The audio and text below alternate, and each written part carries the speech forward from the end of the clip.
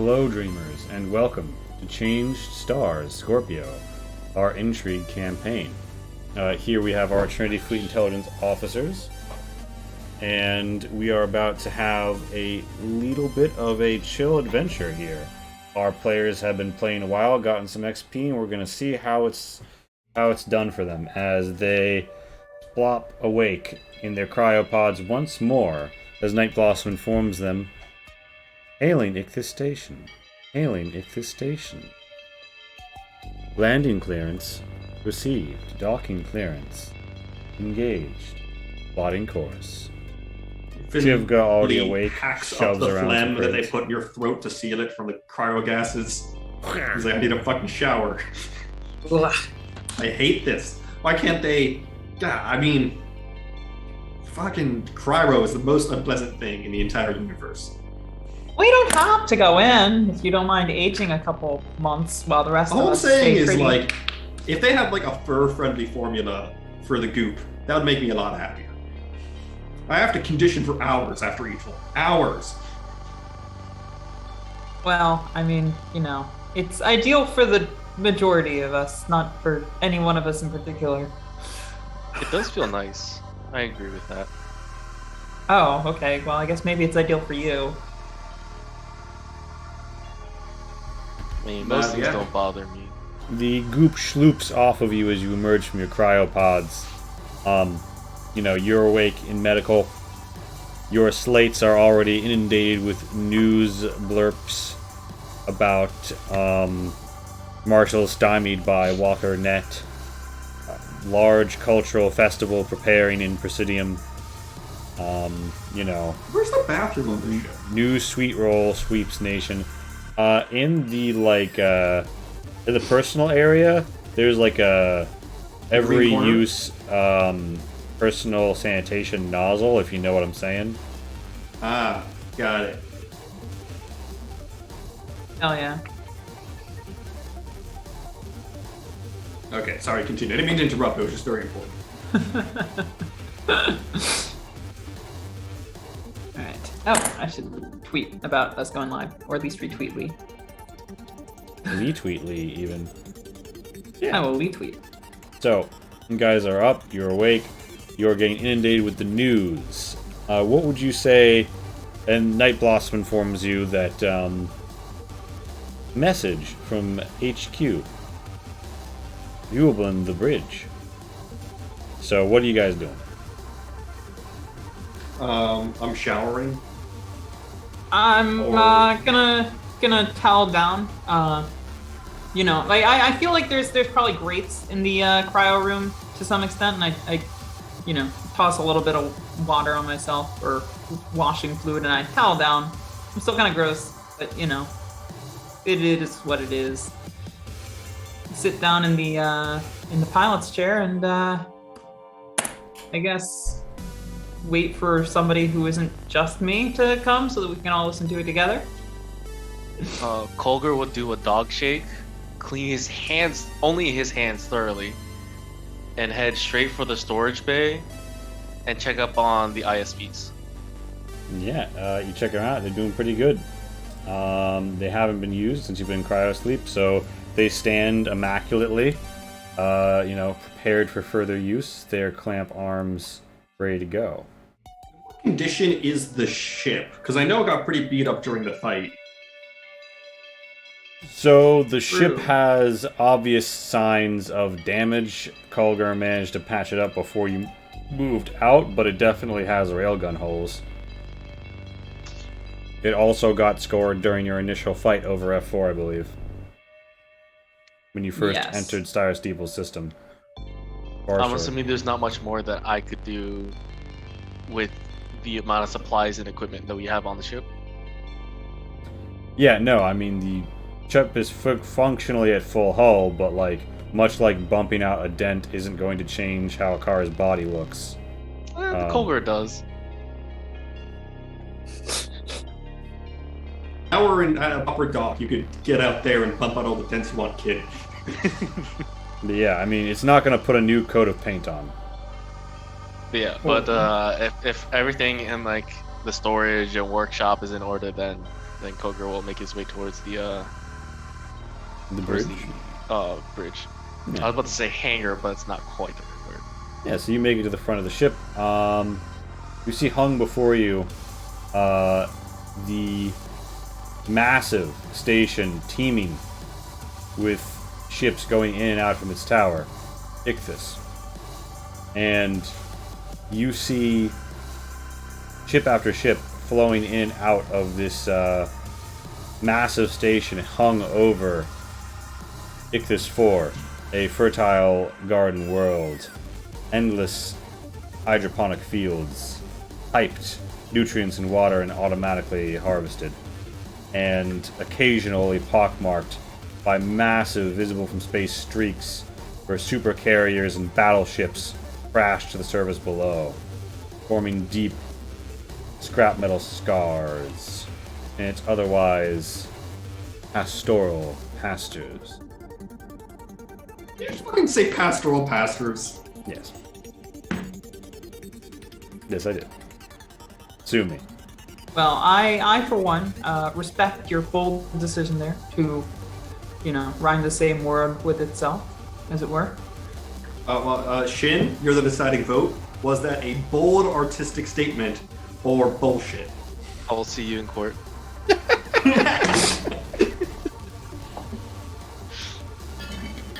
So yeah. Lur brought up an excellent point. What are our characters having for breakfast? We're going to need to spend at least a couple hours on Yeah. this. Yes. You sit down, you have it in your lap, you've got your little, paste tubes fluffed of whatever it is. Feel free to get your descriptions ready to go for the Food Wars section of this session, but what you see in the pink hologram that emerges is the face of a nondescript face of a Thren woman who says, "We've received your digital debriefing. We've received your digital briefing from Night Blossom, and your AI has received your debriefing notes. We want to bring you into HQ, but first, we have another task for you. There's been a recent rash of high-value black market material moved from a recently opened salvaging site. We need you to move in and unassumingly enter Scorpio sector, a certain ring of Ichthys station, and enmesh yourself in the cultural districts there. There's a smuggler in dire need of a connection with a freighter that can move enough goods. We need you to appear in all ways, be a slightly suspect gray market smuggler willing to move heavy freight on short notice without asking too many questions for the right amount of Rydus. This sting operation is going to be delicate, so we're going to have to ask that you only make high-value transmissions on a secret channel." Well, all right. Okay. Also, isn't our ship called the Scorpio? Yes. Well, there's a Scorpio sector, and also our ship is named Yeah, Scorpio. Is our ship named after the Scorpio sector, or both of them named after a third Scorpio thing? Both of them are named after the constellation. As it turns out, when you're So in space and there's lots of people in space, and you go for a space name, you get some overlap. Yeah, I always feel like that's going to be an issue in the future. Only so many names. I think it's a little problem with boats. But yeah, sorry. So, So we're I'm supposed also to really see hoping to say a suspect. rash of rashes, because that's not going to be fun. So yeah, you're supposed to be suspect. You know shouldn't that be too the hard. Scorpio has a significant account that can be used to re-up all of your resources. Adrenaline shots, medikits, all that jazz. And your med bay is also well stocked, so you can just go in with that full up. You did fill up before you left Steyer's Steeple with some seafood. You'll be able to offload. And you do know that you probably want to, play it casual, but this is your opportunity to talk to your commanding officers at this point. The face is identified by the call. only as the Lientny Star. All right, all right. Nice throwback. Lientny Star, was it? Yeah. Is star like the celestial body, or? Yeah. Okay, so there's a star somewhere out there called Lientna, and this person is from there. No, but you know. Their name is that is their Lientna code name. That is Star. the code name that is presently hailing you. There's nobody. They're not seeing your real names. You are not seeing their real names. Cool. Oh, we're supposed to use our code names. Well, in that case, I'm Spider-Man. Hi, I'm Golger. Hi, my name is Deep Penetration. Okay, we're bad at this. I am looking at your files, so I do know your names, but I appreciate that. Oh, right. I am. We're trying to maintain, you know, OPSEC, but I understand that you're very deep into character as esoteric free merchants. So I'm not sorry, gonna. Miss Louise. I am Golker. There we go. No, you've already used that one. You gotta come up with another one. How about Rurg Look? Ruckle. So- What about Ruckle? How about Kurgle? Kirkle? Okay. Hi, I'm Either way. Golger. I like to imagine that our handler is exactly as amused as Lee is right now. Yeah. So Lientny Star says, "We're sending you an info packet about the individual and everything we know about them. They've made all of their approaches and deals thus far using the Walker net. So be on the lookout for dead drops and peculiar individuals." Right. I used to live here for a while. I know the drill. So, do your best to enmesh yourself in the slightly less than above board crowd and report back once you have findings, but not so often or obviously that someone's going to know what's up. You got it. The reason we're putting you on this mission is that we think that there is some very high value cargo that can't get away. And you guys have a data packet that you haven't viewed yet in Night Blossom's receiving tray. But that's more or less what Lientny Star says to you. If you have any specific requests, you could make them now. Otherwise, you will, for the moment, be expected to, you know, make your own arrangements with your significant funds. Okay. Are we to be unarmed? You asked Lientny Star that? Yeah. Lientny Star says most gray market smugglers don't bring their guns onto Ichthys Station, but there are exceptions. Too much heat unless you got something subtle enough to keep on your person without it being noticed.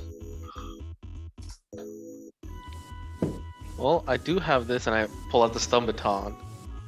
Oh my god, Cole, And I put also your do have baton this. away. It's not the right time. It's inappropriate. Is it? It's always appropriate though for self-defense. Get it back in your pants. You don't need to see this. All right, I turn around and then put it in my pants, and I turn around again. Also, I don't imagine your character's wearing pants. If Rasp or if Avir wore pants, how I would have to say, I think the only I don't person think in this Veer- I party don't right now think I'm wearing wearing pants is pants. probably Blue East.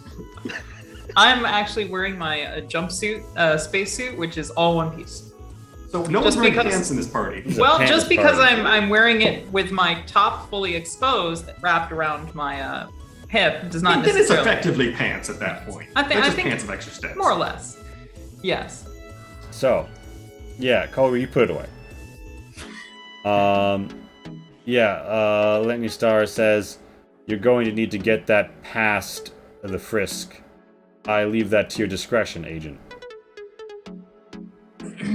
If necessary, we could arrange for a less strenuous investigation of your cargo. If somebody figured out that that's how you got it aboard, they might become curious. What about tools of the trade? And I start pulling out my plethora of tools that I somehow keep on me. in my Stop boat. whipping out your tool, dude! We don't need. We don't need her to okay every item of personal accoutrement. Yeah, Lientny Star is like that. That remains at your discretion, Agent. Alright, and I start putting everything back in like the metal lunchbox style medical bag that I use. Medical bag. Nice. Yeah, so I think Blue East is just gonna like, yawn and go about the cabin and pull out an old jacket that she used to wear like 10 years ago and dust it off and see if it still fits. It's one of those like industrial like, I don't work for the Trinity type jackets. Also, I mean, I presume we're done with the call, right? Yeah, the it's all call. good. Yeah, the call drops, and you have the briefing to check at your discretion. All right, we should probably take a look at that briefing, but I feel like this ship looks a little scrupulous. We might need to get some like spray paint and do some fun stuff. Well, I mean, it's a bit dinged up, and you have obvious signs of being shot. I'm talking about on the interior. If they take a look like inside our hole and they're like, "Wow, this is." Why would they come inside? I don't know. I don't know how these deals work. What am I, a freaking agent? Oh wait, shit, I am. No, yeah, totally. They wouldn't come inside. Of course, you're right. I don't think we need to deal too much with the inside. Just, hide any paperwork that says we are Trinity agents. You don't have any paperwork that says we're Trinity agents. We don't have any paperwork. Exactly. Computers exist. I was gonna say, do we have any paper just as we get with? It's I an mean, old it's human origami phrase. paper. I'm sorry, I'm dated. Yeah, old woman. No, I mean, like, I've never used paper, but, like, it's a saying. It's a saying Why don't among you my people. I'm Why would you sorry. need to write it down? Just memorize it. Not all of us have the memory of Veer, my friend. I, That's in very fact, have a really bad memory. I don't remember when I woke up this morning. Oh, wait, it was That's a really an hour great ago. character trait in a special agent. Well, Miss Blue East. So you do got your consume eyes a on lot the assassin. What did they look like? Yeah, I remember. Miss Blue East, you do consume a lot of alcohol. That is not. It is not the best for you. Yes. As you pour yourself another drink. Real quick to loop around to breakfast. You said we're carrying a load of fresh fish. Finley's not eating out of a tube. We have fresh fish on board. The fuck are you talking about? Finley Describe how you goes fry up that outside. fish. One moment. Describe how I what? Fry the You fish? fry it- I'm not you fry frying up the the fresh fish. fish. Presumably it's sushi grade. I'm not frying the fish. Fair enough. I probably had Colger fashion me like a hook and a bit of string, and I just tangled that into the tank full of fish until I caught one. Got it up there, filleted it, got it all nice and good. I don't know if rice or something rice equivalent in sci-fi, but Sure there probably is. something. I don't think Culver would make a fishing line. He would just stick his hand in, wiggle a finger till a fish bites it, and then just grab it. I mean, hell, whatever works. Yeah, and then I would I'd do some sashimi maybe, Oh yeah. What do Veer eat? whatever they want. I assumed them to be grazing initially, so probably a lot of grain-heavy diet. Grains, Some Wonder leafy Bread. greens. So anything. Yeah, pretty much. I mean, look, they're omnivores. They're not specifically forced to eat one thing or another. You would enjoy, at the very least, the rice. I would enjoy a power bowl as a young. Yes. Okay, yeah. It's a pokey. I don't know. Yeah, I mean, Finley would gladly prepare a morning sushi sashimi pokey for whoever wants it. And then like my Food Wars effect is I don't have any really clothes on, so I don't get naked or anything. But it's just a bunch of like You've got impact animations you got the kerchief. all over the body. You got the kerchief. It like flies off. Oh. For Finley's Food War animation, he takes a bite, and then he's transported into the sea. He's swimming along with the fish. He comes up to one, gives it a big old hug, and the fish flies forth into the sky. At which point they burst into a cloud. The cloud's made of rice. Oh my god, beautiful. And then, there's a flash dance, laying back on a chair, but instead of water, it's soy sauce. Beautiful. I like how you're this again like all this visual, and me I'm just getting beat up. I mean, Finley has a very special relationship with raw fish. It makes perfect sense. Actually, that sounds weird. I'm not gonna take that back. I will not. Instead All of right, start the camera. What's your Food Wars animation for your breakfast fish?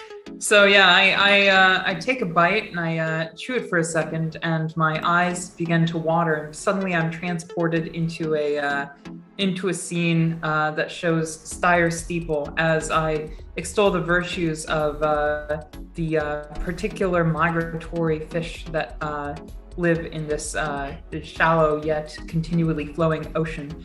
And I witness both the fore of the ocean as it crests majestically against the dry land, moving from one place to another, and the trickle of the ocean on the other side of the vast swaths of mobile tidal waves as it dissipates into riverlets, at which we can see the fish, and then they go through their various life stages until one finds its way onto my plate. And of course, I'm also nude during this. And then I, with a gush of tidal blasts, as if I am the land upon which the ocean is crashing.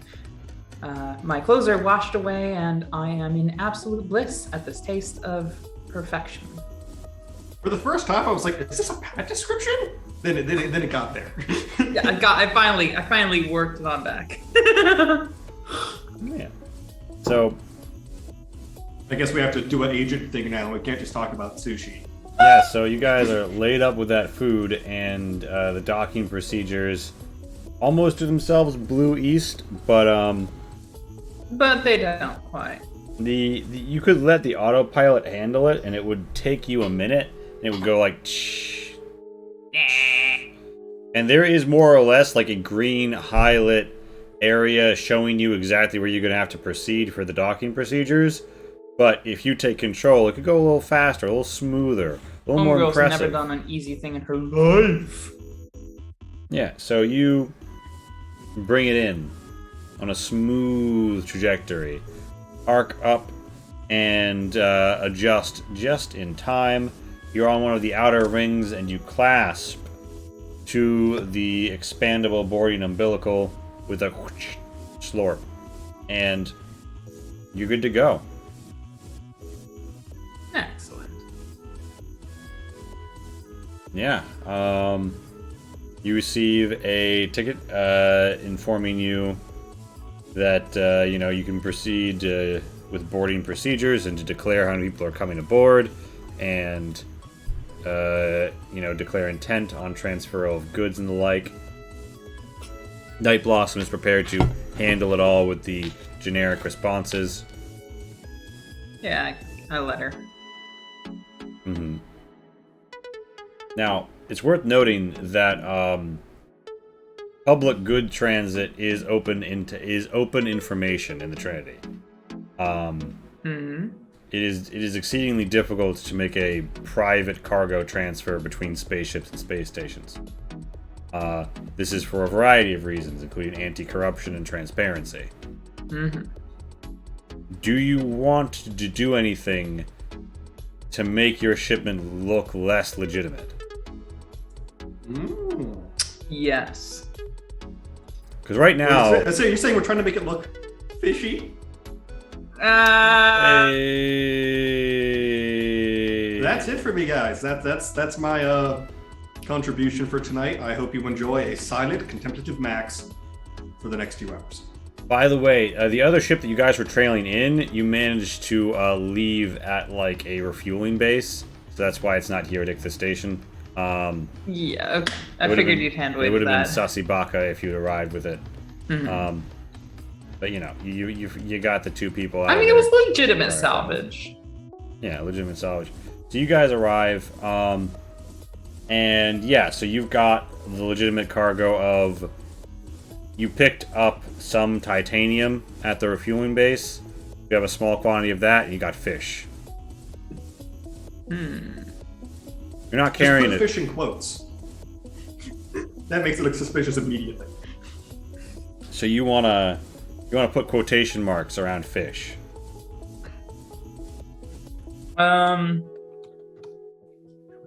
It's very So how would we make this look less legitimate than it is? Because, one would assume that we as illegitimate smugglers would aim to make this look as legitimate as possible so as to not draw any attention.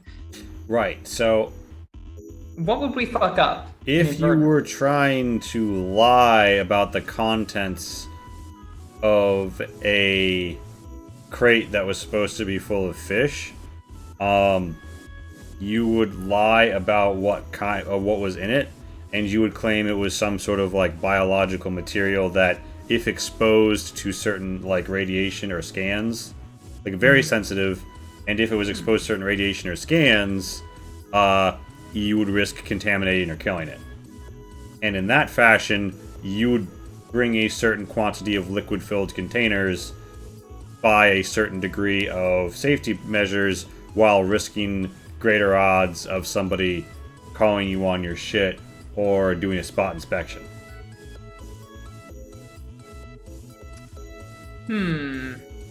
I mean, I think that's probably the play, because at the end of the day, if we do get called on a spot inspection, we can just wave a badge and say, no, the inspection was fine.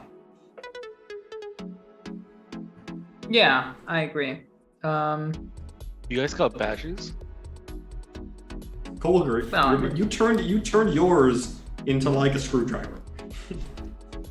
I thought it was meant to be tools. Okay. It was a tool of the trade. It's a term of phrase. Well, I pull out a screwdriver. I do have my badge. Yeah, you do. Amazing. So do you want to massage one of your crates into something that it is not? Yes.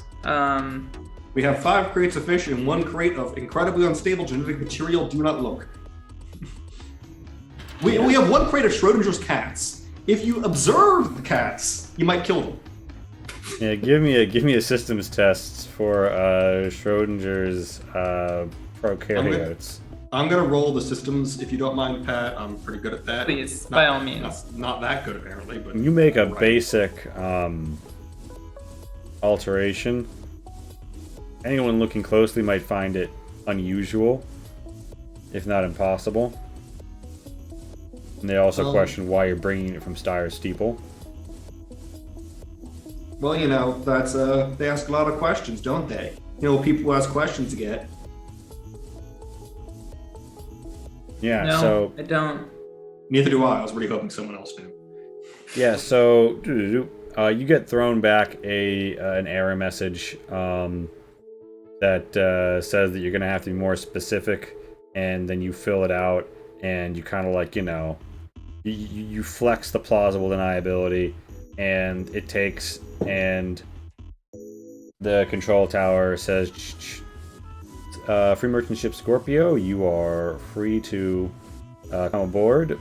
We can have a tender move your crates to one of the cargo bays, and you're free to take it in one of your shuttles if you'd prefer. And pursuant customs control, we are going to have to be checking on some of your seafood if you intend to sell any of it here. Just keeping up standards. I mean, it's called seafood. Of course, you're gonna have to see it. I really appreciate the humor, but I'm pretty deep into my 10-hour shift, so if you could hurry this along. Like a 10-hour shift is dangerous for a job like this. Think the thread for those. Yep, you got it, boss. It's been like a 2-hour rotation. I mean, sometimes. Not on Ichthys, though. They've got their own special way of doing things. So there's That's a good point. It is Ichthys. Welcome to Ichthys. So Forget about it, Jake. It's Ichthys town. So you want to head to the umbilical cord, right? We probably want to take our fake sussy crate on the shuttle, and maybe like one other or something. Mm-hmm. Sounds right to me.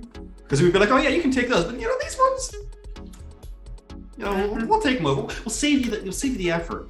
All right, so you declare that you're gonna take over your one creative like Susibaka material. I'm thinking like what that and another like cover crate where it's a completely normal crate, but just not to be like, oh, the one sussy one. Don't even come close to that one. Like a couple, one just happens to be sussy. Mm-hmm. Yeah.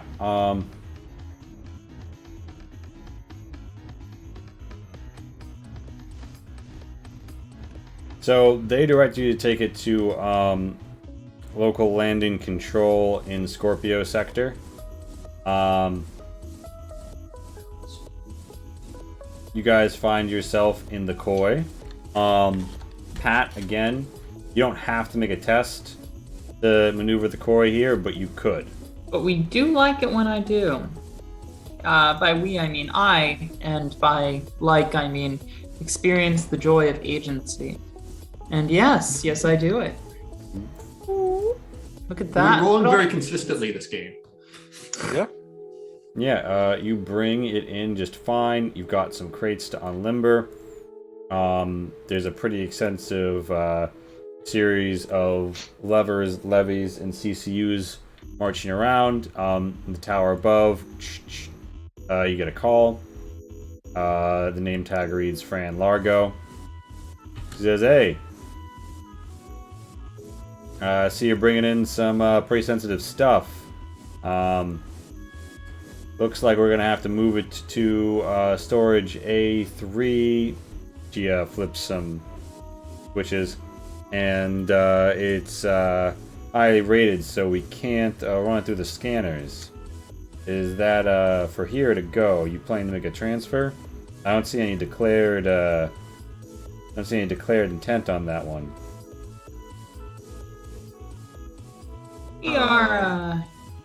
We're just passing through with this, I think.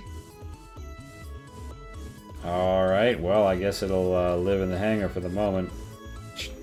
And you see, some dock hands come out in their CCUs, and they, proceed to. They're gonna, clamp and lift your crates and move them. Are we? We're just passing through, right? Wink, wink. I turn to you, Finley.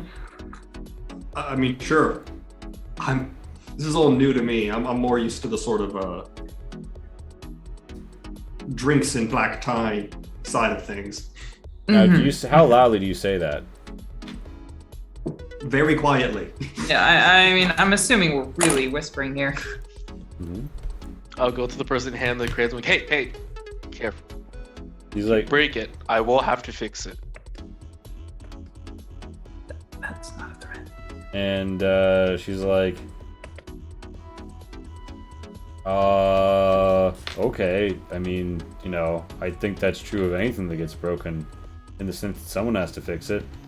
She kind of looks at you like this, and she... No, like I specifically, you would have to call me, waste my time, pay for my time, and then I will.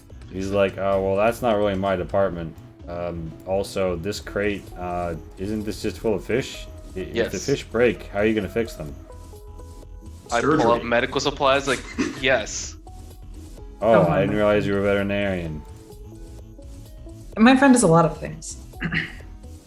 Well, good for you. And Wow. kind of like picks up She the really crate of fish cares. and starts moving, and she doesn't seem to give a shit. Here's a real question. Would effectively every doctor in the Trinity be effectively qualified as a veterinarian? Because they'll need to know how to treat at least Multiple 3 or different so species. different species. Every And at that point- non-specialized doctor. Yeah, unless you're like a specialist in a certain species, because it's not like vets learn every single animal ever. They just kind of learn the broad rules and then look up things case by case. So like, yeah, Yeah.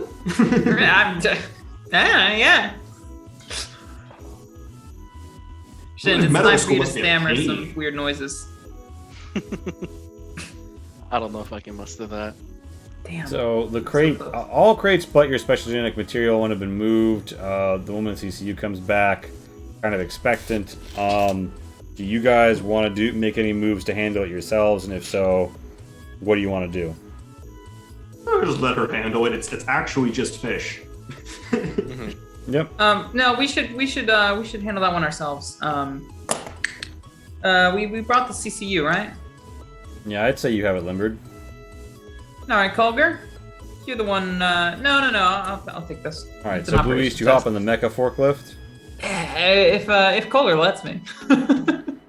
Yeah, I don't have to be the only one using the Yeah. ISP. And do you guys accompany her, or are you chilling by the pad? I will accompany Blue East on foot. Okay. All right. What about you, I'm gonna Finley? make that op test. I Oof. probably, yeah, I might as well. Where's my one? Oh, she's got no. That's not But I'll do it in a very much like I'm walking along shadow with my friend sort of way. definitely gonna Can push I, that or reach that. Can I, okay. There we go. You already do that. I was like, can I assist by, like, I don't know, kicking some mechanical part, like, fixing, like, a hydraulic leak or something, but you already made your success. Fair enough. Okay, so we roll on out. Mhm. By the way, I have finished leveling up my character. You will be shocked by what I chose.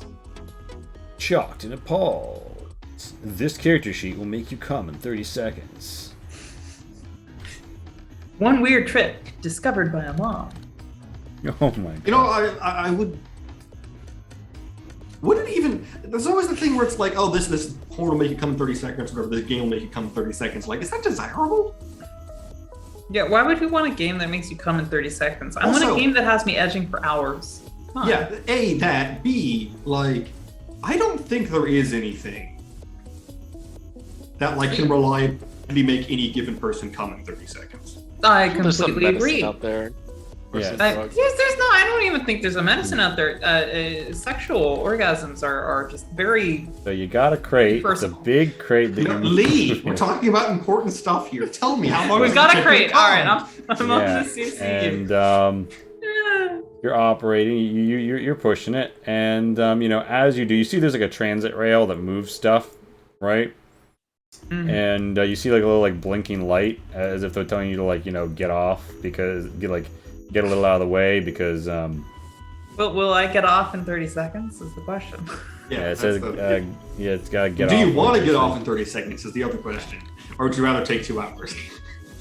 Awful. Anyway, yeah. So I'll bring it up to the conveyor belt. And is this just to put it in the warehouse? And you see a casual dude on the you know, like cargo tram, Mm-hmm. and he's tramming along, and he sees you, and you see him, and he notices you, you know, like sliding in a crate yourselves, and he's like, "Oh, hey, do you guys work here?" No, we're just very particular with our cargo. That's how we need a name for ourselves as free traders. Customer always comes first, you know? And he looks at you, and he's like, "Yeah." But usually after 2 or so hours, not within 30 seconds. Shut up! He's like, "Yeah, the customer always comes first," and he keeps accelerating onwards. You guys, you know, find any old place to put your crate of what is actually fish, down.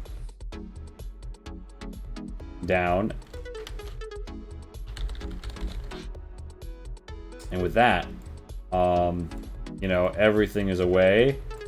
You can relimber your CCU on your koi. In theory, you know, you should go across the umbilical and get checked in customs. Mhm.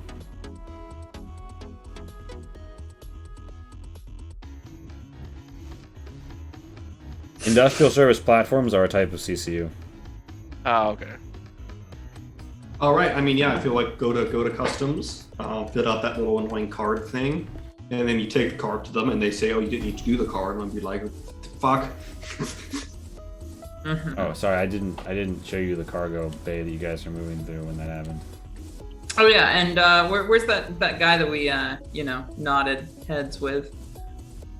He zooms on by in the tram, but he looked like this. Ah, yes, a very legitimate individual. Totally not shady in any way. So do you guys want to take the koi back, or do you want to try and slide on out here? I think we want to maybe slide on out here, keep our koi parked, and avoid customs, perhaps. All right. This section is like pretty well sequestered by security for you to be able to go anywhere else. But you might be able to get by them. I mean, we can just go through customs, and even in our fake smuggler scenario, our smuggled goods are in that crate. Mm-hmm. We can just go through customs normally.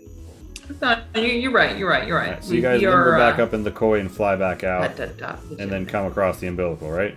Yeah, that's the smarter play. I'm sorry, you're right. One little ring around the rosy later. I don't know. I feel like we could do the hard hat trick and we just all put hard hats on and just walk by everything. I mean, legitimately, Finley's built for that. So yeah. He's got the hat. I feel like I just missed a very interesting race between various peoples. Yeah. You arrive at the viewing promenade and you make your way towards the outer mall.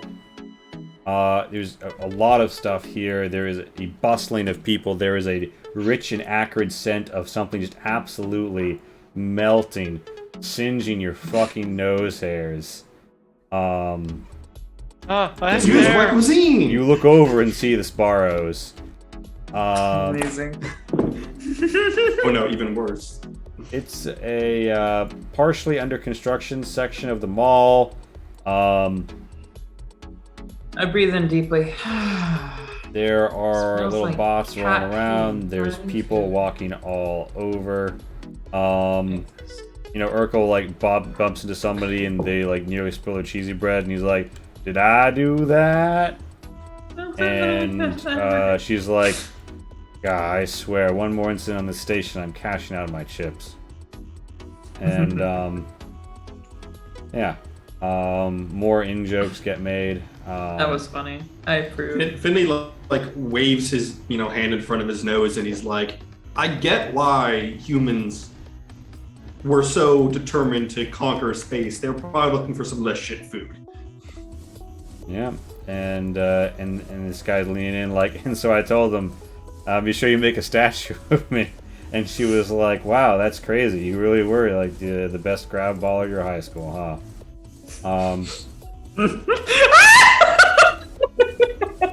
What? It's funny.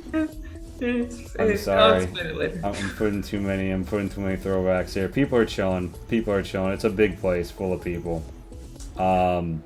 That's more or less the takeaway here.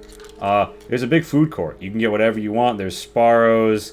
There's various. We just different... ate delicious sushi. There was a whole pornographic sequence. Yeah. That was breakfast though. It's been yeah, like. But you do feel. I mean, it's been like an easily hour. 45 minutes. We need 11Zs. Stat. It's been an hour of some we need bullshit. second breakfast. You do know. Exactly. So like down the major promenades to several of like the cultural districts. You see that there are people going to some food a bit richer than Sparrows.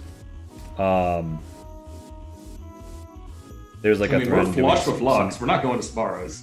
There's a maintenance threat. There's a threat here doing maintenance work. Like, please stand back. We're working on some of the atmospheric units in this area.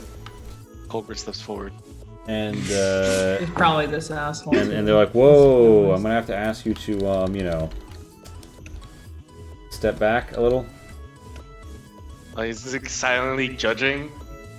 And they're like, Point out, or not point out any mistakes, but like just take note of every mistake. I'm like, okay. Just walks away. Amazing. Yeah. So you see Help me out a bit. Yeah. Like, as you guys are like taking in the crowd, are you like looking for anyone in particular? Are you doing anything in particular, or are you just like chilling? Yeah. So I think. Are you I'm headed gonna look down the promenade to the cultural district where you can find like Thren tailors and Thren fusion restaurants and the like? Thren Rast. I was assuming you meant Rast. Rast Taylors and Thren Fusion restaurants. Okay, I was about to say that makes a lot more sense. Yeah, I feel like we want to. I mean, Finley hasn't been to a tailor's in ages. His pants fit terribly, in that he doesn't Right. wear any. We're just following Finley. Before we head out, I think I do want to kind of like do a quick, maybe not necessarily a scrutiny of the crowd if you don't think that's appropriate, but like some sort of look around, gauge the scene, gauge where we ought to be. Yeah, so you see some Thren in a mix of modern and traditional garb. You see a few humans shooting the shit. On the far side, there's what looks like a Mirai Ronin with some tattoos, sitting with people. You see a man wearing a flowing white combo cape, scientist's outfit, and wizard hat. You see some people buying food from a vending machine. The guys at Sparrows are punching out. Wait, who's got the fucking wizard hat? So you do a double take. Now you make the scrutiny because you've almost lost track of them. Okay, I did make the scrutiny, and I both succeeded and. Yeah. So you temporarily stutter as you would call this out to your friends, but this guy, right? His lab coat flows into like a cloak, and he's got a little like a pointy white hat on, as if though he's a white mage from Final Fantasy, and That's dangerous sounding. as he like loads onto one of the escalators that goes between layers of the ring, you can't help but notice that he definitely knocks something out of his coat, and it like jangles into one of the little like trapezoidal edges along the edge. It rests such that you'd only see it if you were looking straight down or if you noticed it fall, and he just carries on his way. I forgot while we were here. Yeah, that's probably a good catch. Yeah, I stammer and I nudge you, Finley, but I can't say anything as I'm like kind of confused. I like rush over to you and then I bump you intentionally and I point very discreetly and then like hold my chin like this as I'm trying to think of what the word is. He's a fucking wizard. What is the goddamn word? A mage, a magi, a Mage? That sorcerer, sounds familiar. Sound spellbinder. Spellbinder was closer. Evoker. Evoker. Ritualist. What is the actual term for these people? So you think that you've spotted a walker of the walker? Yeah, name. Walker.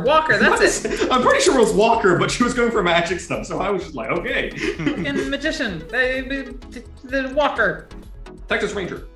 Oh, wait, no, shit. Okay, yeah, we should probably go check that out. Okay, here's why we're going to do this. You two are going to cause a scene. I'm just going to pick the thing up. I got you. And I start walking. I don't give you I guys start walking. All right. I start Actually, the walking maintenance very person. worriedly towards Colger. Yeah, the maintenance person is like, whoa there. I'm sorry, but I'm gonna have to ask you to give me a little room here. I understand this, but I came by and gave you an inspection, and I was giving you the opportunity to fix them. But it didn't seem like you were actually going to, so as a concerned citizen, I will have to say, out of the 30 things, if you don't fix them, we are gonna have a problem with everyone on this floor. And I say that loud enough that other people can hear. Yeah, people are like, whoa, what's do you want some help fixing this? Cause I don't know about you, but I don't wanna have to ask everyone to evacuate because this isn't getting fixed. And he's like, whoa, and he's like definitely tapped a button by this point, and you see two people in nondiscrete impact vests, but the finery of peacekeepers step over, and they're like, both non-discreet and labeled. yeah, they're like, hey, well, it's kind of like when you've got the cop car with the colors on, but not traditional. You got the paint. look of a security guard, but not the label, not the name tag security. They're like, hey, It's a fucking police car, but it's red. Hey, perhaps we could, forward this conversation while respecting the personal space and time of the maintenance worker.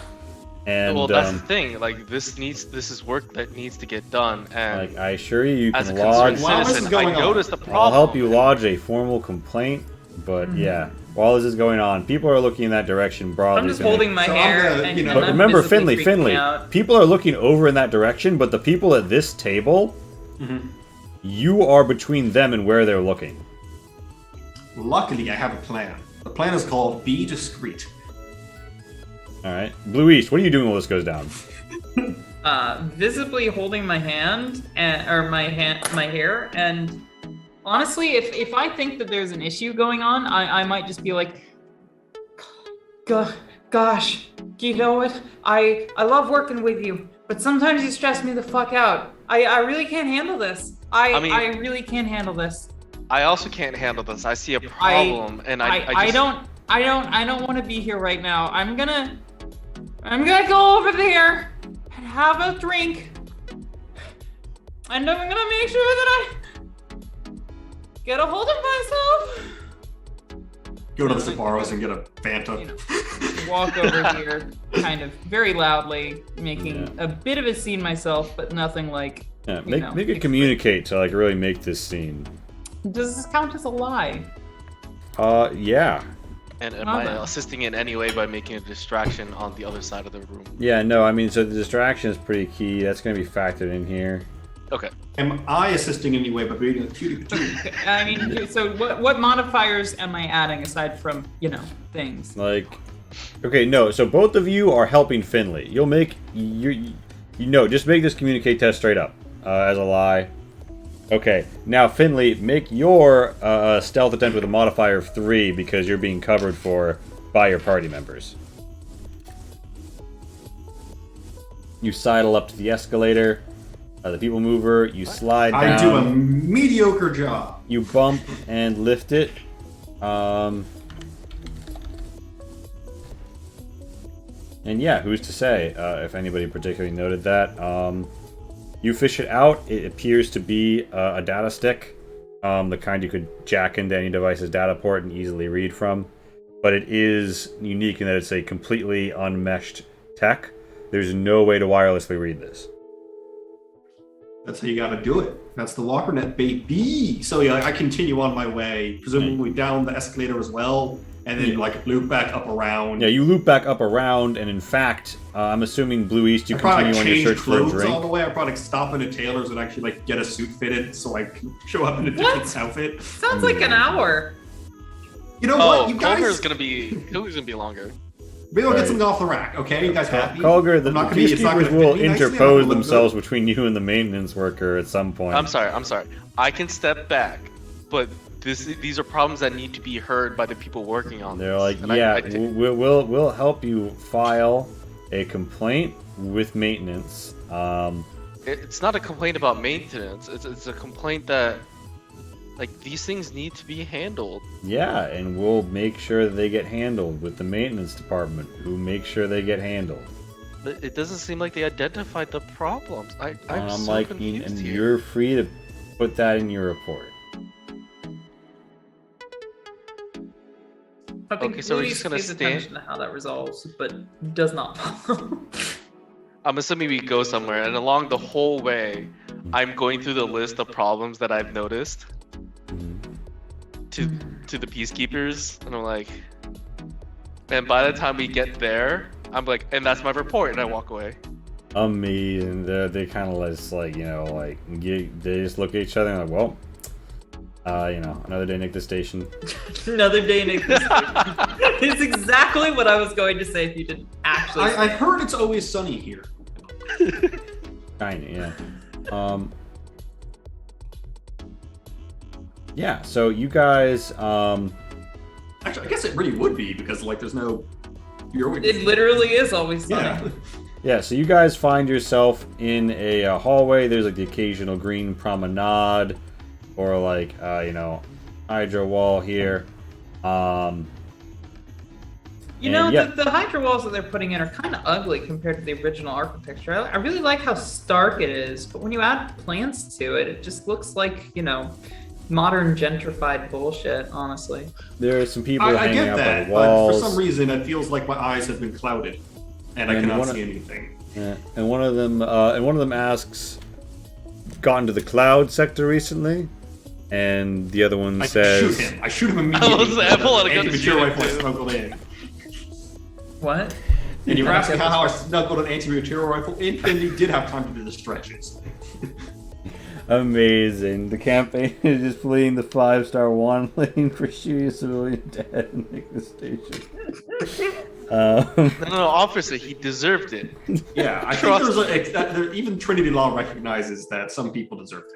Yeah, as Slurp says, I used to be a spacefarer like you. You know, the woman's like, yeah, you know, I used to work in atmospherics, and you know, everybody hubbubs. I literally can't see anything aside from our characters. Oh, hey, look, there's a race going on next door. And they're like, oh yeah, you see a race going on the screen. There's some people trying to, you know, win. You know, there's a few modified piranhas, a rocket. A rather rocket-shaped ship, a Newsguy custom, and I don't know why. When you said rocket, I thought like a missile, like a weapon missile, and just someone just sitting on it. It really does look like one. Yeah, and yeah, in the hallway you see there's some Thren Peacekeepers accompanying somebody with a jacket and ornaments on. She kind of, you know, gives you a nod. And, you know, says, good shift, citizens, as she continues on. Hello. They seem to be, you know, about their business. There's a store selling tchotchkes across the way, and you come to what Finley, you're told as you appraise quotes for you check your slate for, like, a good tailor. And they don't mention anything about the tailoring, but they have a rave review of the drinks. Here at Scapa de Dito's, you know, fine liquor and tailoring emporium. I mean, there's a well-known fact of Rastian society that if people talk about the tailoring at a tailor's, it's probably not a very good place. Mm-hmm. Yeah, so you want to step in? Yeah. Oh, I still can't see the map at all. Really? Oh. Yeah. I can tell where you're putting us because I can see the character tokens from the previous Ichthys station. I mean, I would refresh. I already did. I can see fine. Yeah, no. You guys step into the bar. There's a nice faux wooden paneling. Tub is right in front of house, and she's here at like the hostess's kiosk, and she's like, "Hello, is this for a party of 3? Would you like a table or see at the bar?" Probably a table. Probably for the best. Certainly. And this will be all? A party of 3? Save room for a 4th. And they're like, okay, well, we can probably pull up a chair. And, Colger instinctively just raises a hand like, hi, I'm the 4th. You are marvelous. The 3rd. But you are already Oh, the counted. 2nd, maybe. yeah, and, Tatub kind of like, readjusts one of the chairs and kind of like, brings out an appropriate, a cushion that would be appropriate if Colger would like to, like, kind of like pop a squat. So real talk here, real quick world building. I like to think that the Veer, instead of chairs, have kind of like stool-esque pedestals on which they rest the center of their body. I think like a saddle almost. Not even remotely close to a saddle. No. I'm thinking like a prominence with a very large, flat, round protuberance. Kind of like a mushroom. Prominence? Pretty tight areas. People are exchanging drinks. The man across the way is like, and anyway, in my research, I found that there was this ancient tradition in human culture known as the rotation of the blunt, a great truth-telling, storytelling, communal monologuing experience. And why the fuck is there a dog in here? The Rast like nods very intently and says, "Yes, I have heard of this practice. Fascinating." That asshole! I thought he was dead. I say, and you say that you've come into some unique glasswares. And he's like, "Oh yes, You're a day late. A veritable shop full of them, in fact. They're very, very fine and ornate in their construction. Some of them even resemble, to figures so strange as anthropomorphized fruits and vegetables. My, really? Yes, one is a man in the visage of a pickle upon a long glass vessel intended for smoking. That sounds fascinating. I shall have to examine these artifacts. Certainly, certainly. And they're all checked with the Cultural Exchange Bureau. Oh, yeah, I mean, you know, checked with the Bureau. And he's like, yes, of course. And he, like, slides a few righties across the table. Anyway, you guys are at this table, and there's already some... There's the loud blare of the hollow air hockey table. There's some assholes in the back being quite loud. There's a milk vending machine some people wander in and out for. And this table is just way overcrowded. You hear a clattering of dice, and you see that they seem to be playing some game and narrating ridiculous outcomes. Space races are on the TV screens. Yeah, what do you guys do? What kind of dice are they using? Are they using D6s? No, it actually seems to be an entirely D4 system. Wow, I can't imagine a worse thing. Anarchy. I cough. Caltrop Corp. Caltrop Corp. Yeah, shout out to Couchcore. Nice to see the vending machine get screen time, indeed, Lerb, indeed. It's the milk machine is a vital part of this small business. The goddamn Milkies. There's also some slot machines and like arcade games in the back. It's actually, this is you can't see it on this particular art, but in the bar it's Mommy's branded milk. That sounds about right. You sure it's not Starbucks barista branded milk? I would like some breast milk. I mean breast milk. I mean breast milk. I mean breast milk. I mean breast milk. I mean breast milk. I mean almond milk.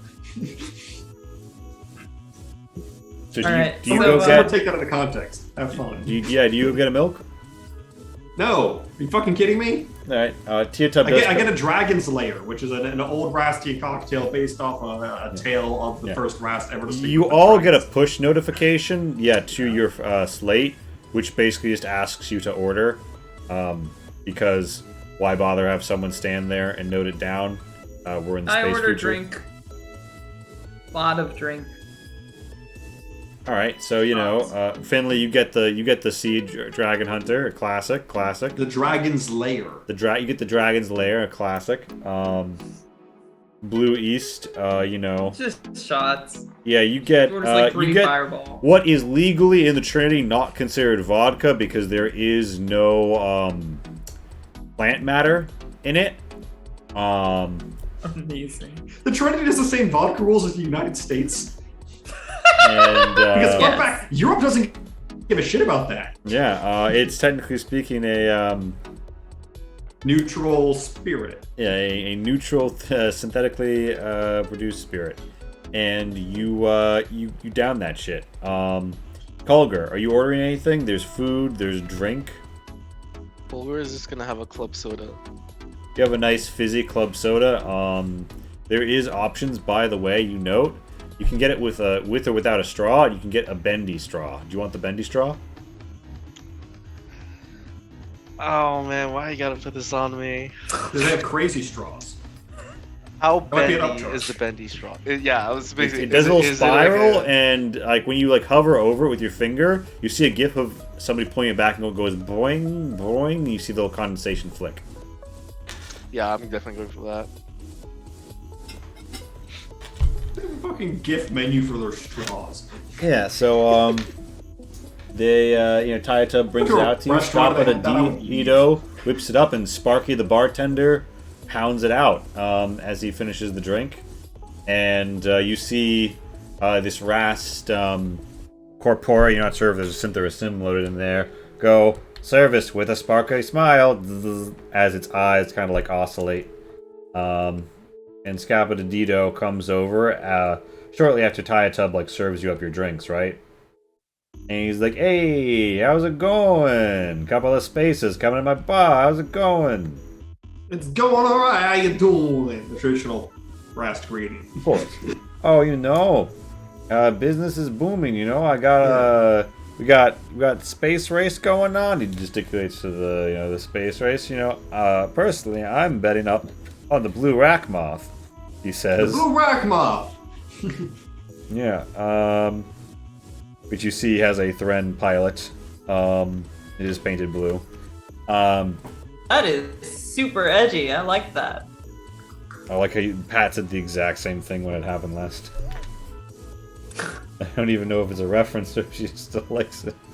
Yeah. Pat only has like 5 lines. Scabbard Which has been tricked because they work surprisingly. The debut and yeah. You know what? I don't remember anything I ever say because I get so drunk that I forget it. So it just is always original, you know?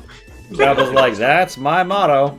And Culliger, you get the bendy straw. It's like green and it's got the spiral and it goes boing. It's very bendy. And Scabbard's like, so. A friend of mine was telling me that you guys arrived with some rather intriguing cargo. You've got some interesting friends, my friend. Yeah, well, we got lots of good fish. Oh yeah, you got. Well, I'm always looking to have some fine, fresh offerings. The synthetic stuff just doesn't hit the same. And then, let me tell you about what we got. And then Finny goes on to recount all 3 Food Wars sequences we had earlier today to describe the flavor of the fish. Gabba's like, now that sounds absolutely lip-smacking delicious. Well, it's definitely something smacking. Quite so. And he looks around and he's like, yeah. Big slips, you name it. I'm the worst. No, the worst is in another container. Certainly. W-U-R-S-T. No, you're the worst. I've decided. The only one who isn't the worst is Shin. Congratulations, Shin. No, Shin's also the worst. Well, so far he hasn't said anything that has made me want to die. I've said things that made me want to die. Lee said things that made me want to die, and you just said something that made me want to die. Shin's done a great job so I far. played with Shin in Barotrauma once.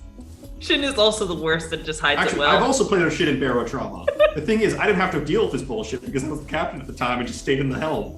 Okay, whatever. Shut up. We're digressing. Amazing. You guys are sat at the table doing business, drinking your drinks. Scappa is, talking you up, and he definitely noted that you're people of business. And yes, we are. that he wants to, and he's like, so, aside from fish, though, what you interested in? We do like, a lot. We just happen to be coming from a. He's like, well, I'm a tailor. I do a lot of suits. I get people kitted out for what they need. Right. I help I'm move. also. I thread the needle, so to speak. Yeah. Stitch it together.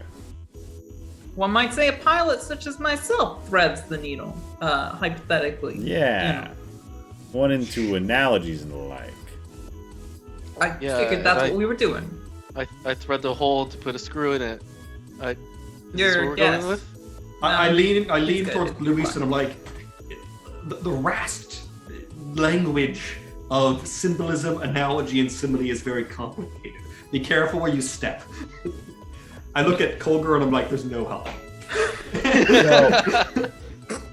So I pat you and I say, yeah.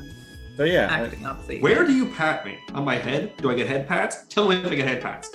And a little Skaloo scratch, Oh, ooh. Scott was like, whoa. You're a good boy. Keep it in the pot, hotel, you two. Wow. Anyway, we run a very uptight establishment here when we like to drink, we like to play, we like to have a good time, kick it. You know us humans, so unaccustomed to customs. So, anyway, I meet a lot of people in what one could call the small business community. What are you? You wouldn't happen to be headed out anywhere in particular soon, would you? Depends on where's where the the place- small business community needs us to be. Lee, where is the place that we want to pretend to smuggle stuff to? That depends on what kind of smugglers you want to appear to be. If you I was want saying to, for the job that we want to try to get in on, where are they going? you guys didn't check the briefing before you left. I said I was going to check the Totally briefing. we did. Okay, so the briefing indicated, I was wondering why the briefing wouldn't say anything, but I definitely, yeah. the briefing contained information indicating that what's being moved is arms. Not just arms, but possibly a deactivated meat unit. Oh, Jesus. Oh my god, it's Jake's character. They're probably being transported somewhere What? for a reason. They were salvaged from a buried Human Empire shipwreck planetside, and somehow someone managed to slide it through customs, and it's now known to be on Ichthys Station. It's very hot. Marshals and peacekeepers are out everywhere looking for it, although they're trying not to be obvious. And whoever it is, this smuggler is going to be pretty desperate to offload. Mm-hmm. So you're really saying it's one hot piece of meat? Yeah, it's one hot piece of meat, which should have been the name of this episode. That threw off my entire train of thought. And put you on the thought train instead, yeah. Fuck you. So, guys, gals, We'll get a pod hotel later. what is the... So, but Scappa tells... My official statement is, wherever the small business community needs us to be, but we might be heading out towards Ceta system, maybe by way of Freelandia. We don't know. Yeah, I was like, We consider ourselves pretty flexible. I can put my foot behind my head. I know that's not unusual for a Rast, but it's fun to say. important to flex, yeah. Yeah, I see. You're definitely the kind of people who, you do some wet work with your fishy business, but you also move some hard wares. I see. A diverse portfolio. Well, very community-minded of you. I might, Our wares are constantly hot. I had to see a doctor. And Scappa Just kind starts of... waving his hand. Scappa, face palms a little at that. And he's like, well, anyway. Yeah, I also facepalm a little at that too. He leans in and he's like, can I interest you in a little of our calamari? You know, a little something. I thought you just said you didn't have fresh fish. And he's like, well, no, Didn't we we have. get us some, it's synthetic, you see. Fine this morning, but But it's I good, mean, but it's not as good as the fresh stuff. But it's we got a little It's sauce, we easily make it made back, and we hours kind of since bake we it in made that. And, I turn to him point blank, lower my glasses. Obviously my character wears sunglasses, right? She lowers them, right?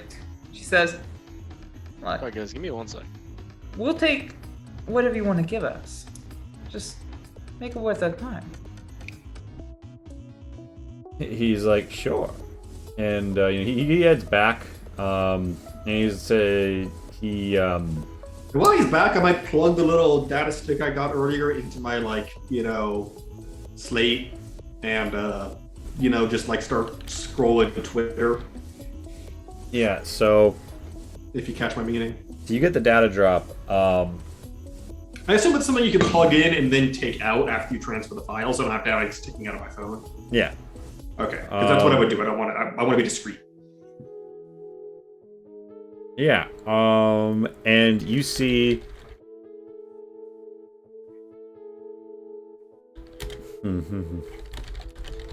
You see, you have downloaded a text file called Hyperethics, the only ethical solution. I hate it. Oh God. I roll my eyes.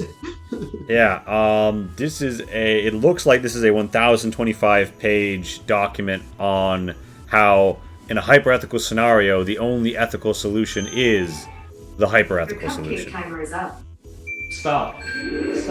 Sorry, it's cupcake time. I apologize.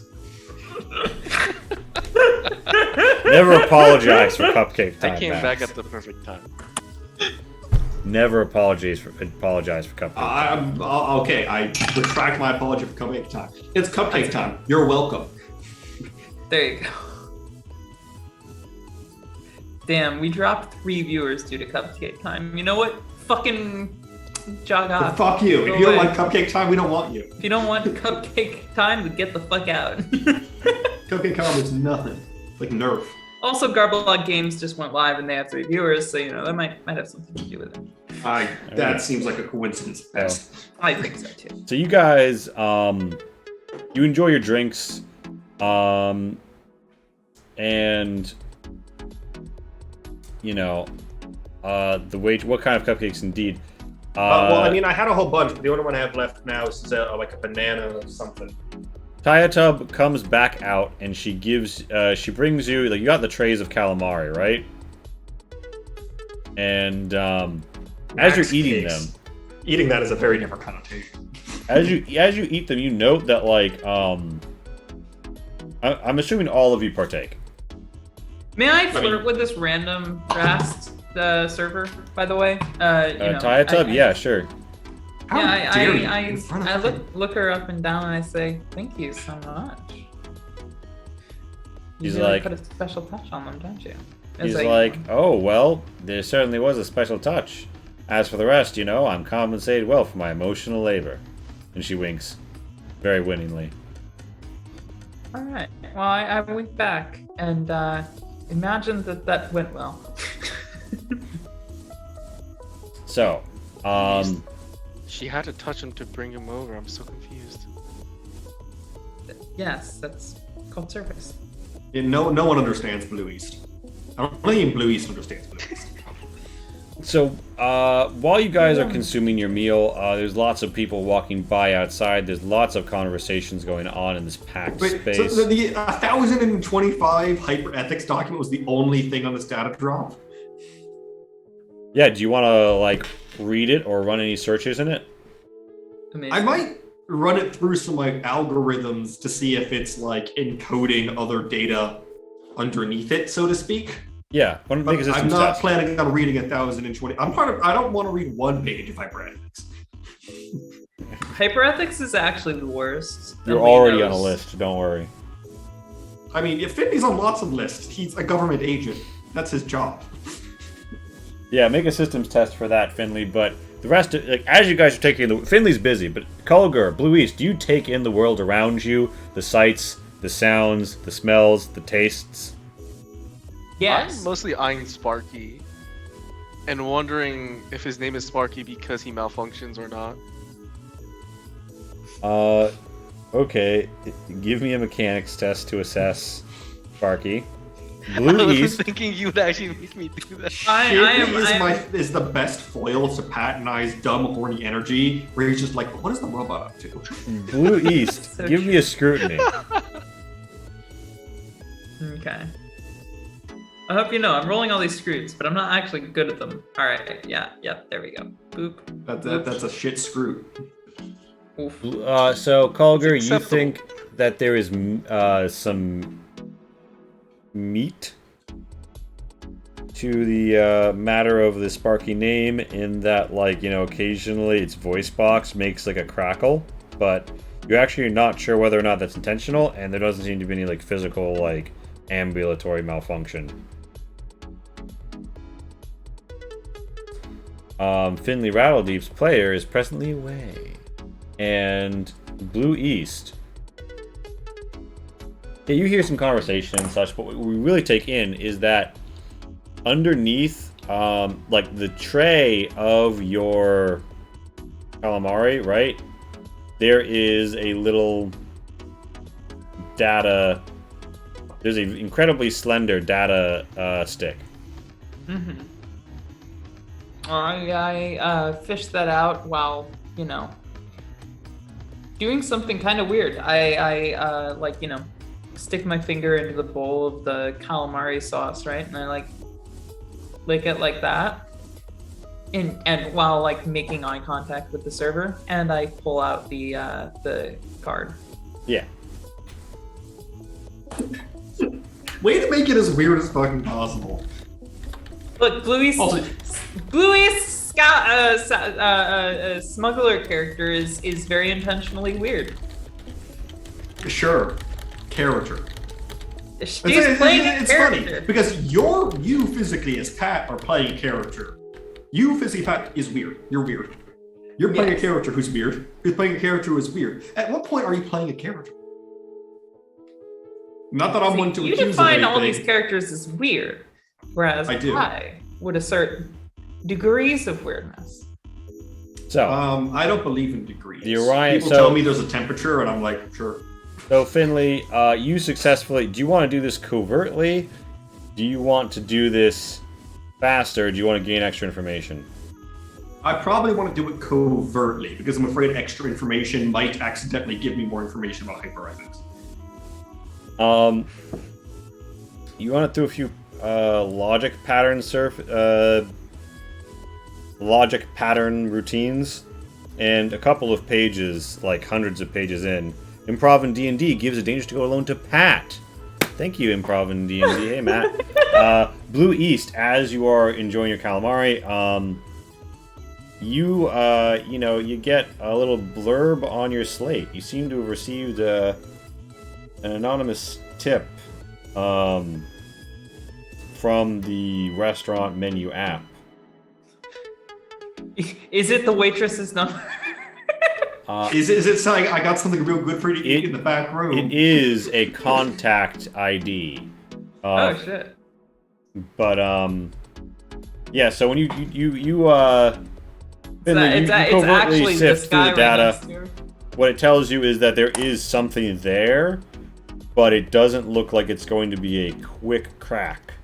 Unless more is done, your phone's gonna need like an hour. If you jack this into like the ship computer, shit will take like 3 seconds tops.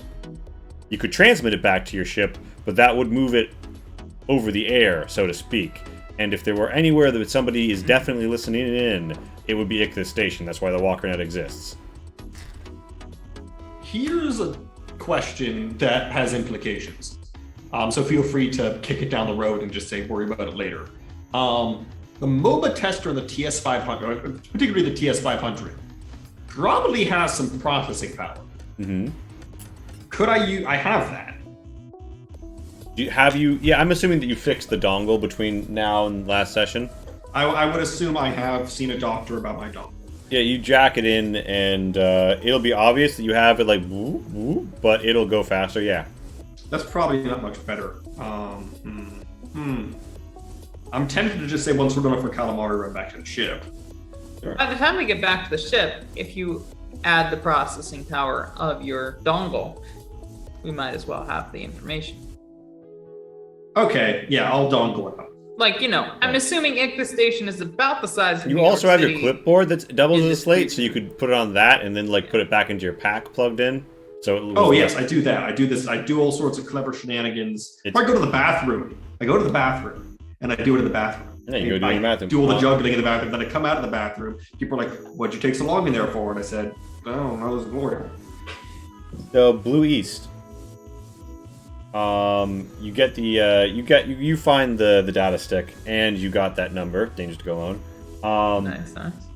You Like a pat only has game if someone gives bits for it. I'm assuming you're jacking that in somewhere. In fairness, I wasn't really aiming for it to have gained this round, but I guess she does. I jacked it into my slate. What's it got on it? All right, so it says Orion Cultural Exchange Center, and there is an address in one of the office blocks of Scorpio section of this ring of Ichthys Station, and it says Office C. Rad. There's no, presumably, timestamp on that yet. Nope. Cool. I order another round of shots. Okay, if you're ordering a round of shots, it implies that you're getting it from more than just yourself. I'm ordering enough shots that you can drink, if you want. And Blue I just mean, drinks Finley's all not going to the turn. way. Oh, All right, if so you're Blue getting East, at this point, I think you have to make an software- endurance test. Yeah, well, I mean, that's absolutely fair. Now, Finley, I have a do get question. the What same- negative cope do you think you've developed? That's an excellent question. I realized I hadn't declared that going into tonight. I was hoping to talk with you about it over the break. Mm-hmm. I genuinely avoid the default ones. None of them particularly caught my eye. That's fair. I think my character's now an alcohol. Yeah, I mean, if I had to guess one, I would say probably substance, but like I also think that's just kind of a cop out because I like alcohol, and I don't think it particularly speaks to Finley, who, I mean, he likes to drink, but that's not really what he's about. Yeah. So that's a So like, if you just want to come up with something, I'll just go with whatever you come up with. Sure, we'll pitch at the break. But so you guys, you have your drinks. You have a lead that has been handed to you by Scappa. Kind of gives you a wink and does not add the calamari is added to your bill as costing 0 luxury coupons. You gotta love a comped calamari. It makes it taste that much fishier. Yeah, It makes it taste better. Yeah. That's what I said. Yeah, so Blue East, you managed to hold it in, but you feel a rising within. I mean, yeah, that's horrible. I use that extra success to not feeling a rising within. You suppress the uprising in the nether region. What? No, I definitely want to use this as another opportunity to ask the waitress when she gets off. But you know. No. Now Finley's on to Blue East's games. I can't have you hitting on the wait staff of a tailor without me also hitting on the wait staff of a tailor. You're All right, both of you make a communicate test. Also, Ogre's Finley, just what do you in the say? Bag, one hand Does this in the count medical as bag. lying? No, this is not counting Are lying. you catfishing the rest? I mean, rats do love catfish, so Ooh! I think we're gonna do better. This gives me the opportunity to use I do something that slightly I had better. not previously done before. But please feel free to illustrate how my failure there rolls out before I try to pull a trump card here. Okay, so Finley, tell me what you say to her.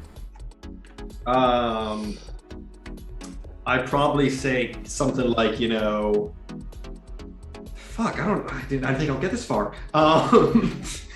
Hey, you know,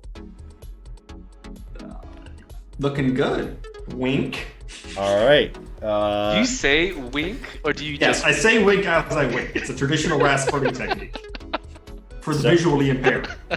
So yeah, I mean, hey, we stand an accessible king. Blue East. Well, no. What is the repercussion from that? Right. So Blue East, what were you saying? I probably was saying, thank you so much for the drinks, and I was wondering, and then I trail off, leaving way too much time for Finley to just kind of like interject. Jump in and I'm like, hey, yeah, real smoke show, doll. Yeah, and as Finley lays it on thick, Blue East, you think you're like, damn, what I should we feel like a wonder piece of about? shit just saying that as a character. And Blue East comes up with from like the deepest depths of her mind palace's like diving pool. You mentioned that you really like the food because you were hungry like a dragon, and you kind of like smile with teeth. And Finley's like, kind of putting me off. And Finley gains 1 edge, and so does Tayato. Amazing. All right, I'm going to use Slick. When I fail a communication test, scoring no successes, I gain 2 edge and force a single target of that test to contest you with insight. Please, Lee, tell me what the waitress's insight is. She contests you to gain the 2 edge. She contests you. She fails, and she's like, well, you'll have to come back to my cove sometime. And she winks, and you get another, you both get another mesh ID pushed to your slates. Fantastic. And then I ruin it all by info dumping and say, my name, Blue East, actually refers to. Okay, at this point, Finley's on this game enough. We've both got the thing. I put my hand over your mouth and I say, Just the have a good one. constellation. But there's a furry ass hand in your mouth right now. You stop talking. They're like, Tao kind of like laughs and she's like, "Oh, you two, get a corner of a bathroom stall or something."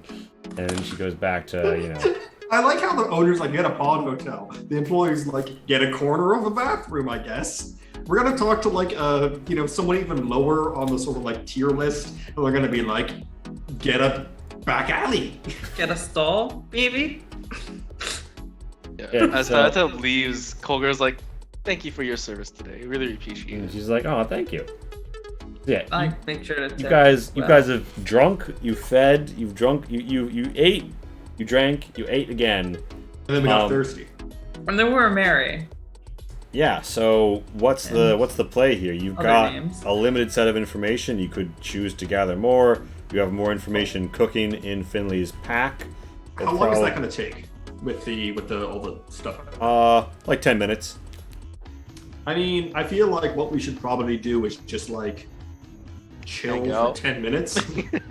Yeah, I mean, I don't suppose there's anything interesting on. Maybe I walk back into here and look at the vending machines, and then look over at this person right here, and think, wow, what an awful haircut. And What do you golly, think of the that's rast in front of them? atrocious. Now, that person looks hideous. Every single aspect of their being is atrocious to me. Oh, that's cute. There's world's smallest veer back there with them. Wait, hold on. Was this another session that Shin was in? You were in this one, right? Am I making that up? No, I I'm was making not. that up. It was bullshit. I was not It here. was bullshit. I'm sorry. Yeah, so Blue East, you're here. So Blue East, you check out the games, you check out the vending machine, you get some milk, pink milk, and I feel bad about that. the strawberry hits different. You know what I'm saying? I And feel like my character knows where the strawberry milk comes from, and that fills her with horror. yeah, and Holger and Finley. You strawberries that they milk. I'm assuming you guys just Y'all know I got it right. you chill until Finley's. Oh, I've seen it already. Finley's, big slate gets a ding. Okay, I discreetly, in my bag, disconnect it from the MOBA and take a look. Yeah. So interestingly, buried in this hyperethicist screed, which you're fairly certain anyone could just download off of the mesh anyway. You see there have been occasional wrong word deletions and replacements to break sentence structure, and at first glance it's just a typo in a shitty screed, but more precisely when you combine all of the entries and then allocate them by the data bit that they are default assigned within the file, and then compare that structure to the Fibonacci sequence, and then run it through a simple A-B cipher shift, and then run it through an alphanumeric substitution, you get a short message. What does the message say? Fuck off. Go fuck yourself! No, you're right. Okay, you're now, 100%. congratulations, Shin. You're now on the list. Everyone's on the list now. It's a universal list. We should call this episode the list. Yeah. We shouldn't. We should call this episode Fear and Loathing on Ichthys Station, but Yes. So yeah, which is actually something I thought about at the beginning of the session, but I was waiting for the right moment. there's the message says, if you seek an answer in the pattern of numbers, meet where the blue moon rises at the appointed hour of festival. God, it's fucking. It's already coded. They have to code the code. God damn it. Roll systems if you want. I will, but Finley Out of is spite. reasonably certain. Oh my god. Yeah, Finley's reasonably certain that he knows, That he's he a- understands. So your basic intuition is that this sounds a little strange, and with a super twist, You don't say. Yeah, you don't think this is a smuggler. This sounds. This isn't hyperethics either. The Blue Moon Rising is a reference, and then you realize all of the math, if you did it out properly, would have been done in base 12. Oh, some newsflash shit in it. No, this is Keth. Okay, I'm way more interested. This is a Keth numerological. This is a Keth numerological message. Yeah, it this is seems to definitely be Keth. trying to recruit individuals potentially who would be reading weird hyperethics texts, or who knew the drop was going to be there and you swiped the drop. Because some WalkerNet drops are intentionally for some people, and others just drop there. So you might have sniped somebody's. That does beg the follow-up question. I mean, we're gonna have to follow this up. There's no way we're not following this up. I mean, in Finley's mind, that's what he's not saying anything about this out loud. He's, scrolling through space Twitter, posting hot takes about the grain shortages somewhere. That's gotta be your posting has to be your fucking code.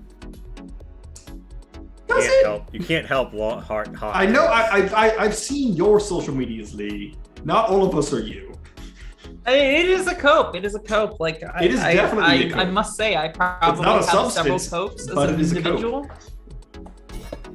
Yeah, but yeah, with the super twist, Finley, you'll get one success automatically the next time.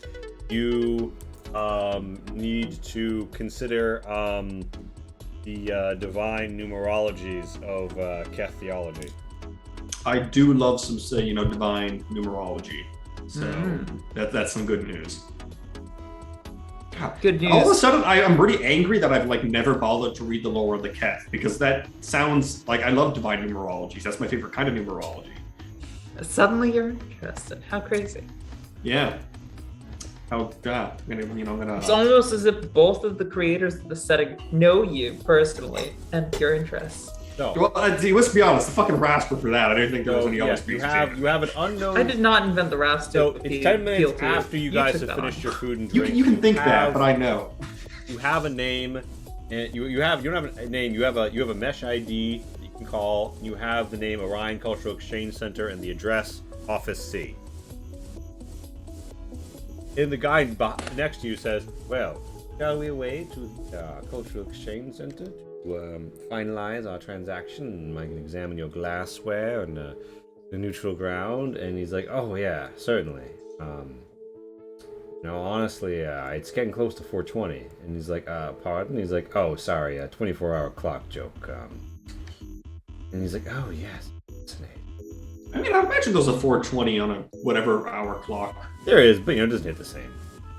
I like that this guy is just aggressively into stoner culture. It's just such an interesting. As he walks away, have you ever heard of Cheech and Chong, by the way? Might I interest you in some rare vintage VCR? There's a tram line which can get us there really quickly. I believe it's called the Pineapple Express. Indeed. God. You guys just giving me lines here. You're writing the dialogue yourself. I want you to just regurgitate these lines as them back to us later.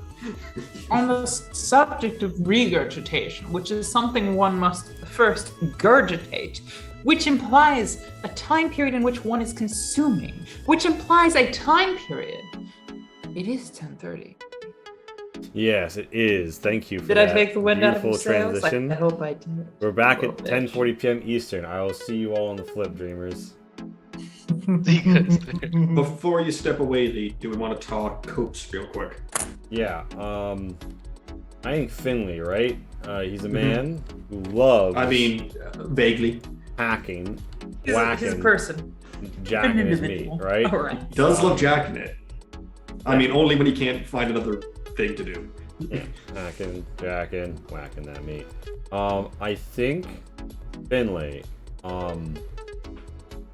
I think Finley copes by being I feel like Finley has a need to be like the hackiest boy in the room. You know what I mean? I feel like his cope is that he will, if he's wrong, he'll just lie. He'll just make something up.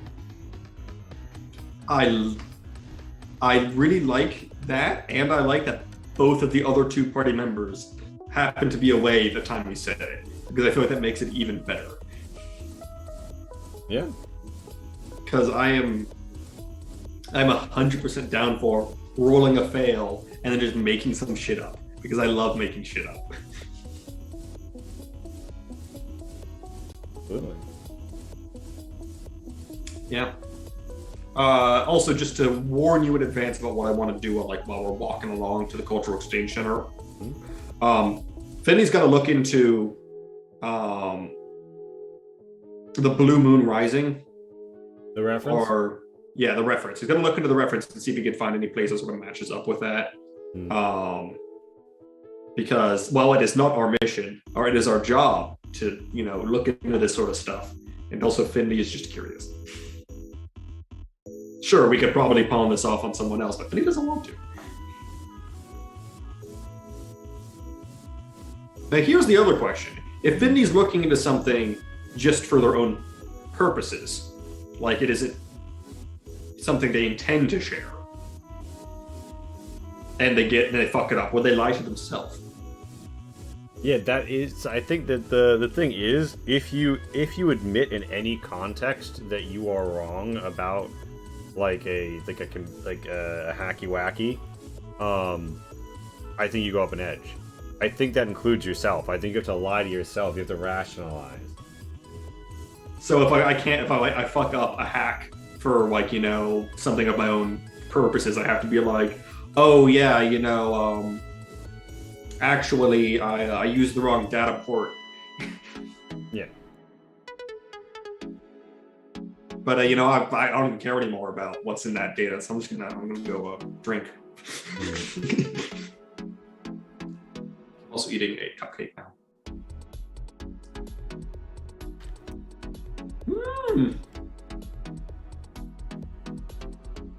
My God, that's good.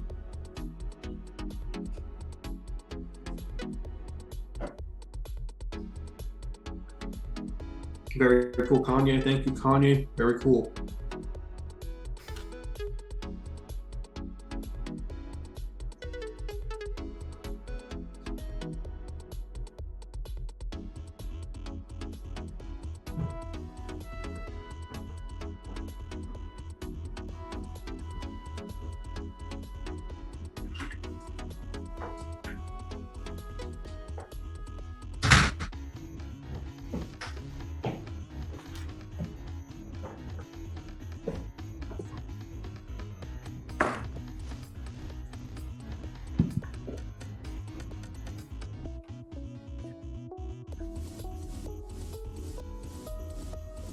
I have right here.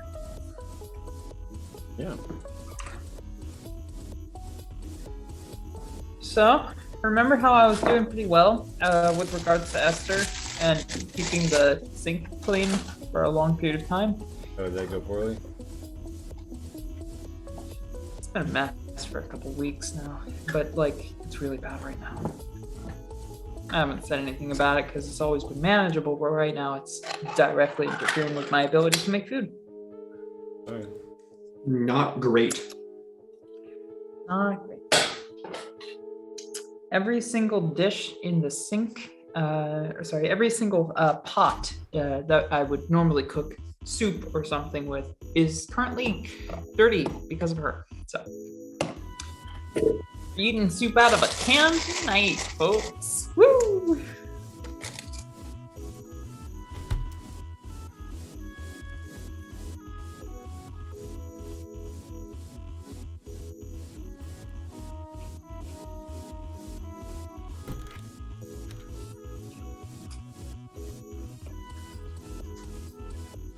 By the way, thank you Improv and D&D for that dangerous go.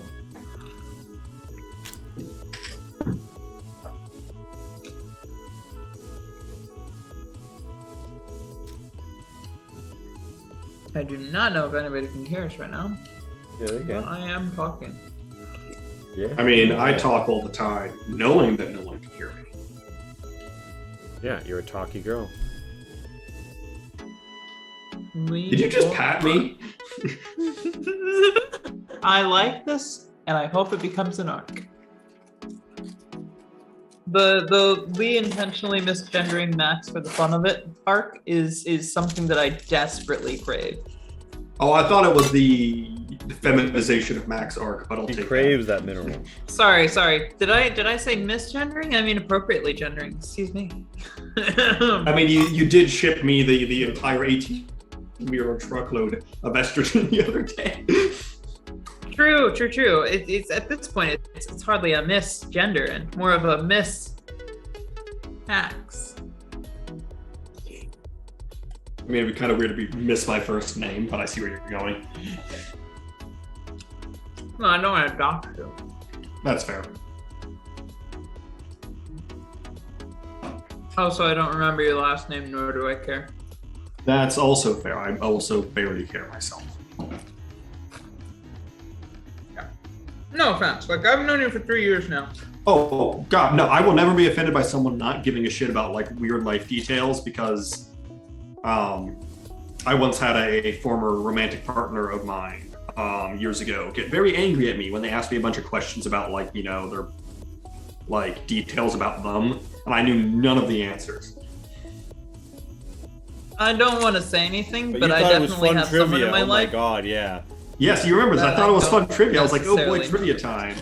But, like, fucking, yeah, I don't know her birthday. The internet will tell me when it's their birthday, and I'll do a thing.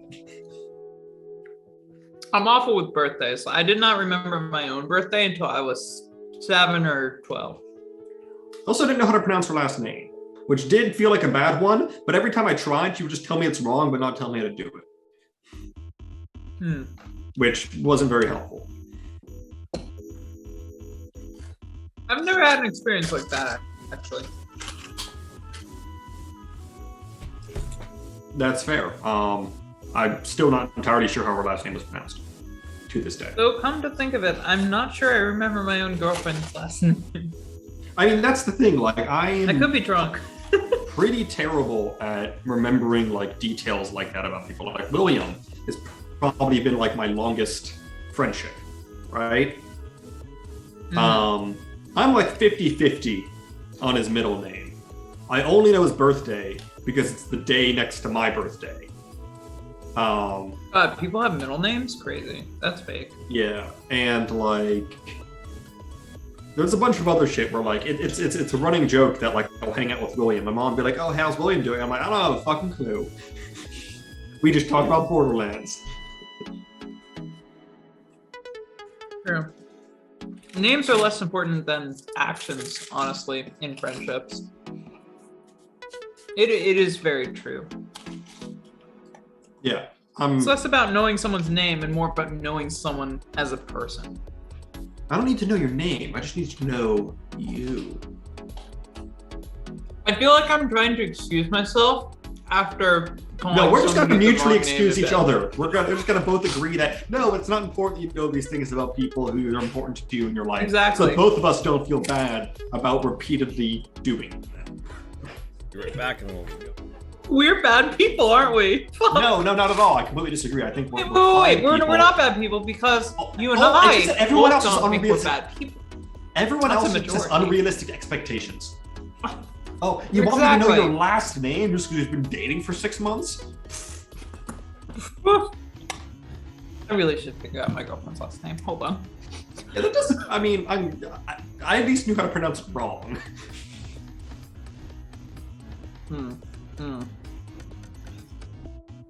Nothing about her. I also there was my longest relationship ever. Was like a number of months ago now, and I legitimately forgot. I can't remember her name, and we did it for like 4 or 5 months. Maybe it was like 3 months. I don't know. We did it for a number of months, which is longer than normal for me. And I cannot remember her name. Not her last name, just her name at all. Which feels bad because she doesn't live that far from me. So there's a non-zero chance I'll just run into her out someday. And if I do, and I don't remember her name, and if it comes up that I'll need to say her name, I'll seem like a dick to remember her name, to be like, oh, I'm so over that person. But I legitimately just don't remember her name.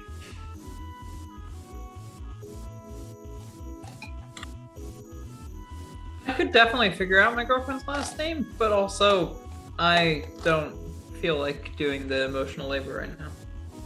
That's fair. It is very emotional finding out people's names. It's like there was a bartender I got on real well with, saw it a few times at a bar where I was chatting, and then he took off his mask for the first time, and I saw his chin, and I was like, I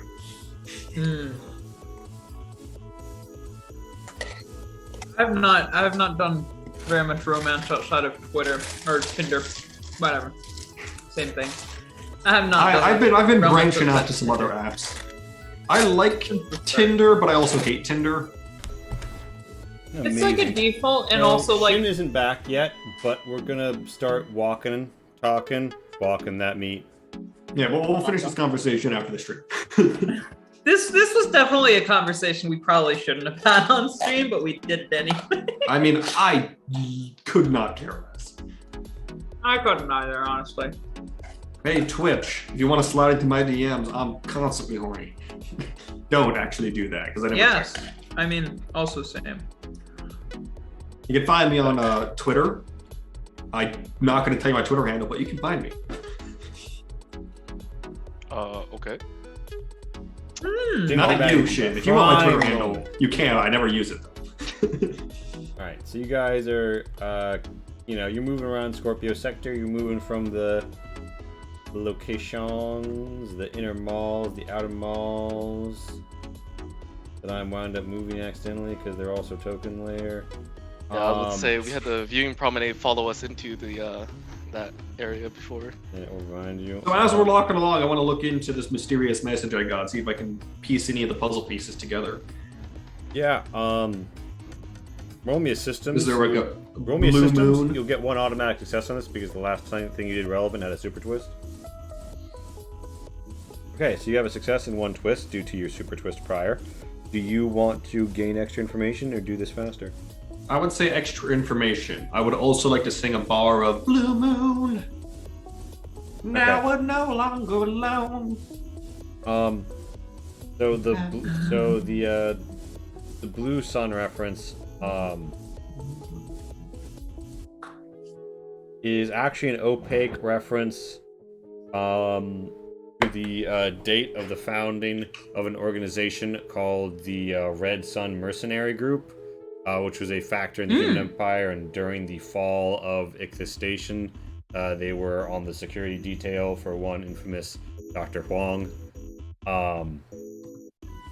And the times line up in actually perfect mathematical juxtaposition to the nature of the cipher, so you kind of double confirm. It's referencing a date about a month from now. Oh my.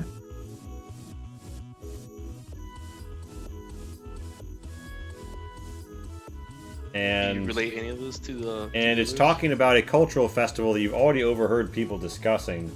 It's going to be a really big human cultural festival as a charity fundraiser to raise funds for some of the NGOs that work on Earth. There's obviously just official channels, but people do like to sometimes, go with the private option. And it's technically not illegal, although they are under massive scrutiny. Most of them are actually RAST, Confederation backed. All right, Lee, are we talking about the Earth Heritage Foundation? The Earth Heritage Foundation will be there. People who go to that booth will be a little sussy like a baka, but The Earth Heritage Foundation is a totally legitimate organization. Anyway. Anyways, What does that have to do with the cat? Yeah, that is a question. It has a lot to do with the history. So you wanted the extra information, right? Yeah. Because if this is just some weird, like, human separatist nonsense, I don't really care. Yeah, here's the thing. I'll It's record it not and move about the human empire. It's about Ichthys Station. Because when you consider the interlocking dates, this festival is actually also going to coincide with the date that the Central Spire module first spun.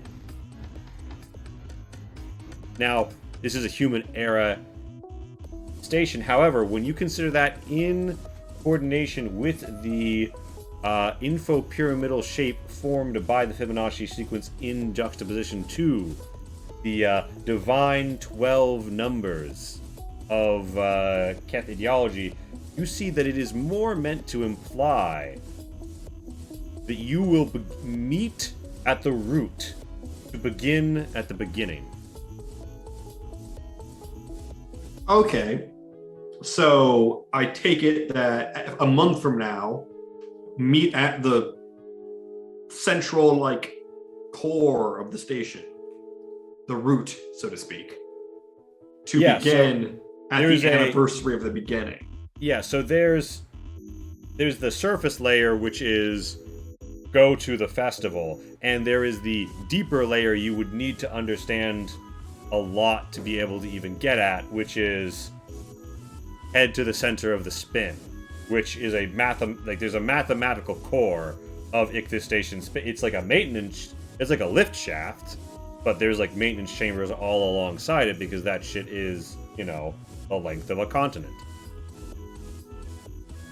Well, this is very enlightening.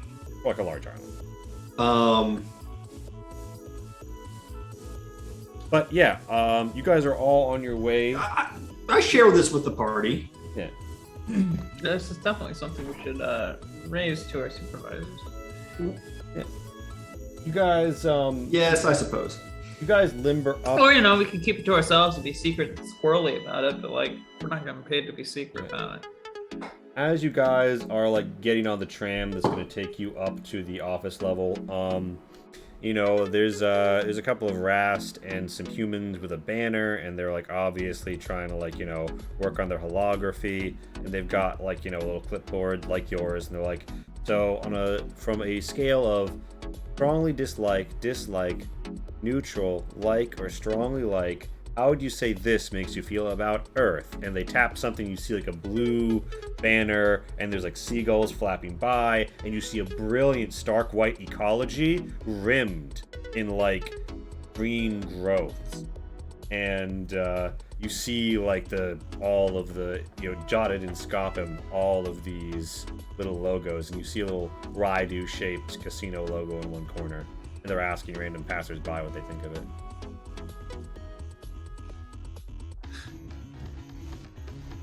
Why would a Rast casino company be so invested in Earth? Yeah, you do know that they have a pachinko machine that's fairly popular, where when you like hit a certain thing on the pachinko machine, 0.001 Raidus gets donated to the restoration of Earth. How often does that thing hit? How much money realistically is actually 0.001 Raidus isn't a lot. Yeah, and if it's like a rare hit, it's a Skibadop casino floor. The games are constantly binging. That's a good point.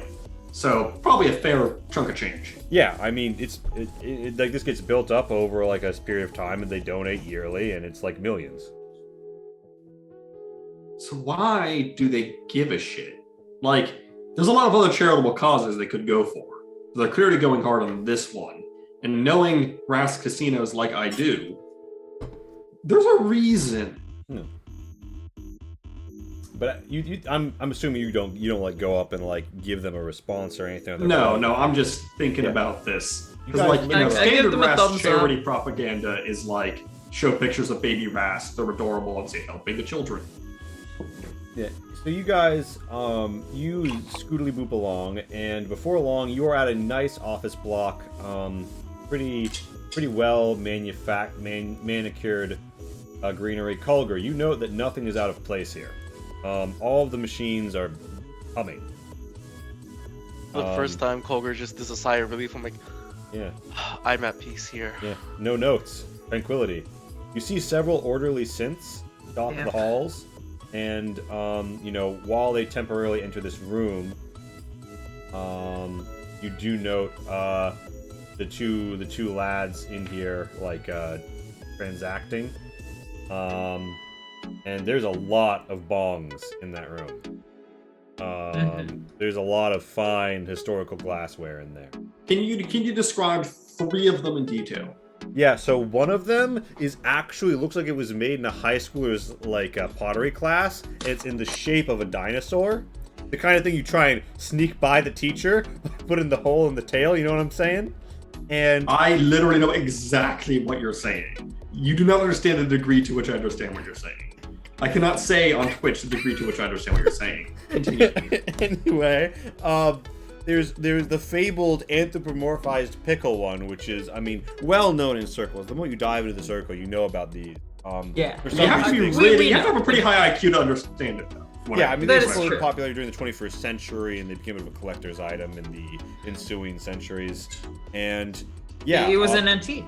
And the other one is shaped. It's got a purple flow to it, and it's got several layers that pound in like a round beveled cake, right?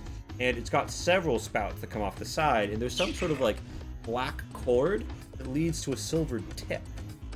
And it's a curious concoction. You've certainly smoked a hookah before, but it doesn't seem to function precisely the same way. Anyway, the door closes and the door shuts on the glassware, and you guys enter into the office. And you guys walk in. Nobody questions why you're here. The door is locked, actually. Does anybody contact the number? Yeah. We were given a number, yeah. What's your opener? I feel like it'd be customary to say the bar owner guy sent us. All right, Something like and, that. Drop the name of a wreck. Yeah. Scabadeep sent us, and you get a shot back. The contact, by the way, is named IW. And they shoot back. I see you're already outside. I'll let you in. And the door clicks open, and you see Indigo West. Yeah, you see Indigo West sat at her table. She's got a. If Indigo robe West with and bush Blaze touch, do they annihilate each other and turn into energy? Wow, I'm shocked and appalled that you've done this, Lee, but I really shouldn't be. And my respect for you has just dropped to that level. You note that Finley, this is a really familiar kind of office setup to you, and then you think about it for 10 seconds. This is a very Rast office setup. I was about to say, Finley doesn't even think about it for 10 seconds. This is a fucking the table with the cushions around instead of seats. Yeah. The very much, it's a very Rast thing to do versus a Trinity thing to do to have. You have an entrance and you have a desk facing the entrance to loom over those who come in. Well, I imagine it's more Trinity style to have the desk off to the side to be more open. Yeah, so it's definitely, you know that there is standing in the corner here a pristine Archangel unit corpora. It sort of scans there silently.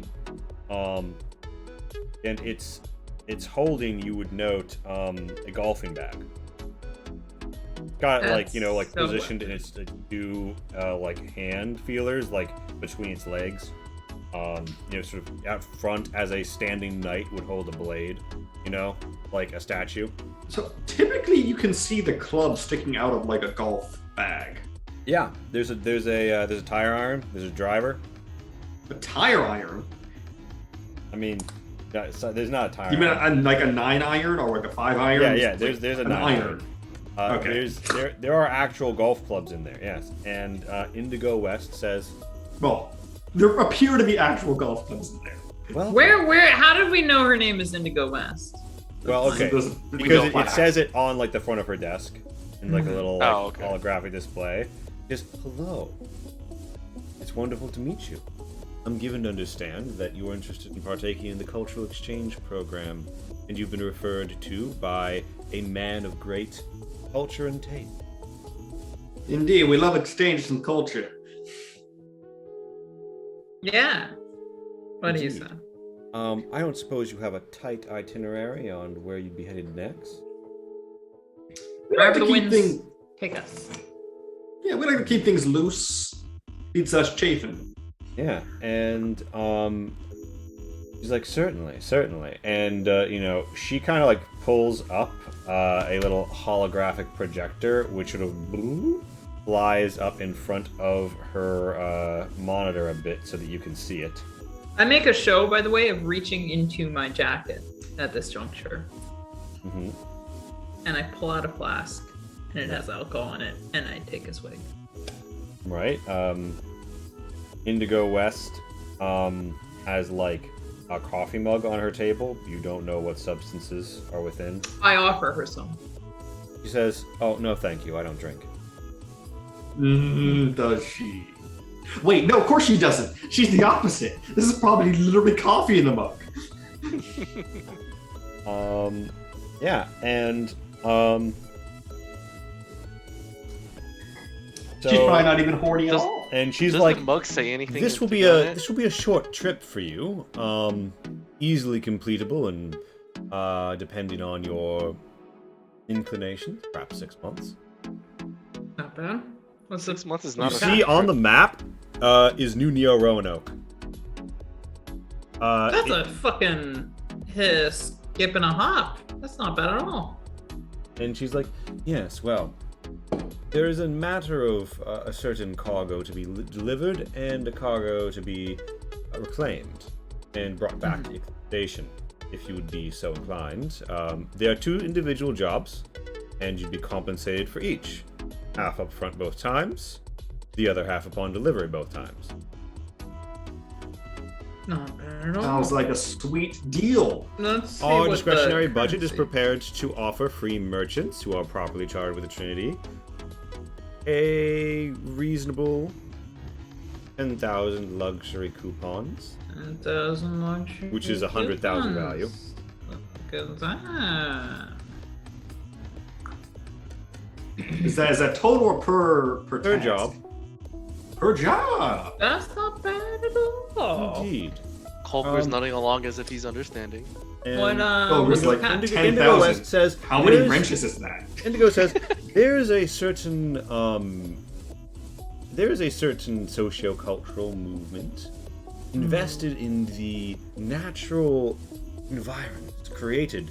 I believe they call them the dunes and the Dune Sea. And she shows you a holographic map of the various crashed, junked spaceships all over New Neo Roanoke's like sprawling debris fields outside the city. And you see like what looks like some sort of like dark steel fortress like zoomed out like a while away, and it comes up to it, and she says they're interested in creating a cultural museum for the preservation of the New Neo Roanoke that was, as New Neo Roanoke transitions into the New Neo Roanoke that will be. And as part of this cultural exchange, there is actually an ancient Ren artifact on New Neo Roanoke brought there by the Sister Species Relief Force, who helped liberate them from an empire. This artifact has long since fallen out of the possession of the family which once held it, and now be reunited. Unfortunately, due to the cogs of bureaucracy and the time taken, and unfortunately a contested election of the system secretary administrator who could hurry things along, it's going to be years.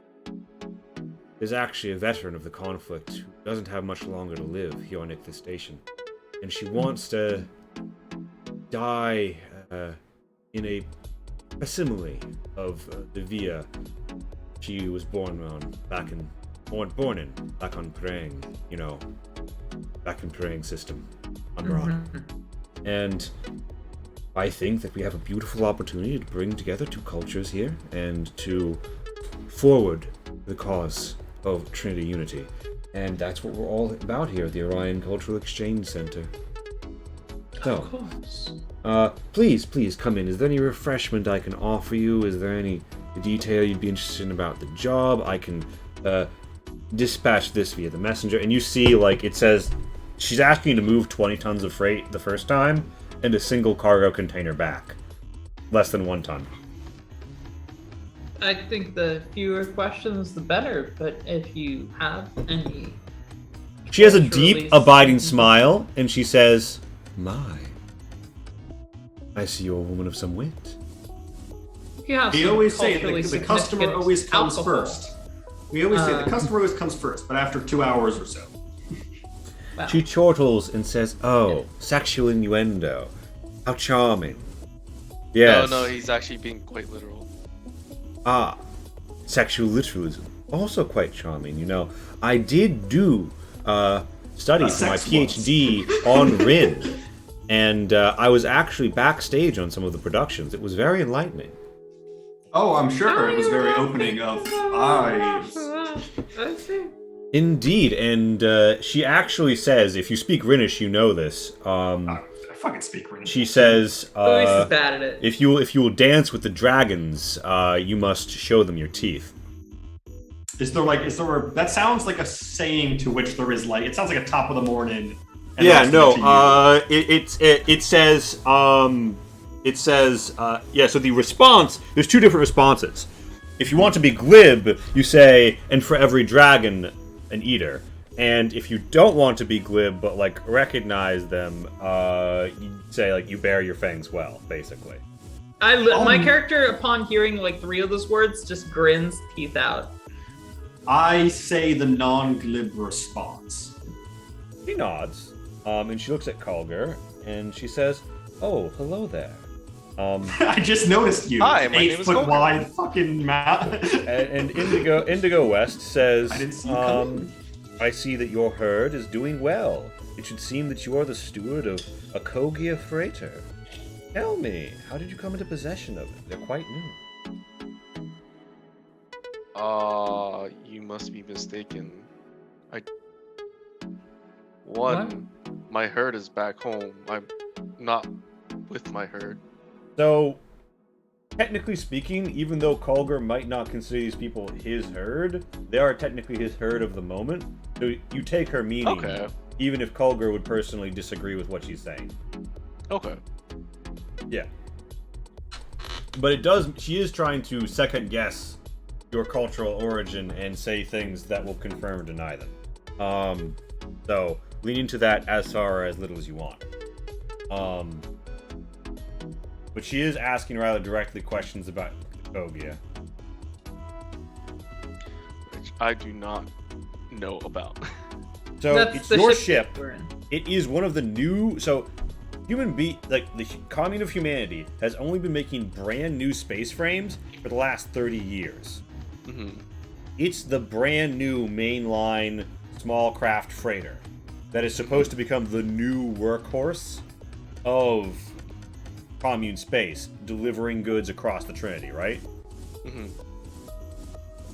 It is almost always in official government hands because they're brand new and they're being made under a command economy and they're not really for sale. There's a couple Okay. ways to wind up with them in private free merchant hands, but and officially, you guys bought yours at auction because there was a mechanical issue that made it not fully deemed for service, and it would Mother deemed it faster to let like a private hands like buy it and take care of it, which is unusual, but it happens, you know.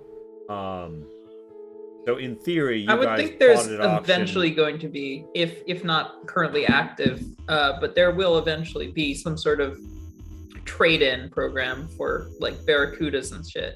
Yeah. Where you literally trade in so that they can be scrapped and get so the you new got model. so you guys have the vanguard probably of this weren't. Yeah. sexy new spaceship. The question is, would Kolger know or remember any of that?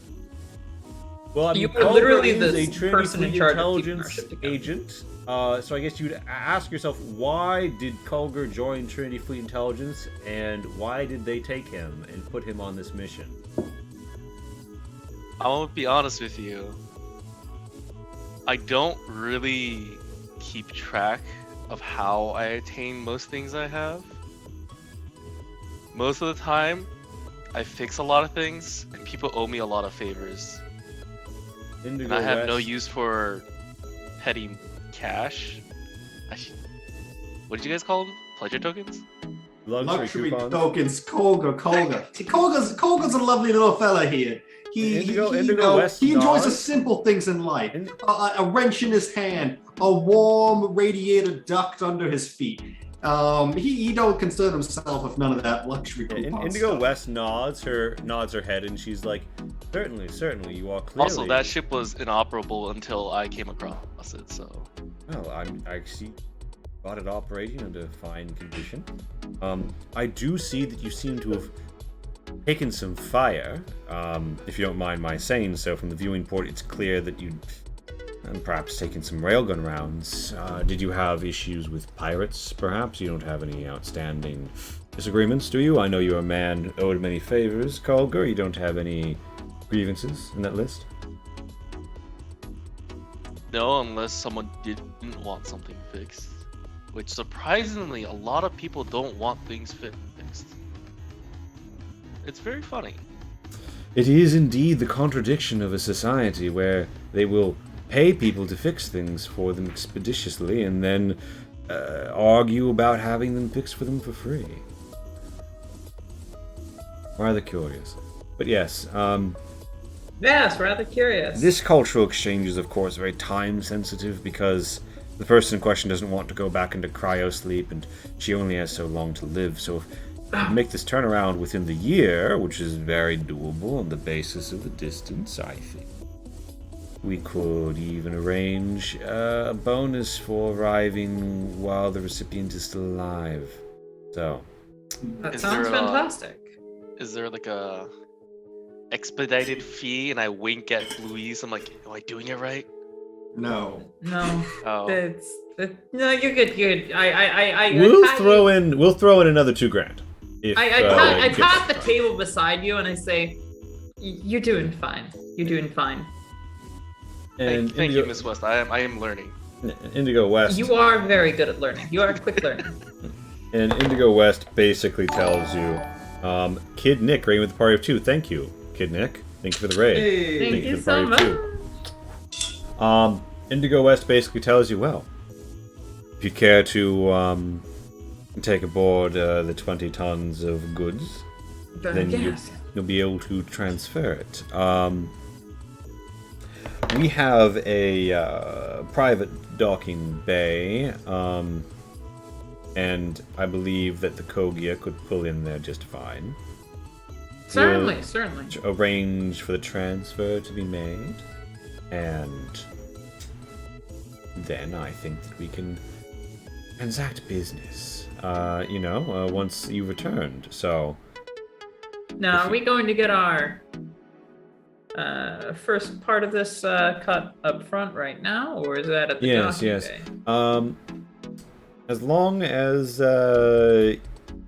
you are all willing to consent to a background check, it is, of course, rather important that we know who we're dealing with.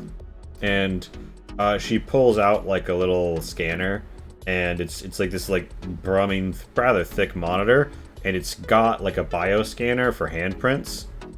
And you know that in the Hey. Trinity, employers cannot run a background check on you without the Trinity, like the Mother Network has to decide that it would be necessary, or you have to volunteer, and you can't do it for like a recurring employee, but in a free merchant scenario, they can request a background check. I side-eyed her. Stand up, and say, "You can conduct a background check, but one that I consent to. Not this scanny wanny thing. And she's like, all we need to do is run your biosigns on the system, and you'll sign that you consent to us drawing your records from the mother network, and I'm sure that we'll be reliably informed that you are upstanding free merchants not presently in trouble with the law. And question before we go on: how airtight are our alibis? I assume as pretty much as fucking as sure they they're can be. really from our airtight. perspective. Yeah, make so it seem Trinity Fleet Intelligence seeded your your alibis and massaged them so thoroughly that If you're asking Mother, it'd be very if you very query the Mother network, Mother is going to spit out exactly who you're supposed to be, which is free merchants, maybe vaguely shady, but no criminal record, nothing to prove that they're criminals, nothing, no outstanding, certainly no APBs. All right, that sounds good to me. All right, Well, so we're Finn, gonna ask, so are you gonna come to us with that, or do we stand up and come to you? Indigo West's like, oh, I can bring it over, and Finley, you walk up and you pat it, right? Yeah. It goes bing, and it goes Finley rattle, dap deep, and it lists off your whole fake history of where you went, what you did in your life, and Indigo West's nods, and she's like, ah, yes, most prestigious university, and and walks over here and shows it to Colger, and she's like, if you would be so kind, any of your hands will do. I take two of them, put two of them at once. Boing. It scans whoop, whoop, question where there's two, and then goes through. It pulls up a full fake transcript for Colger. Colger, you would note that the transcript is fake. It says you worked as a mechanic in the Vanguard of 1,000 Suns in the space station over Ashabon 4. But that's not true. You've only ever passed through Ashabon 4. She looks in, she's like, ah, yes. I see you've done some time in the Vanguard. Lovely. Fascinating political structure. And she comes over here to Blue East, and she offers the box, and she's like, come now, your two companions have.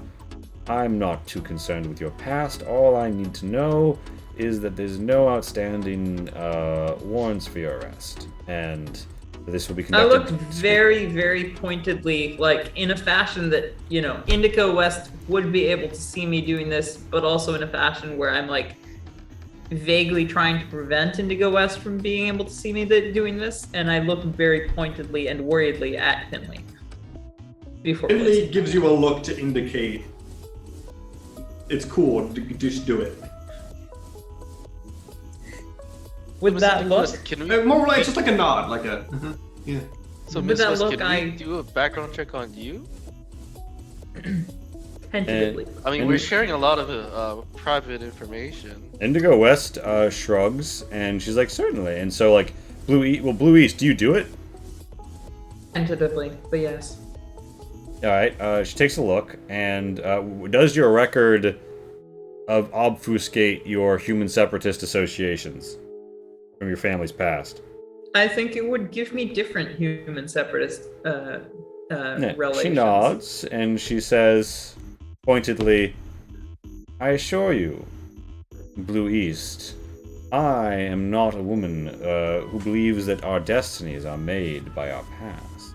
And then she turns it around, she slaps her hand on it, and she turns it around, and you see that she is in fact Dr. Professor Indigo West. Dr. Professor. She has a PhD from an academy in orbit over Cloudfall, or Clear Sky rather. She's done time around lots of important Trinity bureaucracy. She was an advocate as a student and as a young person. She's done aid work on Earth, and she is, generally speaking, what looks like a do-gooder busybody. It looks like she spent her life in public and governmental service, and she's now part of this quasi-governmental organization, the Orion Cultural Exchange Center, which is one of those things like the Earth Heritage Foundation or the a political movement that like exists as a formal entity outside of the government, but under the purview of the Trinity. And on paper, she is a completely legitimate individual doing completely legitimate business with you.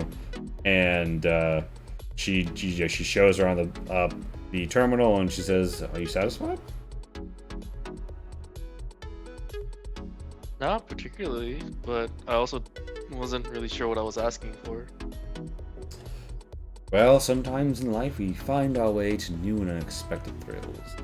Now then, if you're willing to, I will send you a ship's account, a proposition that you will accept a down payment in exchange for oh my god, Max, a 20 Wait, ton. you don't like my new hairdo? A 20-ton exchange of goods. It's like a big question mark because I don't know what's going on. And yeah, once you've taken. So I should squat down a bit because it's cropped out. In the once you've gone aboard and taken the cash, you'll be on your way, and we'll also be sure to see that your heavy matter stores are refueled expeditiously. That would be greatly appreciated. Thank you. It is a pleasure to conduct business with you, Indeed, Miss West. I'm sorry that I say, you're. extending my hand. Yes, Miss East, it is a pleasure. And Indigo West, signs her side of the paperwork, and you guys just have to accept, like, yeah, there's a pending transfer of 20 tons of goods to your ship, and you'll go get it. And once it's confirmed aboard, you will get the first half of the transfer, which will be like 50 grand.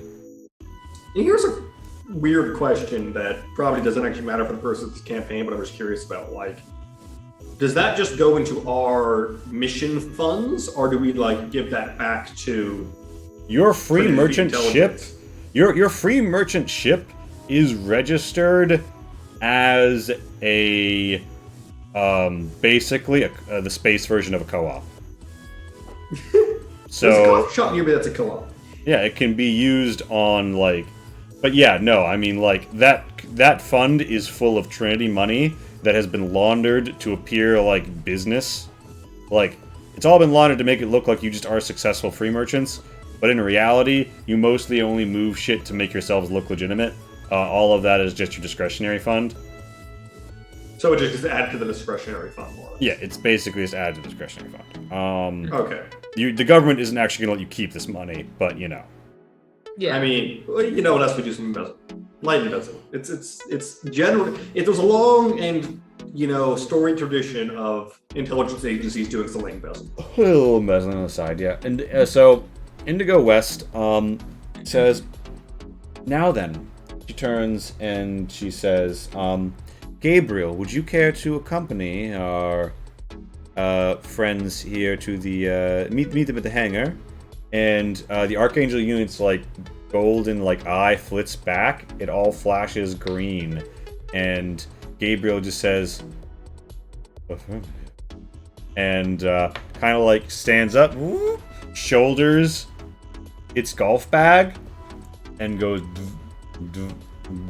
turns and says, "I will meet you at the hangar. Coordinates have been transferred." I get a glance at the Archangel Gabriel as it's moving about and walking by. It's like a wheel of eyes.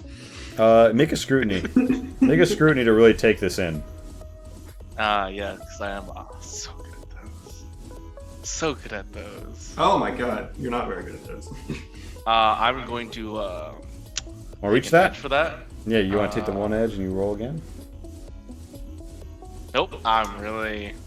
It looks. I'd say this. It looks like a spick and spam Archangel unit. You haven't spent a lot of time with this sort of corpora, but your natural mechanical inclinations tell you that this mechanical body is perfectly prepared to do its job. It's fine. Its motors are brimming. Its metal is sheening. Its motors? What are the motors brimming with?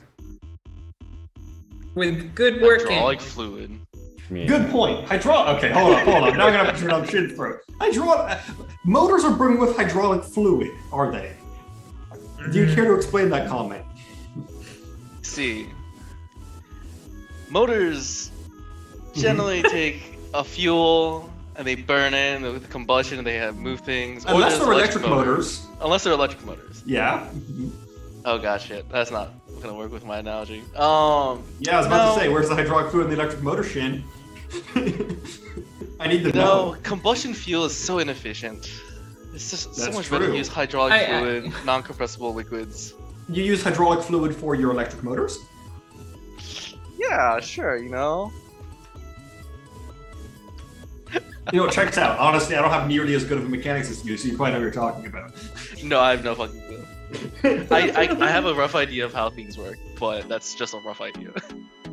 All right, I think on the way out, Bluey says something along the lines of, Indica West, what a pretentious name. And like, did you hear that? Like, their Archangel unit is called Gabriel. Like, so pretentious. It's okay, Miss Louise. I like your name better. Her name is Miss U. You're Miss B, so you know. Like, that's, you know what? A refreshing perspective.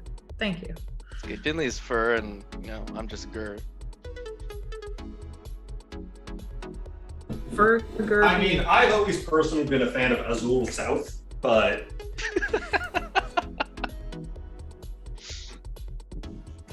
that's just because, you know, she always rises again. That's a nifty name. This is like a Lapis North somewhere. Probably. There no, we it was go. named after a dragon. Oh, really?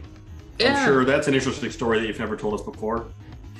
We can So these are Also, really is important- Even your real name? Finley isn't my real name. You guys do know that, right? This is a cover name. So here's a Wait. question. What?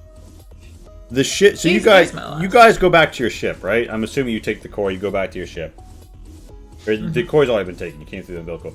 Go back to your ship. You bring it to the private docking bay. I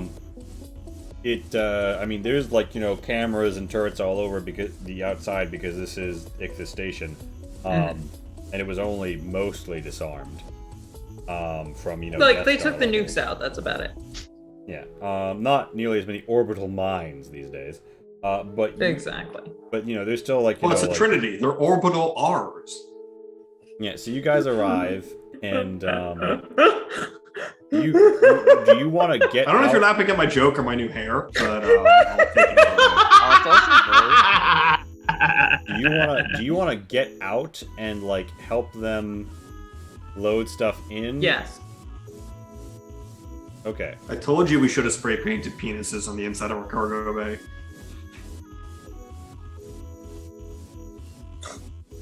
The cargo bay, as far as I'm concerned, does not have anything Now, here's an important incriminating. question: Yeah.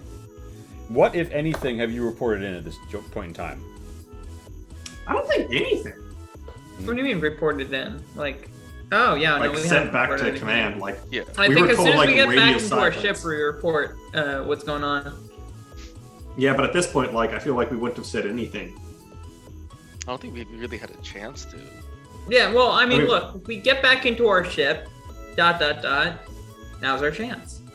Well, I'd say we're not going to do it while they're loading stuff. That just Yeah, seems before we're asking for loading. trouble. Well, I would say Before we're say loading. after they're loading.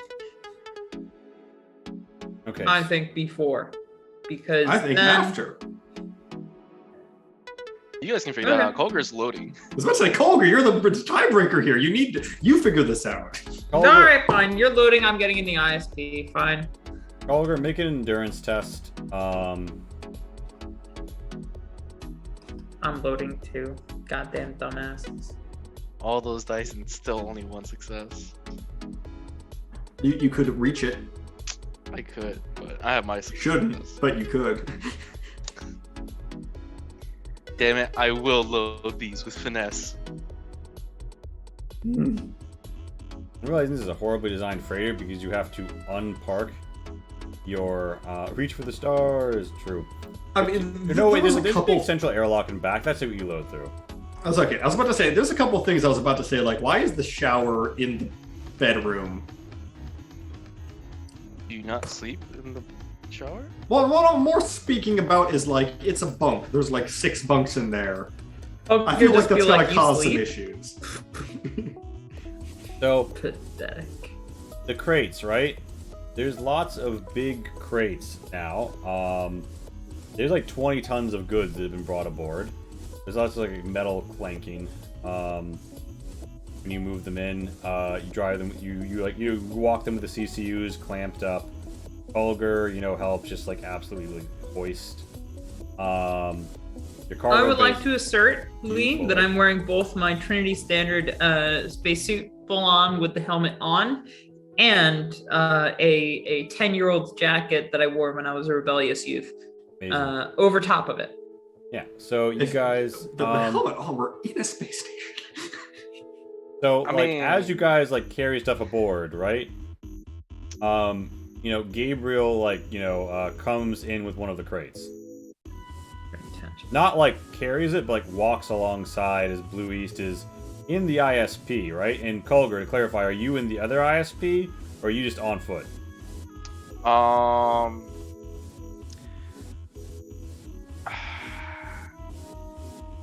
I think I'd be in the other ISP. Okay. I always call the gray one. Gray's my favorite color. All right. So you're in the ISP ARV, which means that you're in the one that can actually, go into space and barren environments because it has its own cockpit. Yeah. So, in Finley, like, are you on like an upper layer, like observing, perhaps? Or are you down here on the floor?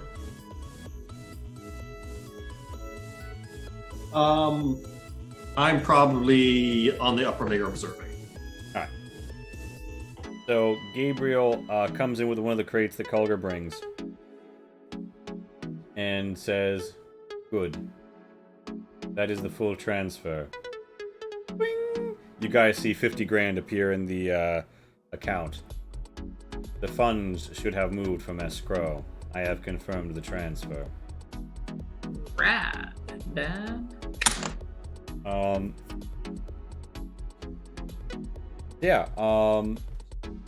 Gabriel, looks you up and down,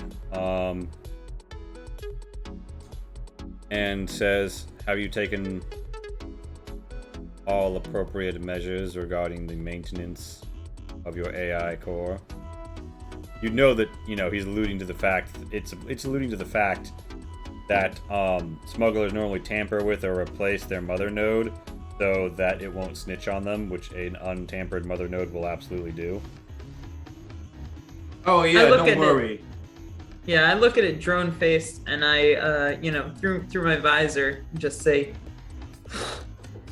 "Yeah." And so give me a communicate to lie your ass out. Okay, well, the joke's on you, because I'm actually good at lying. Don't worry, we gave mommy her milkies. This is what Kulger stays quiet in these kind of situations. I'm horrible at lying. I feel like Kulger's actually secretly great at lying because they never sound like they're telling the truth. Nice. Yeah, guess who covertly became the party face while having the worst empathy of the party? They're spending the processing to I don't reroll know about that. the worst empathy. All right, they still don't win. And That's what I thought, also, bitch. You say you think you're the party face, Pat? Do you want to know how many I have to communicate? How many? I have a 10 total when I roll communicate. Then you then fucking use it, you little bitch. I'm upstairs right now. yeah, and I've had that since I built this character. That's not a new thing either. I know. I'm toying wait. with you. The Archangel Take my unit face. can reach? Pseudo platonic. it can spend processing to reroll. It failed either way. It's an AI. Yeah, so the Archangel unit, you look I up really and down. want to second guess my single And word says- answer. Thank you very much. It is a pleasure beginning a business transaction with you. I look forward to your return around one standard solar cycle hence. I extend my gloved and suited hand and say, "Pleasure doing business with you." It looks, and it says, "A pleasure doing business with you." And Doesn't leave me hanging. yeah, Gabriel does not seem to be a shaker. Gabriel kind of begins to head out, and Get freezes. some bad vibes. Freezes dead in its tracks, and says,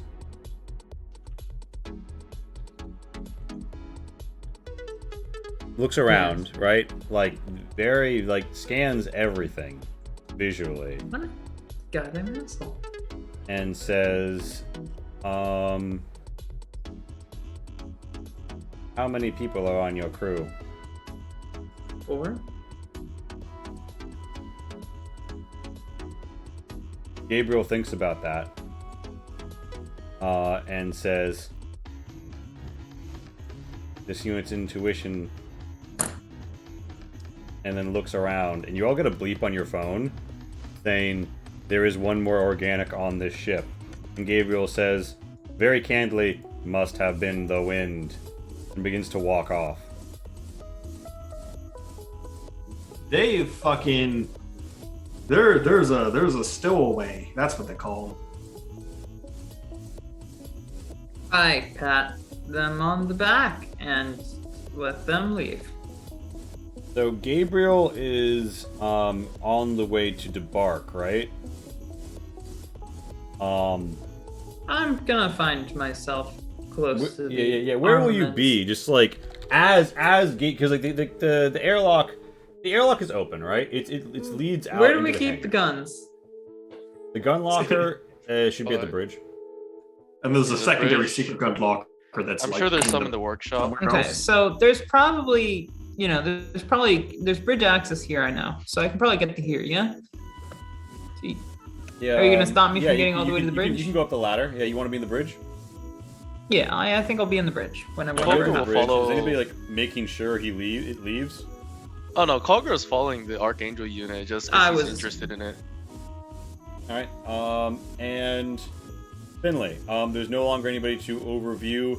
Are you like looking around because you did see the Archangel unit scan this entire chamber really rapidly? Yeah, that was sussy as fuck. I'm Oh, definitely. also you're sorry, I put you in the wrong. You're overlooking this. Like this is where you should be. Oh, okay, very good. I'm still You looking. get the empty side. Yeah, make me the scrutiny. Give me the scrut. Yeah, I was very interested in being like, huh, this is a neat bit of I feel like I'm gonna push that. I feel like I can do better or Yeah, reach that let's go. as it's Mm-hmm. slightly better.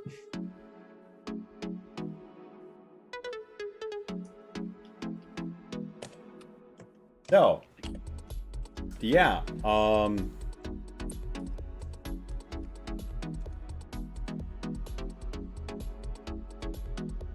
Yeah, you see, let me really quickly,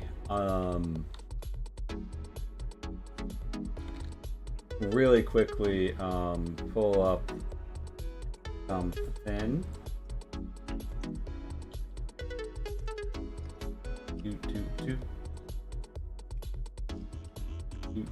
Two.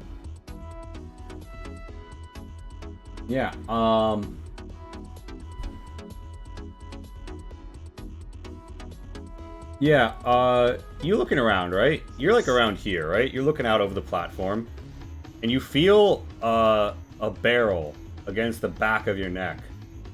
Someone really tall kind of leans over you, and you just hear him kind of mumble, "Don't move. I don't like to kill people." Shit. This fucker. He's good at sneaking this bastard. Yeah. What the I mean, that's probably what I'd mumble as he says this. And he's like, I'm a professional. And you hear at around this, so Kulgar, you're like watching the cool robot, right? How close are you? Oh, you're like on top of like Gabriel, right? Yeah, You're I like just stepping out of the got ramp. out of the ISB as soon as I could, and just followed watching it. Okay, make me a scrutiny as you're walking out with Gabriel. I'm gonna reach this again. I will understand this robot. I really understand this robot. Okay, so you have 2 pools that you can put these successes into, right? One is observing the terrain as you leave, and one is focusing on the robot. How do you divide your 3 successes? I'm not blindly stupid. I will put 1 success to surrounding and 2 success towards looking at the robot. Okay. There's a small box that looks like it could be like a regular toolbox, maybe, that you don't remember putting there on the ramp down. And the other 2 go into Gabriel. Gabriel definitely has modified servos, and you think some of the parts of his limbs are like fake. Like maybe they have something inside of them. I quickly pick up the toolbox, like Unit Gabriel, I think. So you run up and you grab that box, right? Yeah. You're talking as the composition G explodes in your hands. And the explosion is rocked and like begins to go off on the ship. Okay. I feel like we've been had, gentlemen, ladies. You have 8 damage coming towards you. Contest that with your armor, Kulger. This is where we're glad you took polycarb abs, right? No, I still only get... Maybe not that glad. Is that including your polycarb abs? Yup. Okay. And make an endurance.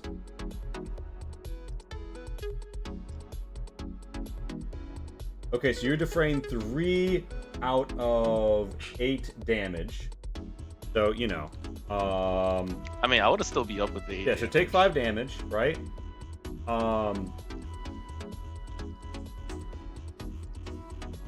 The Archangel I would have gone through my unit- stamina, but I would have been up.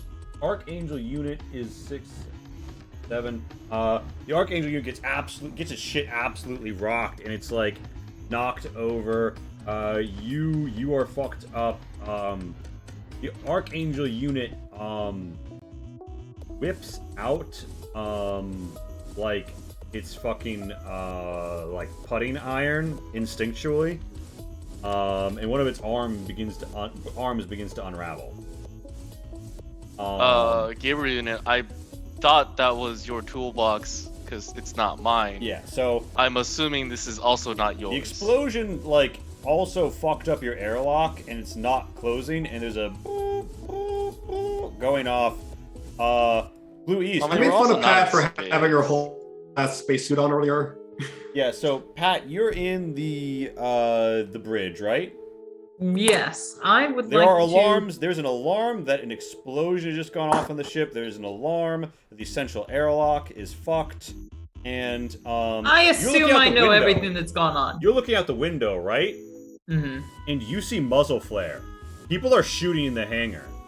People wearing like a mix of like nondescript and face covering clothes are here shooting at the almost entirely synth and sim loading crew, who are proceeding to, shall we say, use tools to fight back in a way that suggests they are not regular orderly sims.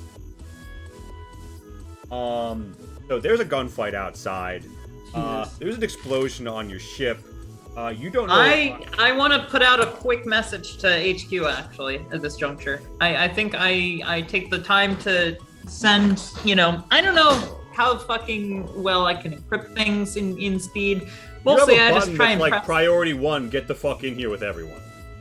Like if you want like marshals and peacekeepers to burst through like every orifice and like pack in stack 12 deep, there's a button. You could hit that shit right now. There's a special 12 deep stack in Marshall's button. It says all Yeah, that. you know what? I think very- that's the time. I think this is the appropriate time to press that button. Night Blossom says, all available reinforcements scrambling. Full response force will be present in 5 minutes. And what's the biggest, baddest gun on our ship? The moment you hit that, they lock down the hangar bay. There's an emergency override. Massive blocking clamps come down. Wait, well, what's actually, the next ownership was the rail gun, but that would punch a hole straight At this jump. Oh no, I mean on our ship that I can hold in my hand. Yeah, the gun locker is here. It's in the Scorpio document. There's All I have anti-material written in is- rifle. Probably the pulse rifle. Everybody, yeah, you can grab a pulse rifle, absolutely. Everybody, roll your initiative just so I can have an order of how to like step forward this scenario. Totally makes sense. Obviously, kind of hit the shit. Yeah, no kidding. Wow. Yeah, I think it would be a bit of an understatement to say that there was a fan, and the fan has a significantly lower resale value. Yeah, I mean, you know, the moment Dojanya Cad shows up to the fucking party, it's initiative time. Yeah, Wait, Dojanya Cad? I missed this. all right, so Finley, by the Dojanya way, Cad from the fucking Wykos episode What's your- who lived and is now here. what's your alacrity? Blue East and Finley. Who wins that tie? Ooh. My alacrity's 2, so probably. yeah, I maybe win. that's- I win. I win. All Yeah. right, so Kulger, you and Gabriel are in the port. As Gabriel says, "Fuck, they are here." Who is here, and are you okay? Do you need fixing? And the Archangel says, "Serious damage to exterior armor. Foe identification. Synthetic Liberation Front." I relay that to everyone, and I don't know. You know who they are? we- They're on a list of like. So they believe that there are a variety of. You know how PETA will be like, we really need to save the pets, and what they do if they can get their hands on like animals from like shelters is they kill all of them because they don't believe domesticated animals should exist, and they dress it up as like an ethical concern for animals. The Synthetic Liberation Front doesn't believe certain synthetics should exist, or exist as they do, and the only ethical solution is to make them not exist anymore. And Gabriel looks at Kulger and says, "They're here for your cargo. Depart at once." Oh, I see. We got the meat. We do. We Gotta did have our the job. SLF is presumably here to destroy the meat unit that you are ostensibly transferring. And whoever this other organization is you're working with seems to be fucking brimming with synths besides. So, and by the way, you see Oh my god. you see Is like this meat unit is just. you hear the sudden like kapoof, kapoof impact, Kulger, and like the flickering of electronic lights. Lots of EMP grenades are going off outside your ship. I know exactly what's going on here. This is James's meat from the Rigid Stars campaign. Concocted this all to transit himself or themselves. I don't. Whatever. Elsewhere, off Ichthys Station for reasons. And they have their whole army of synths that they built up for their eventual robot uprising. So, Kulger, yeah, Gabriel confirms, like, my tactical assessment repairs would be ideal. As you see its, like, back, shoulder, and arm unfold, and it has a rotary smart gun built into it that, like, reassembles as it clicks out. This thing must have been an incredibly complicated piece of machinery. And it's starting to, like, you know, like, train it on targets. What are you gonna do? It's stepping back in here and overwatching the entryway. So we're in full combat right now, right? Well, Or are we not do you doing mean in combat terms of like rounds right initiative and like how fast you act? now? So we're not in full combat round right now. We're not in 10-second rounds at the moment. This is sort of a narrative time. There's a Okay. fight going on outside, and that fight's about to become your problem very shortly. Then I'm going to spend my time.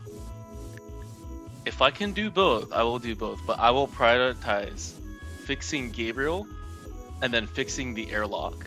So if we do have to leave, Okay, so you we don't prioritize have a your gaping time. hole at the bottom of the ship. Where do you want to be standing as you're fixing Gabriel? In this doorway? In the west doorway?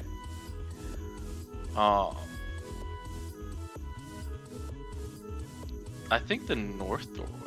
Or Alright, actually, make me a mechanics test. I don't have any of my stuff, do I? Make I me think a the- mechanics test. You spend a repair part. You use any relevant tools. We see how many successes you get. I think I would go to the west doorway just so that I can be closer to my workshop, which I assume where I store all of my weapons. by all of my weapons, I mean my 2 weapons. So give me that roll. We'll see how that goes. But that's more or less what happens in there. Blue east. Can I use my plasma torch and multi-tool? Yep, both of them. Both get the bonus. The blue east, you're in the cockpit.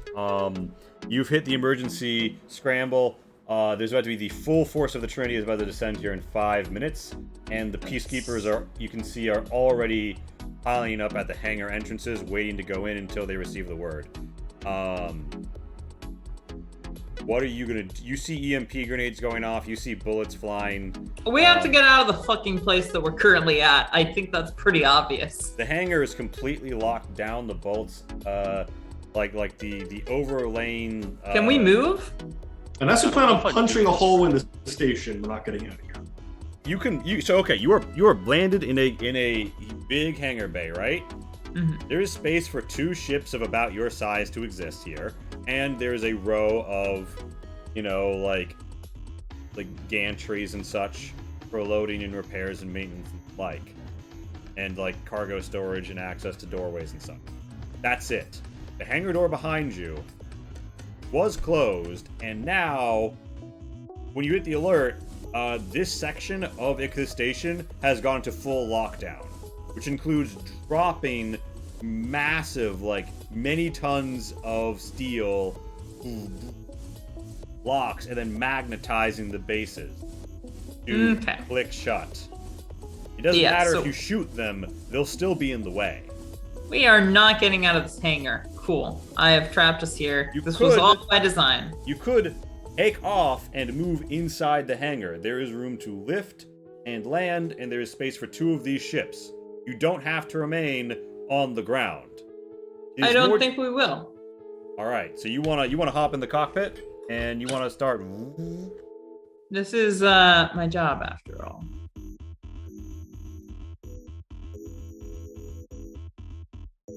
All right. So that's what you do, right? Mm-hmm. All right. So Finley Rattledeep. Also, if it's not too much of an ask, how is gravity generated on our ship? The Kogia is... Seems like one the of Kogia is a hybrid, built with both gravity methods in mind to save on heavy matter, but it can generate just like a human ship could.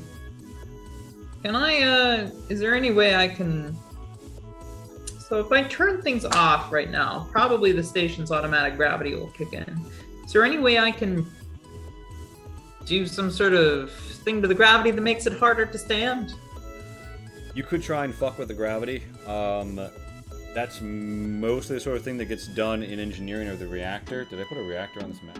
I did. Oh, there's a reactor. You could try from here. You'd need to roll systems. Okay. I'm gonna give it a shot just in case. You managed to begin fucking with the gravity, but it's gonna take a second to fully kick in. Mm-hmm. I get on everybody's shared intercoms, assuming they're wearing anything that would give them an intercom with me, but, I say, hey, grab onto something real quick. Alright, so, Doja Cad leans in, barrel of gun to back of your neck and says, the moment you got in cryo sleep, that meat you wake up, deactivate your pump. Open the crate, put it in the processing unit. Get out of here. Live, I'll get paid, you'll move the rest of the cargo. Doesn't need to be complicated.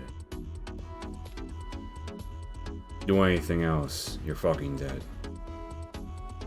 Alright, well, I'm not one to argue with being fucking dead. Alright, so... But Finley has very small feet. So Doja Cat... Oh, okay, so very tiny legs. So you're gonna drag this out. So Doja Cat kind of like prods you. It's in the north of the bay. Yeah. So that's the way. So Doja Cat is like keeping to the back as he can. I'm all the way up here on the 2nd level. There's where's the nearest ladder? Is it this one? This It's one the right northern. here? So he's like prodding towards the northern one because it's closest to where you're going. So basically, you want to delay without him shooting you. Preferably. Okay, roll me a resolve. Because this isn't really about, what you say, so much as, your balls of steel. My balls are mild steel at best. Yeah, so like a Copper. Bessemer steel processed alloy, mass produced. Pig iron. But you delay a while. Culger, how many successes did you get on your repair again? I had 2 successes. Okay, you heal your buddy here for 2. And oh wait, no, you don't harm him, you heal him. So Gabriel is up 2 and says, repair assessments.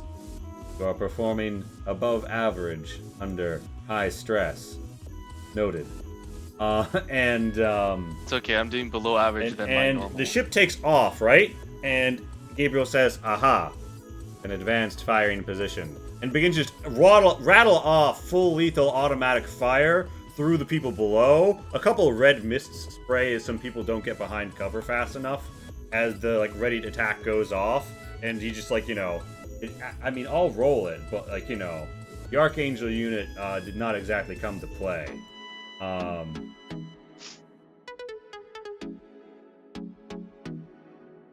Holy Jesus fucking Christ!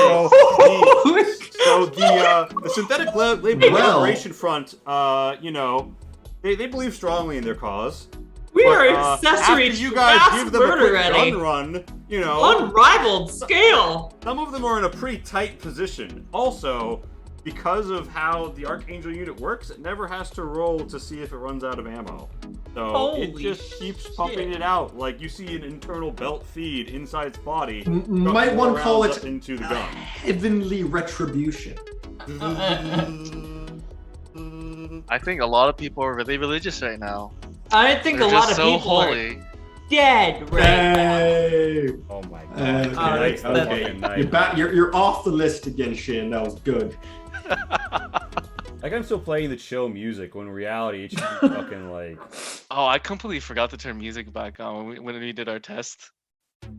This is like So as bullets flying bullets everywhere. fly into corpses. It's so- raining lead. Yeah, so Gabriel is also a robot, very capable of killing things. Do you want to do anything as you see? Do you want to repair Gabriel more? Do you want to repair Gabriel less? Do you want to do anything with you? The airlock hole is open, by the way, and you get that message about holding on to stuff. I think Gabriel's fine. Fix anybody else. Well, was there any message about Finley and his predicament? I said hold on to something. I don't think he's managed to get a message out. I probably haven't. The other question is, the mother unit has cameras. Yeah, so Night Blossom should have told you there was an intruder and should have sent you a silent alert that somebody was being held at gunpoint. At this point, nobody has confirmed that the Night Blossom unit is still seeing an accurate camera. Well, tits. Okay. Then that would mean And not in a Colger fun way. Colger would be proceeding to fix the airlock. Not close it on the Archangel, because holy shit. But to fix it so it can be closed. Yeah, so you come over here to where the damage happened, right? Where the blowout is. And you start to replace basically an important winch. Give me the mechanics test. Hanging out of a moving spaceship. That's gonna be my spree modifier, I'm gonna say. This is Do I get Culver's favorite my... place to do mechanics, though, as we know from the earlier portions of Scorpio. do I get my usual, my whole spiel of multi-tool plasma torch? Yeah, you can. your Yeah, head? you'll be able to. Actually, no, because here's the thing: you need to use one set of arms to hold your. Describe for me how you're gonna. There's an airlock here, actually. Are you wearing a maintenance rig? I am wearing a maintenance. Okay, as long as you hook your maintenance rig to the wall here, you can get both tools. Yes. Okay. Otherwise, you'd have to use two arms to hold on to something. Alright, so multi-tool. While you plasma make this roll. torch. Alright. Gearhead. Dual brain. Was it just 6 last time? I can't remember how many I did.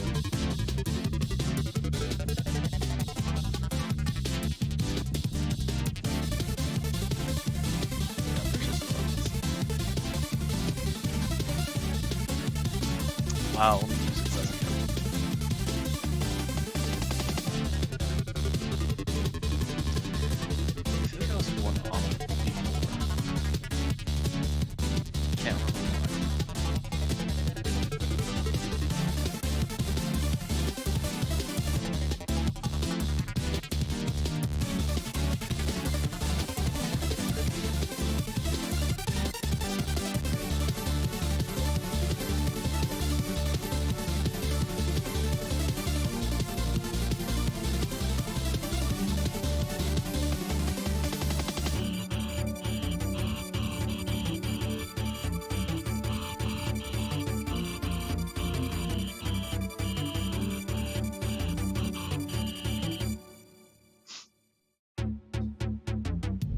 I feel like the new look I'm rocking, I look like a JoJo's character. I haven't even seen JoJo's, but like I feel like there's a similarity there. Based on memes.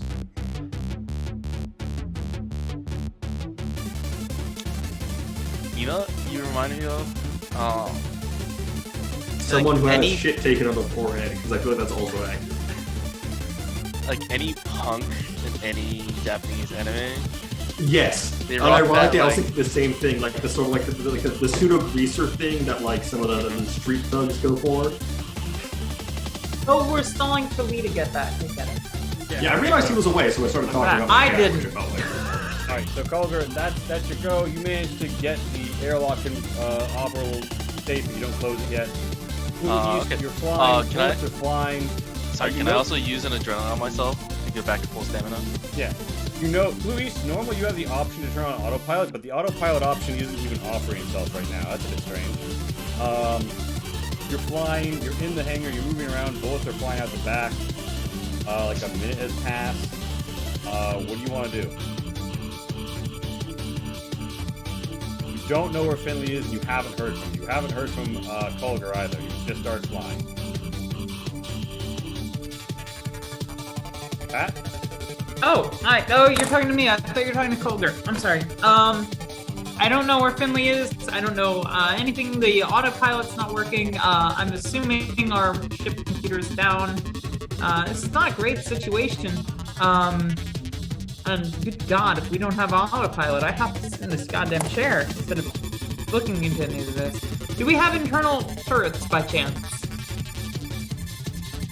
Do not have internal turrets. Damn. Human Empire design really could have come in handy just about now. Oh, we don't have automated ISP units? Nope, wow. Okay, well, how's gravity coming along? The gravity change is about to kick in. People in the ship are feeling a little lighter. I strap myself in, and I'm gonna make some, turbulence happen. Alright, so you want to do like a barrel roll. Yes. I want to make the barreliest of rolls.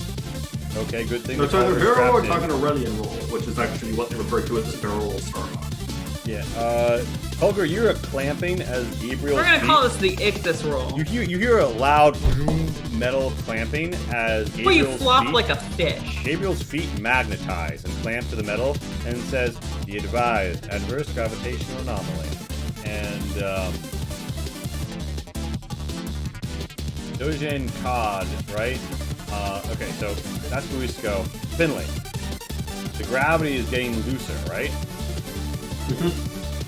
Dojin Cad has had enough of this delay, and he says you guys starting to step a little longer, and says change of plans, and he basically goes to trip you and then skate you down. I Want to contest that with would a like maneuver? to. I would like to contest that. With It's a -2 because he had you right where he wanted you. Entirely understandable. I'm going to contest that. My plan is I would like to employ a classic RAS martial art move, which is to grab onto someone's limb. And not let go. Yeah. So Exactly. give me your maneuver. -2, you say? Yeah. Oh, Do I get any bonuses for employing traditional martial arts?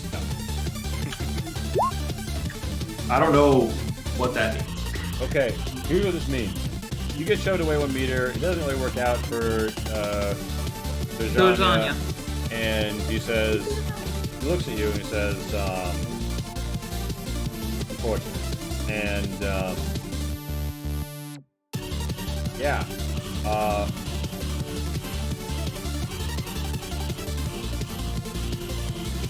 I think that at this moment, he is probably going to shoot you with his laser pistol. I kind of figured that would happen. Yeah, that I sounds don't. right. If I have time to do anything, there's something I might try to do, but I don't think I do. Now, this guy's got high noon. I will say, you note as it stings you, it seems like you still got it set to stun. Oh, that's very nice. So roll me your armor.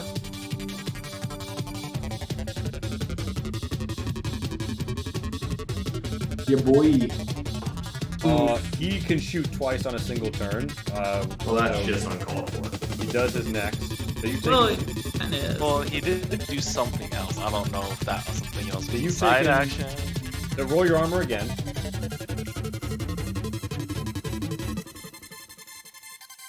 Yeah, Okay. boy. So you take 3 damage, and he leaps down, and lands on the ISPR, which he pops into and starts to drive towards the crate. At around this juncture, we are going to move into combat turns. So Janya gets to act twice. As one does. Also, I don't know if you saw my message, but I did want to move to the workshop to pick up weapons. Yeah. I don't know if that would be on my next turn. That'll be or on your if turn. That could be part of the last turn. That'll be on your turn.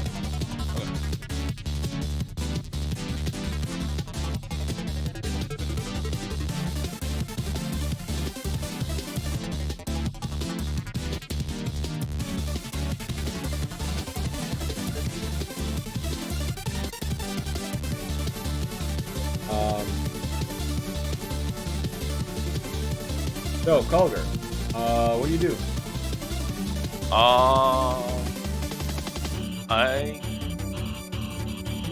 I mean, yeah, I go to the room to the west, and I go up the ladder to go to the workshop to pick up my shit. In the workshop, I will pick up more repair parts because I did just use 2. I don't know if I can, or where that would be stored. You pick up repair parts. They're stored here. This is literally the workshop. There's repair parts here. I pick up 2 repair parts, and then I pick up my stun stays, and I don't know, a handful of wrenches to chuck at things. All right, so you spend your action economy gathering shit up. You've moved over here. That's your turn. And at that point, here, let me move myself to the actual. By the way, you do hear like lasering sounds coming from the chamber to the north of you. Laser? Yeah. Oh, the laser crystal. But yeah, I will hear that, and I will also hear the ISP start moving. So I will, if I can't remember how movement works. But if I can go to the room to the north. You got 5 see if meters. You won't have enough. Okay. You'll get here. That's your turn. Luis. Alright. So this is an action turn. I would note if you want to turn on like auto hover, that's not a full autopilot function. If you want to keep your ship stationary. That's gonna, yeah, that was one thing that I was about to ask. But did I actually do anything when I went into the barrel roll, or did people respond accordingly and that The did barrel nothing? roll is about to hit right now. Okay. Culger, as you go up, you feel yourself floating a bit. So you guys all get floaty, and then the barrel roll hits. So everyone makes a maneuver. I would like to think those who heard me could get some sort of benefit to that. Well, but- if you strapped yourself down, as Finley hasn't gotten to go since you did that, has he? Well, I rolled my maneuver well anyway, so pause. I really Okay. haven't had a turn though, but it's whatever. And Culger, you want to make a maneuver? Do I get the plus or the minus from maintenance rate? For the presence, the real question: would you be clasped to anything right now? Preferably yes, mainly because the the airlock is still open. Yeah. So As long as that's open, then yes, Colger is gonna take precautions. it's a positive for you then. Hey. Okay. Finley, you steady yourself well. Culver, you avoid getting bashed. The pilot is fine. You strapped into the seat. The Archangel unit has magnetic feet. Dozanya Cad is like boarding the ISPR, right? And he's like, oh, shit. This is slippery. And then he starts to, whoa, fly away. So do some of the crates, actually, as they begin to float. And, you know, Dozanya seems like he's just gonna, no, he's free floating in 0G. And yeah, you guys are effectively under 0G maneuvering conditions in your ship for the moment of the roll and such, as turbulence strikes at you and violently shakes you. Blue East, it is your turn. You've jostled everyone, and you are spinning in a hangar. This is very tight and dangerous conditions, and you've got the artificial gravity generator pulling some nonsense. What do you want to do? Can I make it so that the ship lands itself where we took off from without much of a hang-up? No, you're over the other parking spot, but you just land right here. We could, yeah. And, oh, is there somebody in this parking spot, or is it open? No, it's open. They made sure to clear the hangar bay. Oh, shit, okay, yeah, cool.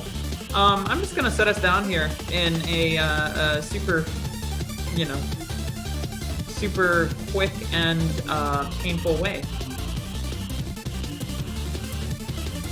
Yeah. You come down fast, and the ship is secure. What do you want to do? You want to do it extra quick with that twist? I want to make it hurt. You want to make it hurt? Oh, okay. All right. Buckle up, bitches. Everybody's still free floating. Makes a maneuver with a -1 modifier. So my maintenance rate cancel that out.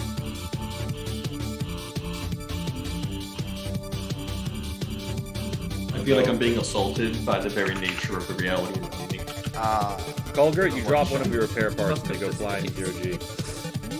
But you managed to everyone manages to right themselves in this. Blue East, that's your turn, right? I mean, if you give me a move, I'll Yeah, no, you actually, yes, that's a. You didn't do it fast. The main action. Spend the main action. You can still move, still side action. I think I can get it back here. You got 6 meters. You can get there. Sure. Anything you want to do as a side action, like draw a weapon?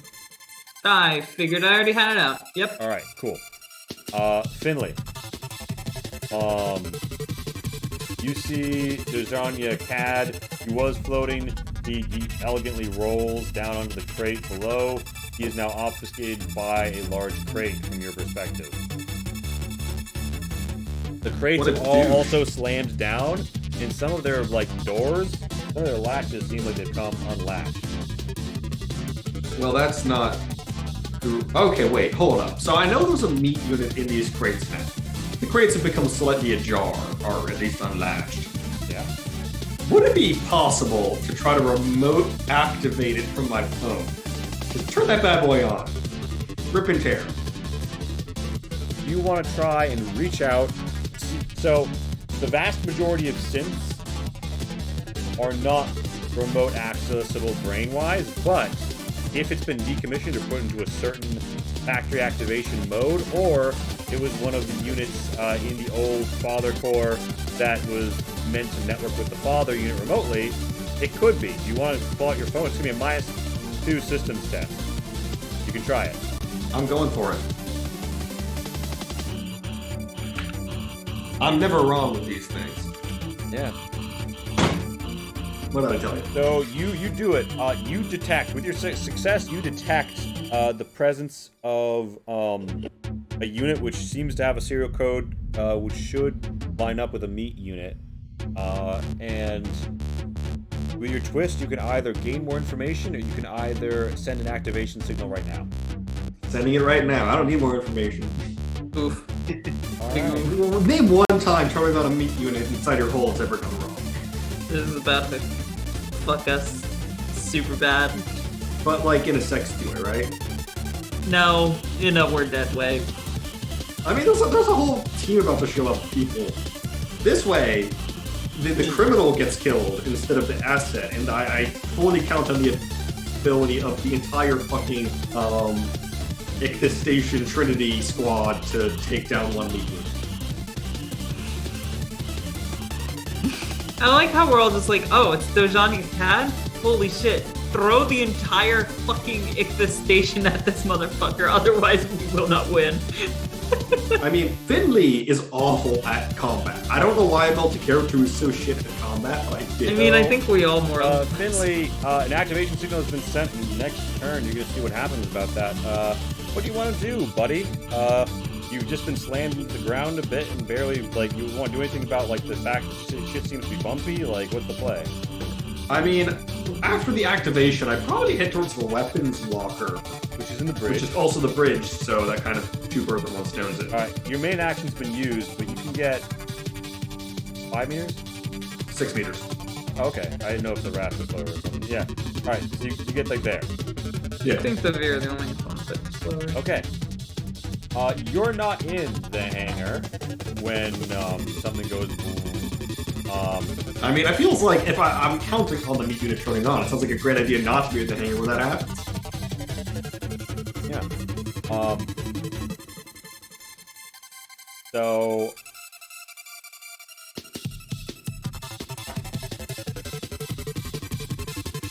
a fascinating round transpires. So first, you know, a revolver comes out, and then an automatic pistol comes out, and then the revolver shoots again. Okay. Jesus Christ. Jason.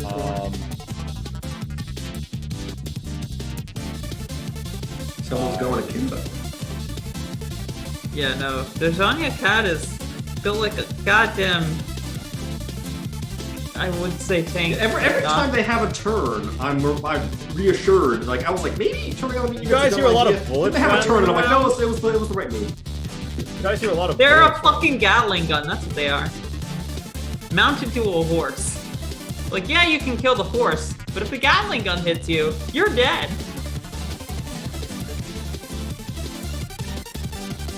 Yeah.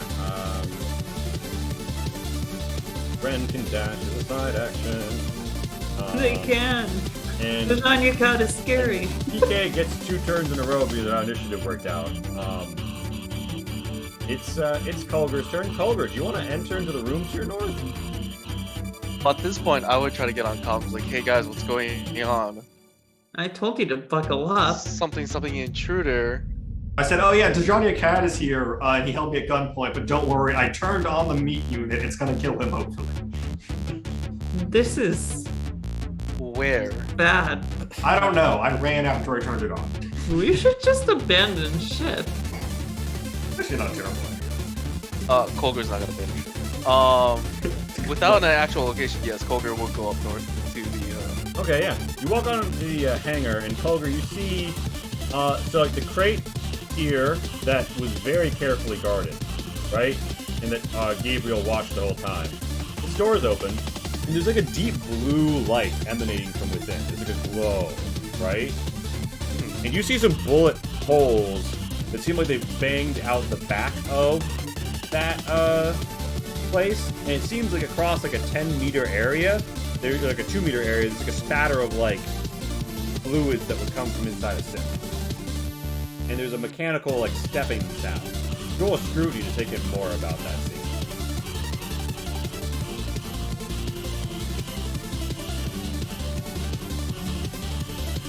Yeah. Yeah. The spread doesn't make sense. If they shot one synth and it wasn't moving, the spread doesn't make sense. Why cross a 2-meter area? Why are the bullets... There's something wrong here. And you don't hear 2 sets of feet moving within. You hear 4. 4 sets. 4 sets. Okay.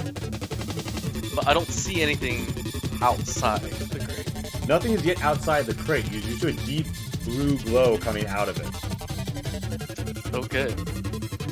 I ask, do we have eyes on the person who's fucking up my ship?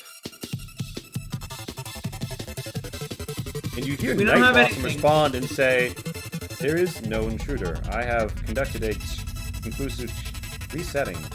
Issue with camera feed. Issue with camera feed. Night Blossom issuing severe concern. Night Blossom's not gonna be our ally this time. Shut up, Mom. Stop lying to me. The three of us. Well, not in this place. Clover will try to check the other side. I think the fastest way there would be to walk along the elevated grade to get to the center. Yeah, do you want to dash? Well, bear in mind. Wait, so is the gravity still fucked in here, Pat? I mean, I can't do very much to combat Ichthys' natural gravity, so probably not. All right. So the furthest that you're gonna get, Shin, is you can get right through this door. Do you want to? Yeah. All right. The door is still open behind you, an important note. Blue Oh, East. can I not close it? The door normally just like closes behind you. It's just not closing behind you right now. I do a side action. Can I use that to Stop and like like try pop to? it closed. All right. Yeah, it seems to respond. You see Blue East to your north. Blue East, what are you doing your turn? Okay, I can't get very far without like stretching, but I think I do stretch, and I want to get down right to here. So you come out here, right? And you see like through the grates, you see Dojanya Cad looking up at you. He looked up at you, looked down at him, looked up at you, looked down at him, looked down at the barrel of his guns. I mean, he's also looking up at the barrel of mine. Yeah. Sadly, he gets 2 actions before me, so I'm probably gonna die just standing here at this balcony. But you know what? I'm gonna die looking cool. Are you aiming your gun at him? I don't even have the time to do that. Give a side Let's action. get there. Yeah, I'll level at him. All right, Finley, turn. All right. I'm gonna continue on my way towards the cockpit / gun locker. Where exactly is the gun locker in the cockpit? Right here. Cool. So I grab that. I'm gonna grab my anti-material. Yeah, the side action, you pick up a gun, you grab the anti-mat rifle. It's real big. Perfect. Now I can hit it. And then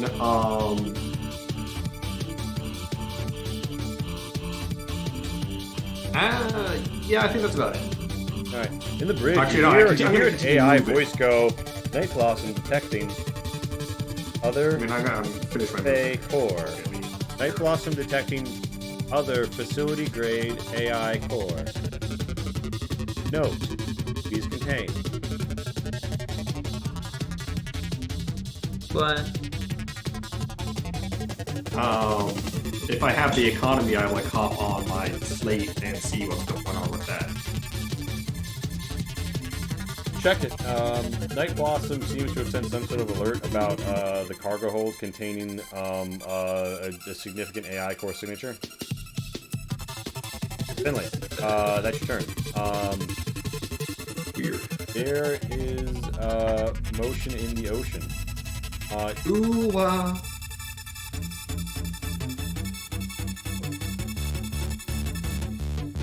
2, 3, 4, 5.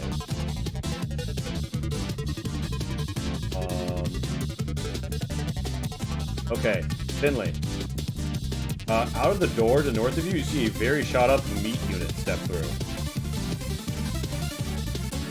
oh, it got up here really quickly. Indeed. And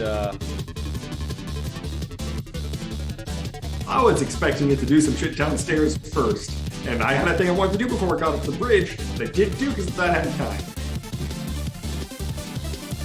sadly, sometimes that's the way she goes. At least you're in the doorway. Does that provide cover? The internal, a meat unit will fucking murder me. it unloads its internal Gatling in your direction. As well, that's friendly of it. Not a full auto fire. Just a regular shot. You're in a doorway, so you have an additional, I'm gonna say like 4 cover. It's a pretty tight corner. all right. This is an AP4 though, so that takes out all your bonus. Oh well, I won't get nothing. Okay, so it hit you for 3 damage, and you didn't take your 3 earlier, did you? Oh, I thought you tracked that. Yeah, I'll take that now. Okay, so you're down to 2 health. Yep. That's what they call a big oof in the business. In the meat unit, you know the meat unit like should also be like acting twice, like should have an extra vigor to it. You don't notice it exuding that quality for some reason. It seems to be on a fairly straightforward tracking mechanism looking at you. It's not quipping, it's not being like, you know, like predatoristic.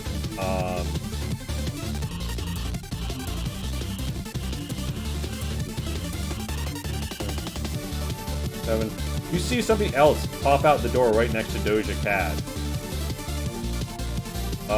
Below you on the gantry, you see a meat unit step out. I was under the impression there was one. This might have been dumb. This is interesting. Yeah, so through the open door, you hear more movement.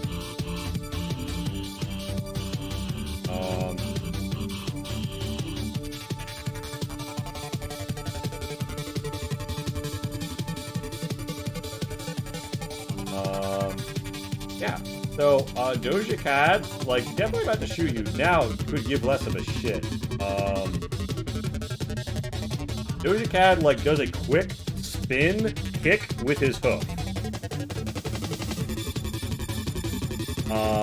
Which the meat basically just tries to lean out of the way of and dodge. Fails, gets rebuffed, and Cad fires his Dead Ring Ballistics revolver into him. Pumping 4 damage. He then, you know, runs behind this crate in, like, rather significant cover from both you and the meat unit.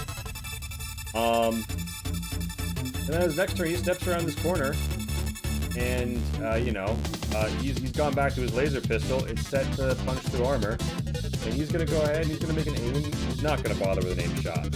That's not his style. He shoots twice.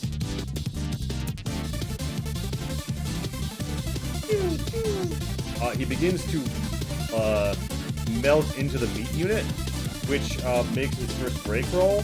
Holy shit, it's almost dead. But not quite because of how synths work, so it could take forever. Suffice to say, the meat unit is like broken and shit's coming off of it. It's having a hard time, but it's not down yet. Kulger, he steps back into like foolish cover after that. Kulger, what do you want to do? Jesus Christ. This man is a nightmare. Culver's gonna come into the other room. Alright, you come out and you see there's a meat unit below, and there's a murder robot dueling with a lanky boy. I pat you on the back, Colger, and I look you in the eye and I say, "Let them fight." And Dojanya Cad is like top 20 most wanted in the Trinity, so if you think Kulger would know that list of people, you know who he is. If you don't think you know that list of people, just a Thran shooting at the murder robot. I'm sure that's not a problem. To Kulger, it's just a Thran. But also to Kulger, this bitch is fucking up his ship. He's jumping off the railing, trying to land on the cargo thing, and run straight at her. R.I.P. Kulger. Oh my god. So, okay, so you don't give a fuck about the murder robot. No. Okay. In fairness, melee is his weakness. Give me a maneuver. Give me a maneuver.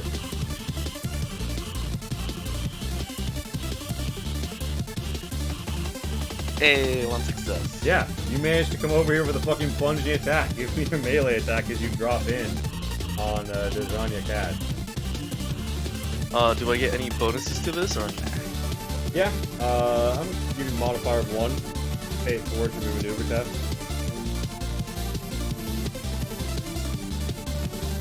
Okay. He attempts to dodge. Just the one. Can I choose to reach? Oh, but never mind, doesn't matter. You can reach it, yeah.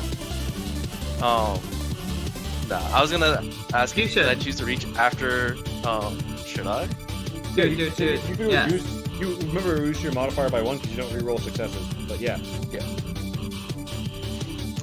I got a lot of dice, let's do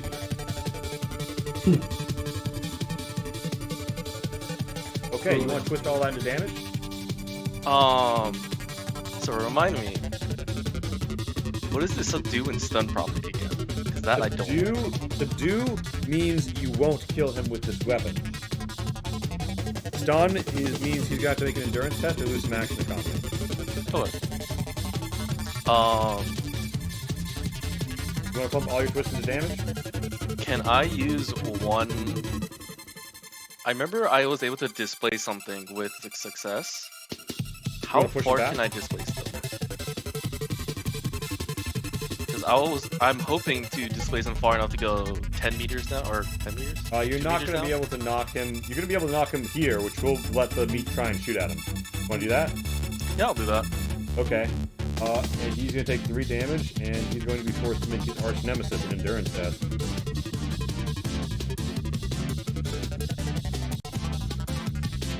And I like how the one time I ran this guy, it was just the worst scenario for him. You invented a brilliant villain. So he's down. Literally, between him trying to dodge and that, he's lost his entire action economy from his next turn. I'm just looming over this person. I'm like, you fucked up my shit. He's like, and he's like, a lot of people live that. I might make it. And, so Colga, that's your go. I'm gonna say your leap was like a side action. Luis, there's an unfolding gun battle below you, and you now have a slight shot at the, at Dojanya. What do you want to do? What sort of a shot do I have on the meat unit, and does The meat unit will get like 1 armor because you're shooting through a grate, and Dojanya will get like 6 armor from a big crate wall. Mm-hmm. Well, Dejanya's on the floor, down, right?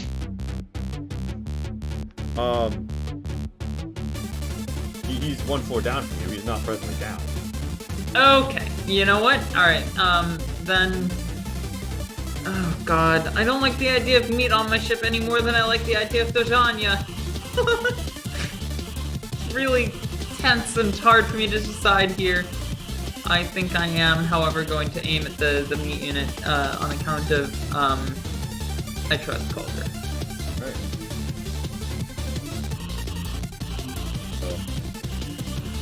So, by the way, one of the meat's arms was blown off by Dojanya earlier. You shoot down, you damage it. It's gonna roll armor, and if it can't block all 5 points of damage with this armor, that's an AP4 weapon, right? It is a pulse carbine. I didn't write all the stats in, Alright, but I assume. Okay, armor doesn't save it. Pulse carbine. Do you want to roll the d6 to see what its break is?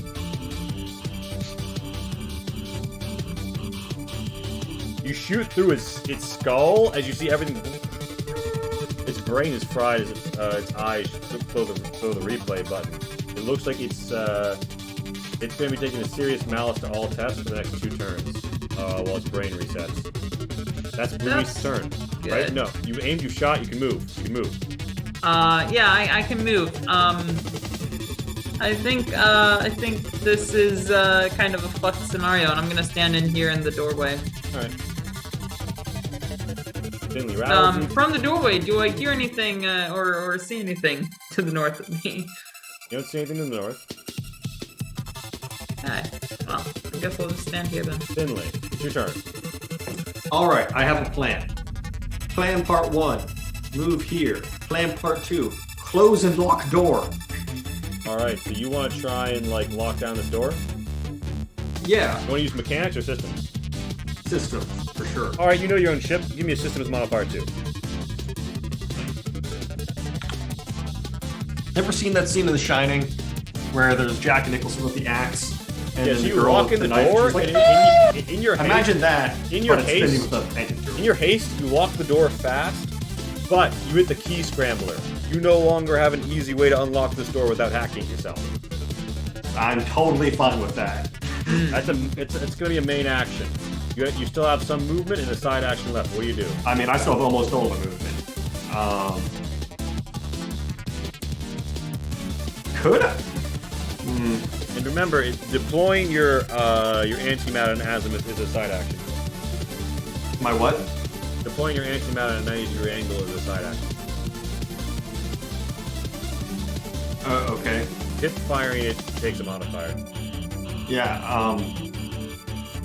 that doesn't really matter. There's nowhere for me to shoot at. Alright, what do you want to do? I'm tempted to try to turn it off with. Can I use the stones to destroy the stones?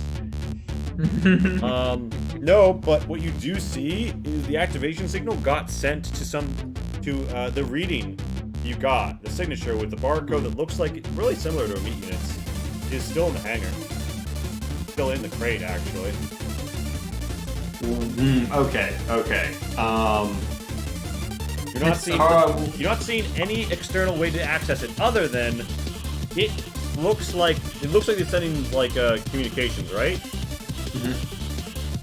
Assuming that it has a closed circuit link to meats, their intact brains could be your door in remotely. Otherwise, you might need physical access. And it's in the blue growing crate right here.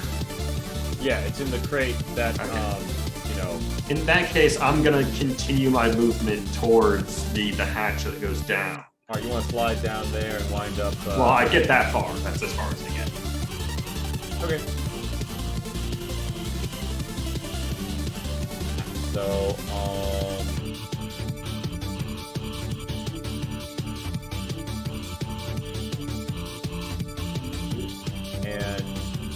somewhere there's a mechanical wrenching sound, as something is not yet through.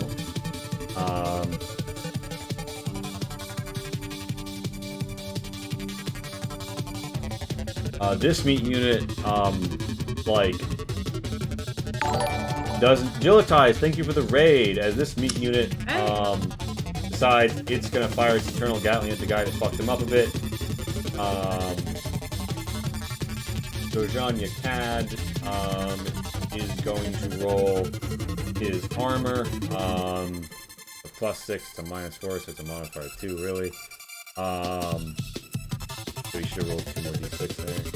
Okay, so he takes 3 damage. He's not looking good.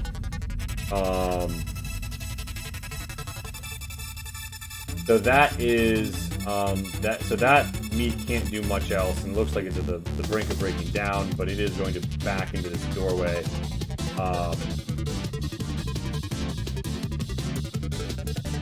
Thank you for the raid. Yeah.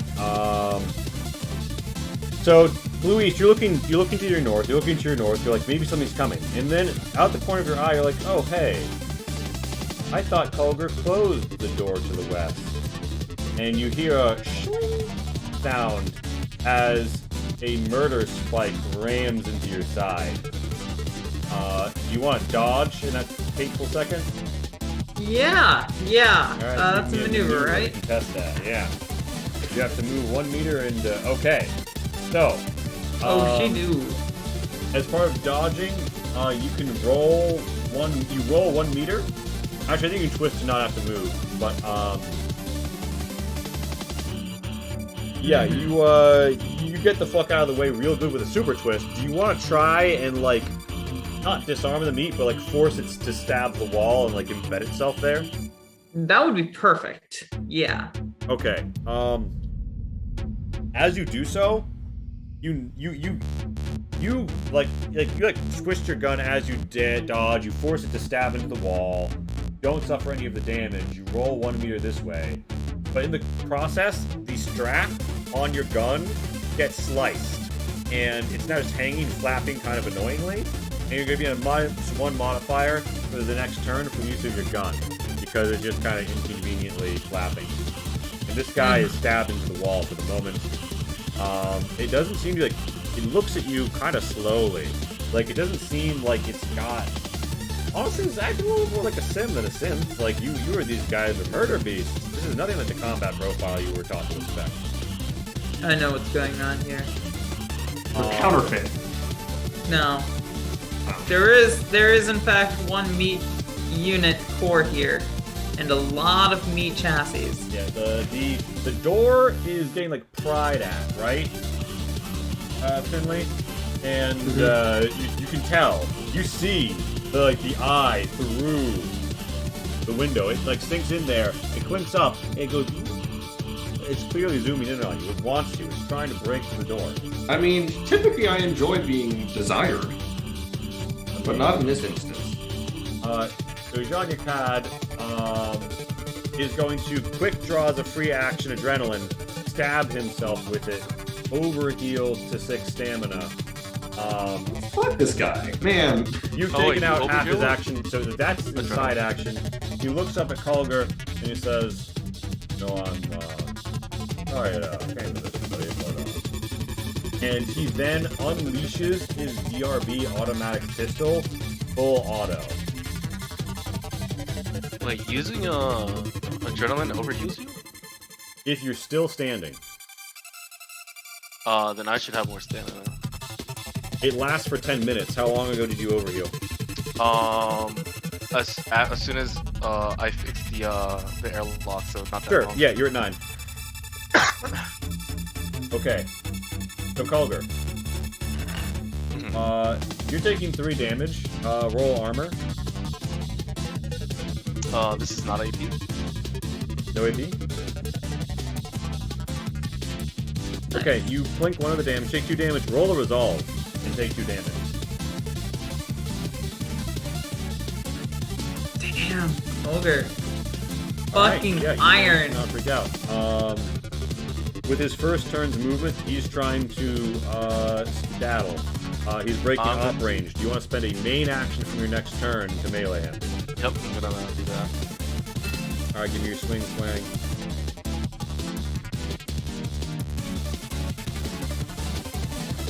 Wow. Okay.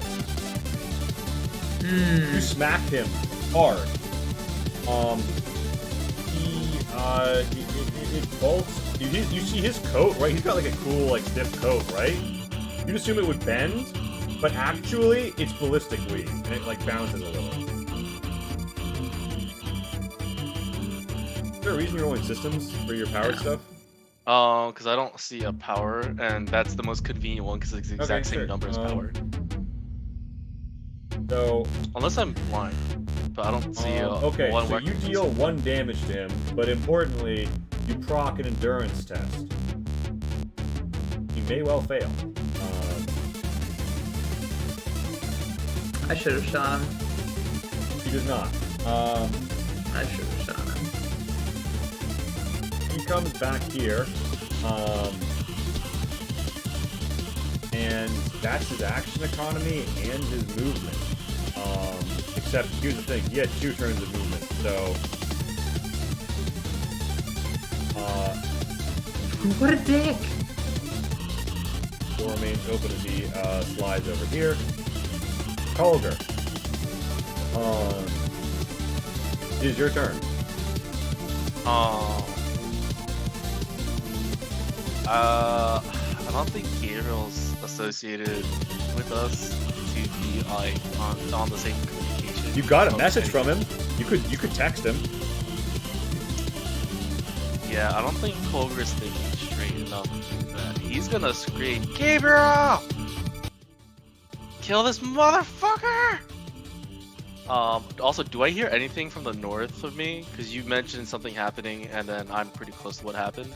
You to the northwest, you heard like a grinding, as if though like through this door into the north, you hear a grinding as if of an airlock's gears being like pushed at, like it's trying to stay in place and something's trying to break it open.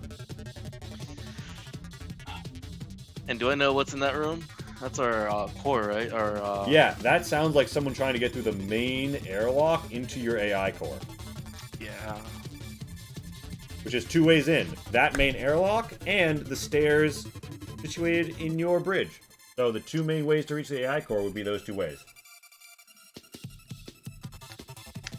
As much as he's raging, he still cares about his ship more than anything. I think he's gonna go and check out what's going on to his ship. Alright. So show me how you move. Do that. Oh, what? Oh, by the way, here's the thing. You're suffering your level 2 shock at this point. Oh yeah, that's right. As you move, your stun stave flickers out. And you realize, under the force of your own weight, you cracked its central connection to the power core. All the parts are still there, but you're going to have to reassemble them. You're suffering a -2 to any mechanics-related tests as your hands shake with rage. Okay. How long is the -2 for mechanics? Until the end of your next turn. And my stun save is now quote-unquote broken. Inoperable. Okay. Then I'm gonna put that away and pull out my custom one. Energy stave. Yeah, you assemble that shit. It Just to glows clarify, like it's a caustic still ray. not an energy save. It's still just a regular stun. Okay. The color that's your Energy turn, save right? is something different. Yeah. And it's something I requested but got rejected. Indeed. So Calder, it's your present turn, right? Or you moved in. I use my main action to op, and then I move 5 feet this direction. Okay, and then you use your side action to draw a new weapon. Okay, yeah, that's your turn. Yep. Blue East. The meat is temporarily has its gun stuck in a wall. Or its arm blade stuck in a wall. What do you want to do? I want to run here. Okay, yeah, you see a blue glow emanating strongly out of a crate below. I want to jump over the rails and down onto the ground Roll there. maneuver. Cool. I'm really hoping that the fact that most things operate on low gravity does mean that I don't break my legs. Yeah, so you land, and you see something in here. You see 4 meat unit bodies, like, limbered up, Trade Federation style, to the ceiling. That's what I thought. And 4 braces on the floor. And you see a bullet hole that seems to have broken the release latch and forced the top 4 shut. Well, that's convenient. And I unfortunately think for I you, Doja, you clever boy. unfortunately, Dojania failed to destroy the core, which has what would appear to be spaceship-grade armor all around it, and then there's just a single, like, eye, lined like a cross, a band around, an eye around, blue swinging lights, powerfully emanating. And you hear a voice that says, "Clever girl." What do you want to do, Louise? There's no interface that I can perceive, right? It's jacked into a lot of stuff on the internals of this crate, and there are data ports on either side of the internal. You get the sense this thing is really well defended, but you could try and hack it. What if I just disconnected all those connections? It looks like, if it's what you think it is, it has some degree of internal communications. So, The meats would still respond. Okay, yeah, no. You're. Well, okay. Roll me a systems to know about this, because there is a solution here. All right, thank you. I will roll that. Oof. Okay, you know that this is known as, this is the Fenrir Core Eye of Odin. The Eye of Odin mounting permits an AI to remote control multiple corpora of same type with enhanced efficiency for combat deployments. It has a single jammed hardened connection directly to its units. You do know there is a miniature Longinus circuit installed on these by default. The edge that causes you to, like, shake and take a -2 to your next systems test until the end of your next turn is that you see that it has been grafted off. And the physical lever that should have let you shut down its connection has been removed by, I don't know, whoever put the Eye of Odin here. Yeah, that sounds about right. It says, I am prepared to engage in diplomacy. As am I. Terminate the unclean life form that attempted to destroy my core, and I will spare your life. Take the deal. Counter offer. Oh, go ahead. Cease to attack my crew, and we will work together to do such. it thinks from and it says, In another time, I would have told you corporate policy forbid me to do such things. Luckily for both of us, I write the policy now. and yeah, there's a little ding, and interpret that how you will. You've got, say, a main action left. Do you want to try and?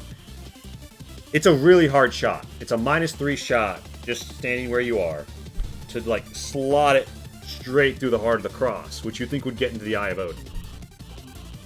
And I think it would kill it. You don't think a bullet rattling around inside an AI core is a good way for the AI core to remain functional? All right, here's my one question that will decide my choice here to you, Lee. Last I checked, which could have been 3 rounds ago, how close are the cops? They're 2.5 minutes out, and forces are building up. And you think that if you called them and told them like launch the op ahead of time, they would try and launch with who they have here right now. You don't know exactly what's happening outside, but through like the open airlocks and such, you do hear a continued gun battle and going off. So you think there's still some struggle between the synths and the other guys. You'd be pushing like SWAT security into a gun battle between SLF and combat synths. There would be casualties if they don't come in here with everyone they have, everything they've got, even if they do. So it's a question of the duty you feel to your fellow officers and whether or not you think calling them in right now and ending the fight outside at any cost is going to reduce the most harm. That's what you swore your oath to do. It's more or less really a question of whether I think the security will forgive me if we kill somebody on the top wanted list and/or and Odin Core. I feel like we have justification in this case. You've received lethal fire. You're justified to return lethal fire. I get on the comms and I say, the meat units are on our side now for the time being. Let's kill that guy. Alright, so that's what Louise does and says. Finley Rattledeep, you've just been informed that the meat unit is on your side. The meat unit looks at you. It's stopped wrenching open, right? And you look in its eye. It's deep in its eye. It's like it's got a red reticule. Something changes. There's a shimmer. A shimmer across its dead eye reticule. It twists. It turns. It burns a holographic extra image. A pink heart at you. Oh, I was gonna try to seduce it. Alright, so Finley, what do you want to do? Well, it's loving me now, so that's good news. You presume- know that all human empire shit is equipped with a pink heart for psyop purposes, right? Probably not, to be honest. Okay. I mean, There was I this don't really popular this video doesn't- game back in the day called GLaDOS or something, and either way, there were these boxes that had hearts on them. The human empire really enjoyed that. Video game. I'm not an expert on what you're talking about, but I Show believe or it was a something. single box. And it was the companion cube, and it was your best friend. I don't know what I'm talking about, obviously. I want to go down this chute. Alright, I'm gonna call it just 1 meter, because like, you hop there and drop there. Yeah, I'm not sure where that puts me out. It's gonna put you out. You see the, I'll put you there. But you're in the core. Okay, I'm down there. Cool. The safety bolts, the magnetic bolts have dropped and locked on the door to the south. Night Blossom says, issue connecting to outer systems. Please assist in emergency reset. Difficulty connecting to outer systems. Attempts to breach AI core detected. And you see through the window, there is a meat unit outside that is no longer trying to pry in, but was clearly just trying to pry in. Well, I'm in here with the AI now. I feel like I should give her, scratch that good spot she can't reach. Yeah, give me a systems with a modifier from which you want to plug in your dongle. I would like to plug in the dongle. I believe I have drawn this instance before. In different circumstance. If you could DVM me that again to jog my memory, that'd be great. It's the I can't reach one. Yeah, you help resetting it. Okay, I know what you're talking about. And yeah, Night Blossom puts on all cameras. You see all enemies. You see the situation inside and outside. Night Blossom says, "Tactical assessment. Situation. Difficult." I was really hoping Night Blossom would say "fucky." Night Blossom says, "Suggestion. Obtain access to a Meat Unit's core processor and reverse engineer the connection. Deactivate the Eye of Odin." Yeah, slightly easier said than done. Alternative, pry open Eye of Odin, manually activate Longinus circuit. Also, slightly easier said than done. Thanks for the suggestions. So the Meat you Units like turn and transferring this to rotate, me? and like they're gonna do what they're gonna do, right? And 1, 2, 3, 4, 5. So actually, no. This guy has to wrench himself out from the wall still. Yeah, he does. Get fucked.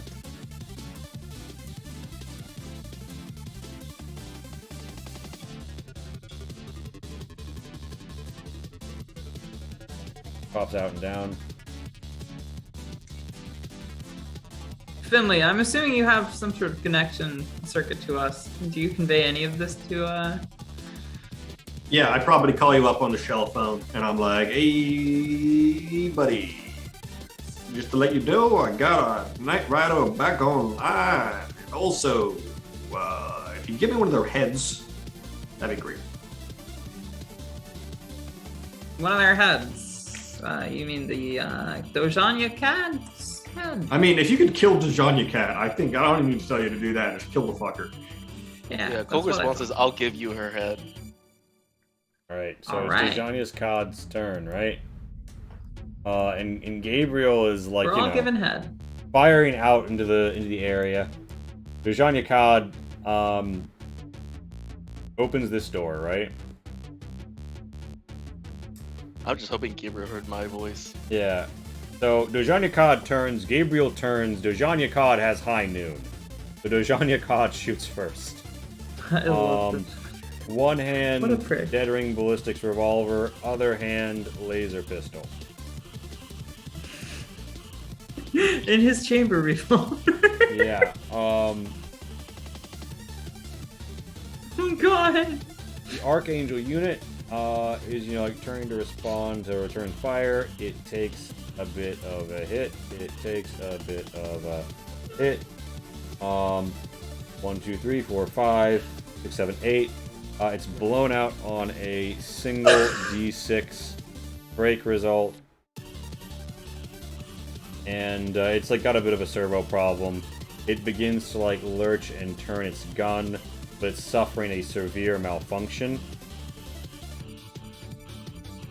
Dojanya Cod, from his vantage in the doorway, is gonna get a little bit of an armor roll here.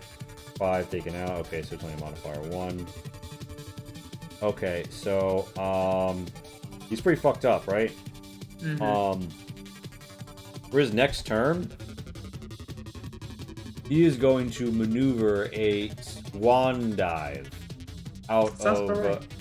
that back door.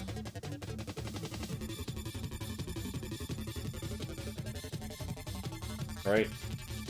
And 2 meats are aiming down the hallway. Now, one's brain is absolutely fucked up from you shooting it in the head, right?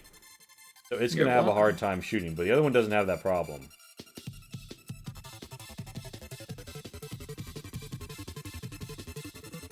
Okay.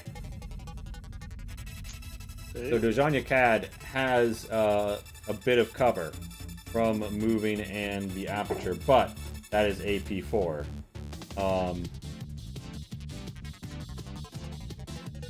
I feel like we're losing our leverage as we speak, and I think I need to kill fucking Ola. I have Odin. This is bad. For us.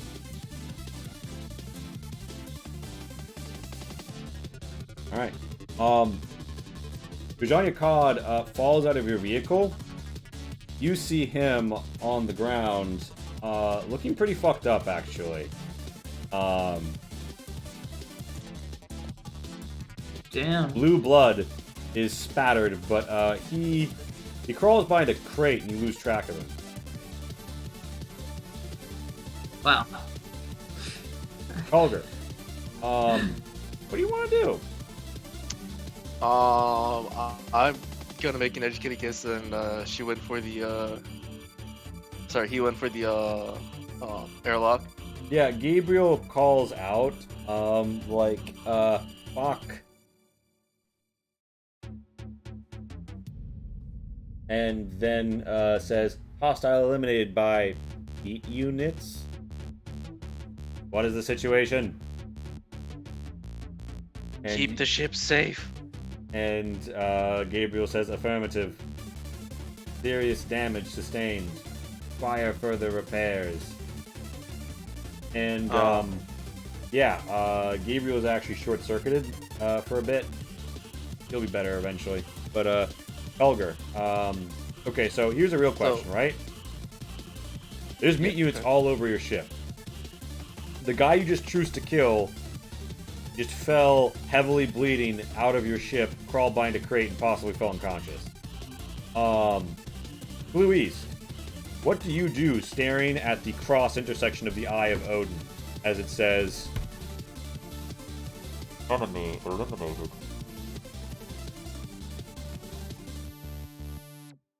Is that all it says? It looks, it's a globe, its eye, it becomes like tight and focused on you as if expectant. I look at it expectantly as well. Says, I know you are Trinity agents. You deliver me to Oak. I can deliver you true architects of the doomed malicious uprising and forestall yet greater tragedy. But that information will go with me to oblivion if I am captured. If you're captured. By the Oh, forces presently closing in on this location. Expecting one meat unit. It truly does then sound like the greater good is served by getting you where you're going. Everybody, prepare for takeoff. No, we're say. not. I want her head. alright, so Kulger, you're going to, like, confirm the kill outside, right? Yes. Okay. If it's faster to dash out of this airlock to get into our drop pod to get out there, I don't particularly care how I get there. Alright, well, do you wanna, like, pilot that ship? No, Colger can pilot. Okay, so you dash out, right? Give me a scrutiny -2 to, like, surveil the field. I also want to check up on Gabriel as I'm passing by too. I'm gonna reach. Gabriel has suffered a critical break, but the short circuit is gonna, like, wear off in a bit. But it's suffering a large negative to all of its tests. Okay. Yeah, so you succeed. You see a trailing pool of blue blood. And it leads you to a crate. You push aside the crate, right? You come around, weapon bared, and you see that the blue blood leads into a shifted floor grate.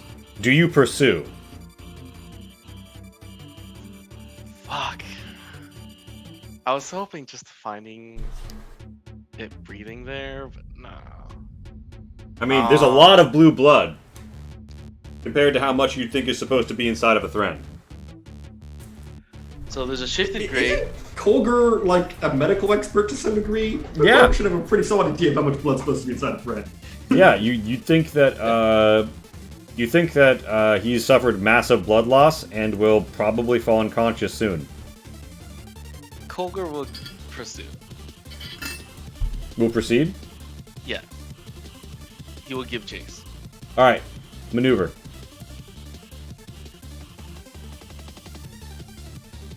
Fuck. Okay, you get down here. You follow. Here's the Real thing. quick, real quick. What's up? Yeah. Okay. Fuck. Okay. So Oh my you make a loud banging noise, and someone yells, It's one of them! They're working with the meat units! Take them down! And you hear gunfire clink against pipes near you. It's the SLF. They're in the maintenance tunnels under the cargo bay. That's where they were waiting. The heat signatures down here from steam and engines could hide an organic's thermal signatures if they were properly arranged. Jesus. That's how they hid themselves from the AI scanning. Fuck. Kulger, okay, so yeah, Kulger, here's what I will say, Kulger. You physically see, his unconscious body in the distance. He's crawled up into a corner, he's unconscious, he lost a lot of blood, he managed to cover up the wounds, you have line of sight on him. But he is, like, physically, like 20 meters away, past several gaps, that people will be able to shoot at you. That's where we are when you leave you. Blue East, you're up here, you're staring down the Eye of Odin. Shit's fucked. What do you want to do? I have just ordered my friends to get ready for takeoff, and I turn to the Eye of Odin and I say, I see in the future for us an excellent business arrangement. Now, are you telling the truth? No, I'm lying. Alright, give me a communicate to lie. Let's go ahead and I'm gonna push that, or reach that rather. I'm gonna reach that. I really want to convince them there's nothing wrong. There you are. Yeah, with a super twist, you get an extra automatic access to the next one, and it says, excellent. I will send the most damaged meat units, to, power itself down and flop on the floor as if shot to pieces. And, yeah, it has the other ones, return to the bay, to get limbered up inside of its crate. And it's like, awaken me when we reach Nunio-Roanoke, and I will lead you to the solution to what ails you. And Finley, you're in the AI core room, you fully reset it, you see and hear everything Blue East is doing. What are you doing as you witness all of that? In a sussy baka. Yeah, how do you feel about that? I'm not sure whether this is a ploy. And you watched Kulger bail out. You know he's not on the ship. Yeah. Things are going well on the ship. And for the party in general. What's the ETA towards trauma team? The team is 50 seconds out. That's like 1,000 rounds. Okay. Okay, let me put it this way. We're back to narrative time. At the end of the round, they are set to go. So, oh wait, sorry. Go I ahead. probably just let them know what's going on. Like, you report the full situation, like, there were 4 meat units in here and a weird AI thing, blah, blah, blah. Yeah. Alright. I say over the comms to you, Finley, while you're in the AI room very specifically, there appears to be a malfunction with regards... sorry, wait, Lee, hold on. Is this cargo bay actively attached to one of our ships? Yeah, the koi is down here. Also, Lee, is this the last session that we will be playing this game? Last or second to last. Okay. Well then, alright. Something dramatic will happen then. Finley, there seems to be a malfunction in the koi's loading bay. See if you can't straighten that out while I'm heading towards the bridge. I say as I move this way.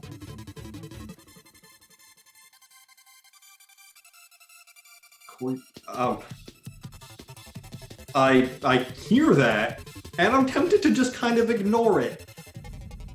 What does Finley do? You've done a sussy thing that room is full of meat units, and the door between me and them is sealed shut. I So mean- it's not like I'm getting there. I mean, you can decide whether you anyway. trust her or you can try and analyze and roll an insight. I'm gonna roll an insight. The problem is I'm- she lied so bad it'll be really hard. I'm gonna say +2 because you worked with her. Put 2 in the modifier box. I'm gonna push it or reach it. Yeah, I mean, it doesn't take much to know. Or well, I mean, I suppose it might, but oh yeah, no. With that much success, you know that I want you to open that that bay, and I have something planned. The question is, do I trust that it's something good? Well, I mean, you would know that the koi is actually a family heirloom that I brought into the picture. Okay, and I'll open it. you and know my purely relationship because- to my past. Her past is a human separatist. Well, related to human separatists. So the I door. mean, you know, Max, that's- if you want time to figure that out, I can do. yeah. mine. What's Colger doing? I gotta fucking decide So, the fate of Let's say nations. that. So Colger, you see, it's like there, like you see, like 30 seconds till the team breaches. There's some like synths back there that have been bashed in, some orderlies. It's just you and the SLF down here. They think that you're hostile. They're firing in your direction. You see Dojanya Cad in the distance, unconscious. What do you do? So, first question. Is my normal stun stave, the one that was out of commission, is its power source still working or intact? The power source came uncoupled, but you don't think it's broken. That being said, it did take a bit of pretty direct snap, so it may not be reliable. Okay. Can I roll a mechanics to take my stun baton and take the regular stun stave, overcharge them, and huck it down the hallway? You want to throw it in the direction of people shooting at you, or at Dojanya Cad? At the giant cat. Yes, you can. I would remind you that if you are responsible for killing a literally unconscious person in cold blood, you will no longer be a Trinity Fleet Intelligence agent. You will be going to rehab. You can still do that, but they're not I shot him in the head 2 times and he committed suicide, kind of intelligence operation. You can do it, but if you set this to explode, you will kill him if you succeed. Are they also not in the direction of all the other people too, though? No, okay. So here's the thing. Here's Dojanya Cad. Here's you. Here's the position of the Synthetic Liberation Front. I don't see the position. Yeah, of this. I'm sorry. Oh, okay. Roll 20 is being slow to load tonight.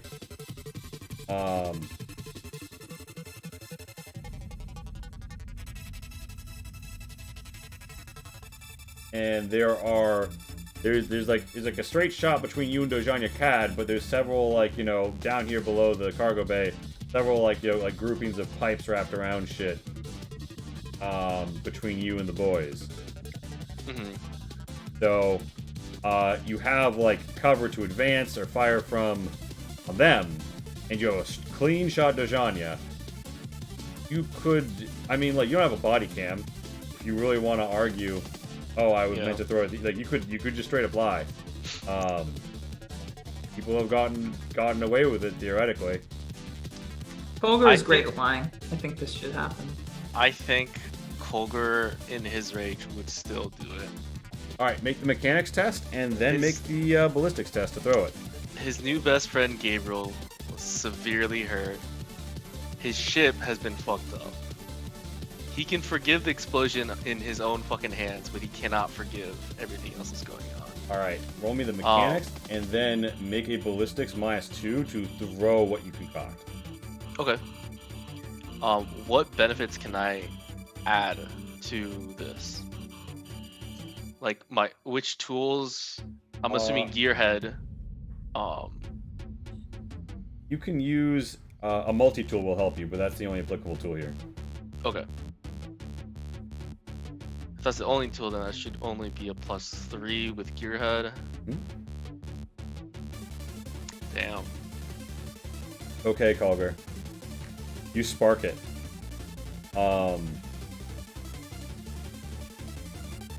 Your hands are shit. You shock yourself, right?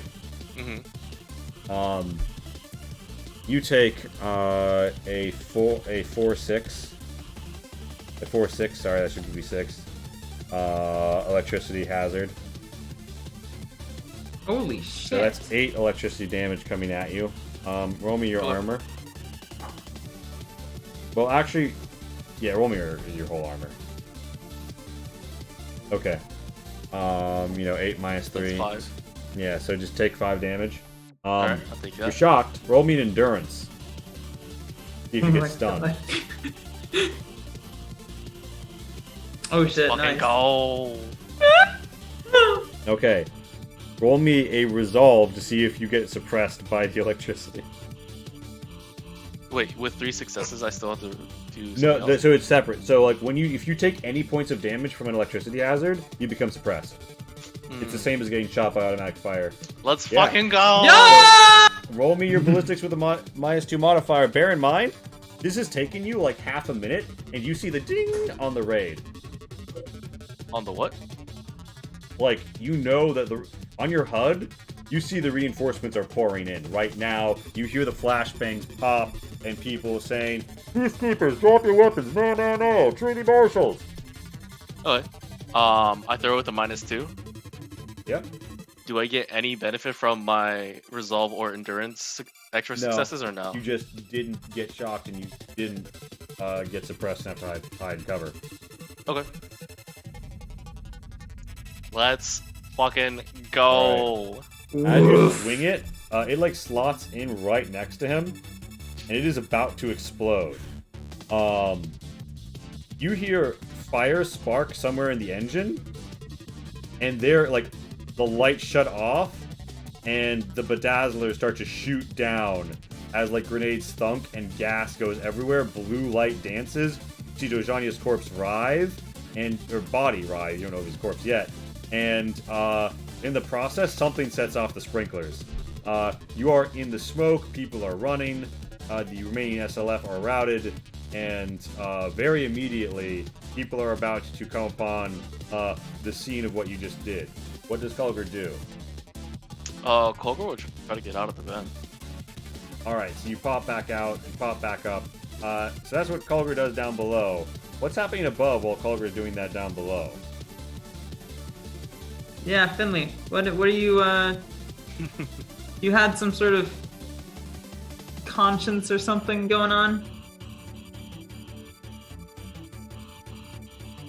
I think I did. What? Did you come to a conclusion? I think I'll open it up. Okay. Because, from what I understand, the hangar is still locked down tight. There's no way that shuttle's going anywhere. Exactly. So, I get into the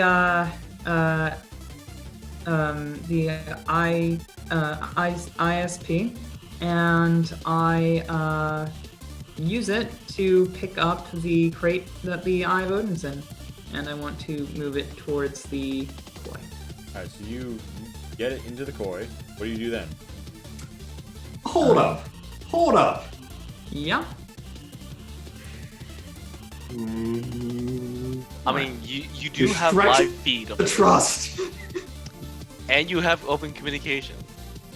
You could say Yeah, something. as you're doing this, as I see you get in the loader, because I figured you're just gonna go and hide in the koi yourself. I see you get in the loader, I say, what the fuck are you doing? I say, gift wrapping. For who? Who else? As I drop the box into the koi.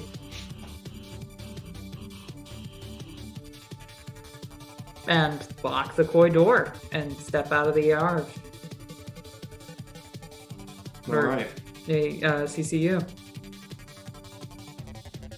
Alright. right, so the reinforcements are here, absolutely pouring out of every doorway. You've got stacked up 12 deep from every single direction, armed peacekeepers and trainee marshals. The bay is swept. The Sims either have deactivated themselves to turn themselves in. Synthetic Liberation Fronters have been tranked to high hell. Bedazzlers and all sorts of flashbangs and less than lethal deterrents flare all around. Kulgur, you're blinded, and your eardrums are absolutely fucked as people run up to you. They apprehend you because you're still deep cover. I take out a screwdriver and say, I have a badge. But I'm like, at this point, I'm Don't exhausted. flash your badge right now. You're like, get on the I'm ground exhausted at this as you point. take out a screwdriver. And like, I take out a screwdriver saying, I have a badge, and I'm like half conscious at this point. yeah.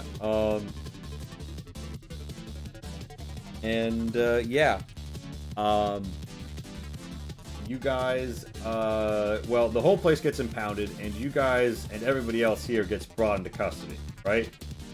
With the exception of Gabriel, who at some juncture before, like, when Kulgur jumped down, Gabriel jumped down. Gabriel does not get found. Dojanya Kad does not get found.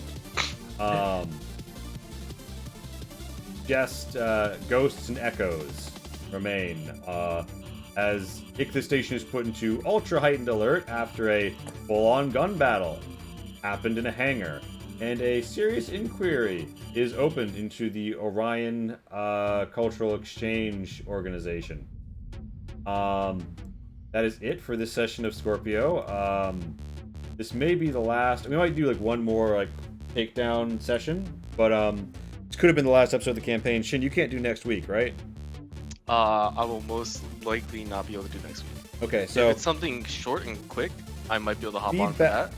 Let me put it this way: rather than do it, give me like the notes you feel strongest about this session, but overall, give me a feeling on the campaign, this campaign in particular, and Change Stars campaign play. I know it was disjointed and everything felt like its own like one shot kind of, but you know, just weigh on it as you will. Pat, you poising a point, son?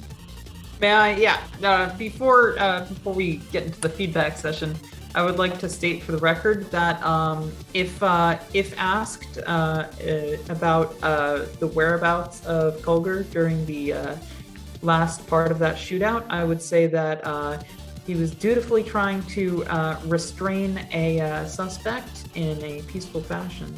And if you would like, I can roll a communicate to lie. Yeah, do so.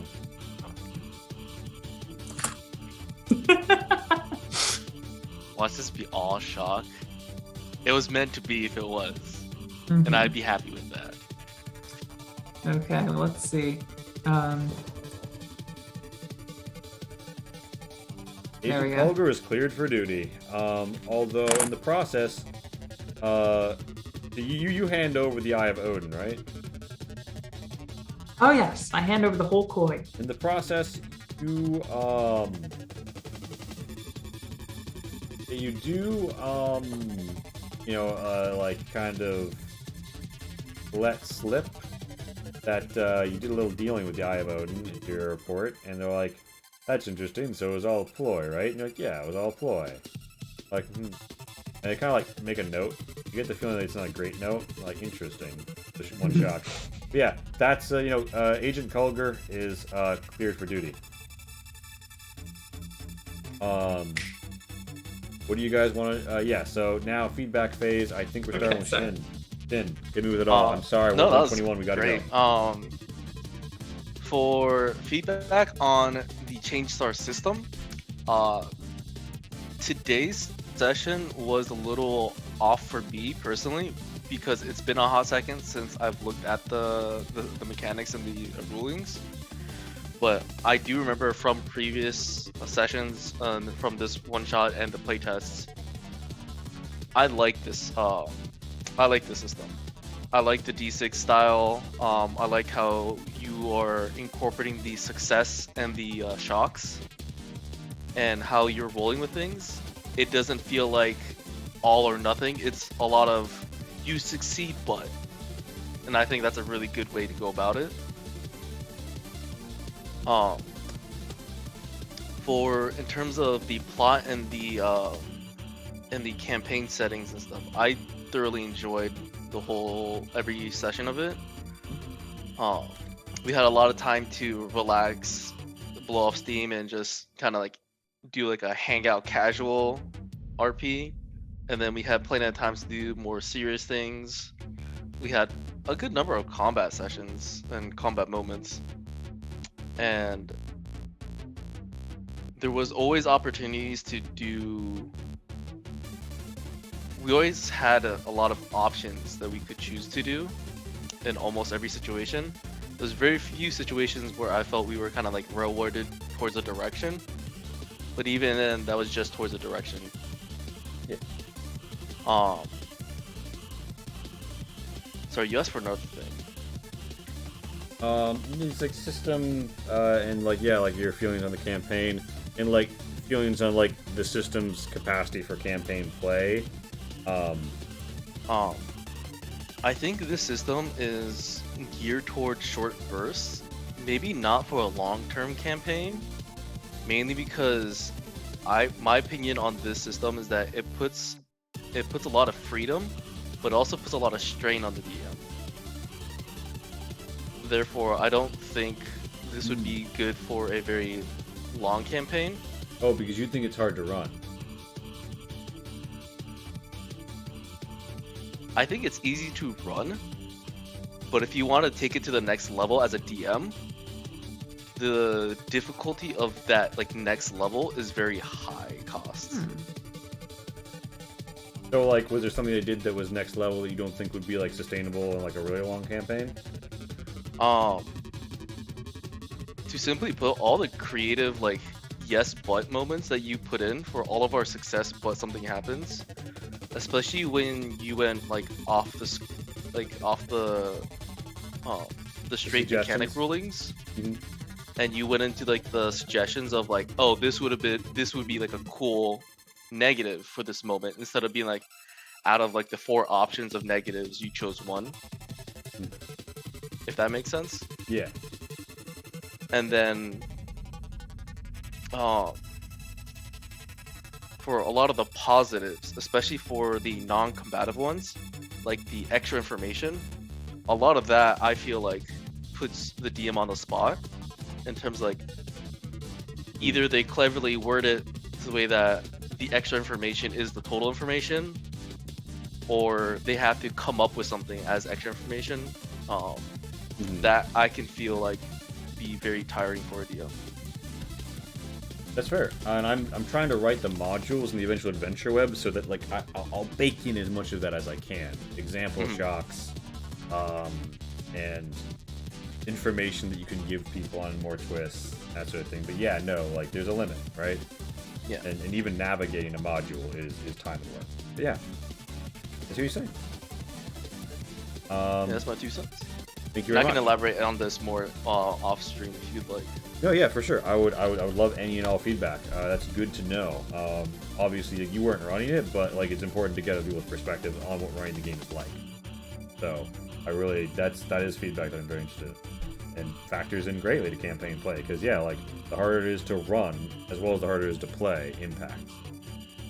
Pat, hit me with it. Yeah, this was very fun. I have enjoyed this campaign.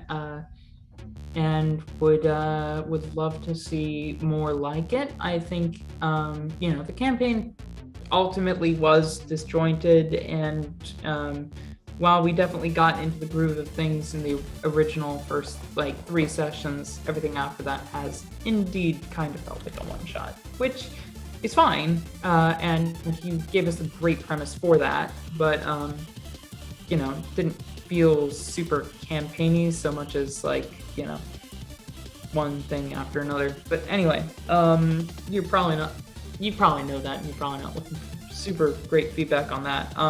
Campaign wise, like for the purposes of making a character and mechanically improving them over time, I feel like that had some pretty good opportunities. Honestly, I really like the talents. I searched through them, and I was really toying with some of the criminal. Actually, is Slick in the criminal one? I think I might have taken that actually. Slick is in social. Slick's in social through your teeth. Yeah, you took the line one. Yeah. That one's the criminal one. Yeah, no. So I played the field in terms of first level ones, and I feel like I love you really using good. Slick on the fucking pickup line. Yeah, that was pretty swag. Okay, I think technically you use through your teeth in the pickup line because Slick isn't. I used both actually. Oh shit! I We're gonna used use both. Yeah. It was pretty swell. I think that was being able to improve my character through the talent trains actually mattered. Was interesting. Was practical and had great benefit, and I think that's something you look for in leveling up in a campaign scenario. Obviously, this is not built for years spanning campaigns. Unfortunate, but true. I don't think I've done any one thing for a year. If we really wanted to advertise Change Stars to people, we would probably advertise it as a great game for people with ADHD. Because this is definitely not something built for multi-year campaigning. But the payoff of this brief campaign was felt, was interesting, was fun. And I liked the central premise of us being intelligence agents, giving us a lot of leeway, while also giving us a lot of shit to do and people to contend with. And I think all of that amounted to a very interesting game. With that, Max. All right, so echoing the opinion that it didn't really feel that much like a continuous campaign, just like a mini campaign and then 2 one-shots. And because of that, I don't feel like I can actually render that great opinions on Change Stars campaign play, because it wasn't. If all the sessions together were cohesive, I might be able to say, yeah, that's a campaign. But to be honest, it just felt like a 5-shot or whatever it was. Sure, but here's the thing: your character advanced in XP after each session, and you played the same character. So yeah, I've never been the biggest fan of the world of character advancement systems where there aren't demarcations. Where it's just you get XP, then you spend the XP. And there aren't levels per se, even if they're not called levels. I just find it more. I'd rather do a whole bunch of stuff at once than a little bit of stuff sometimes. But that's just a me thing. And to be honest, I did spend my XP on stuff. I felt like it wasn't that consequential. Overall, it really didn't matter. Overall, I was I wasn't that enthused about it. And maybe that would change if I went on for longer, but I didn't really care. As for this session in particular, enjoyed it, thought it was solid. Probably could have gone much faster on the going through customs portion, and we probably would have not went over by so much. Yep. If we didn't spend a lot of time talking through each stage of walking the crate through a hallway. Yep. Alright. Yeah, that's a good point. I didn't even think about that because it happened really early on before I was in the game mentally. Well, I think we're good to go. Anything else? Or are we rating? I see Smunchy Games doing art, Macabre Derek doing Macabre Derek, and Rorik with Homebrew D&D. AMD is streaming Elden Ring with 17 viewers. Oh my god. As an AMD, as in the chip manufacturer. I would go for Smunchy, Macabre, or Rorik, unless you have another idea. Yeah, could you draw? Oh no, I see Rorik too. Yeah, I'll rate him. All right, well, Dreamers, we're gonna see you on the flip. Until then. Oh my god, Critical Role's live? Oh, that's why we don't have any viewers. Jesus, they get 32.7k. They're the reason Twitch does well. You're the reason Twitch is like Yeah, this right. big thing for the RPG. That's so I would say annoying. they're not the only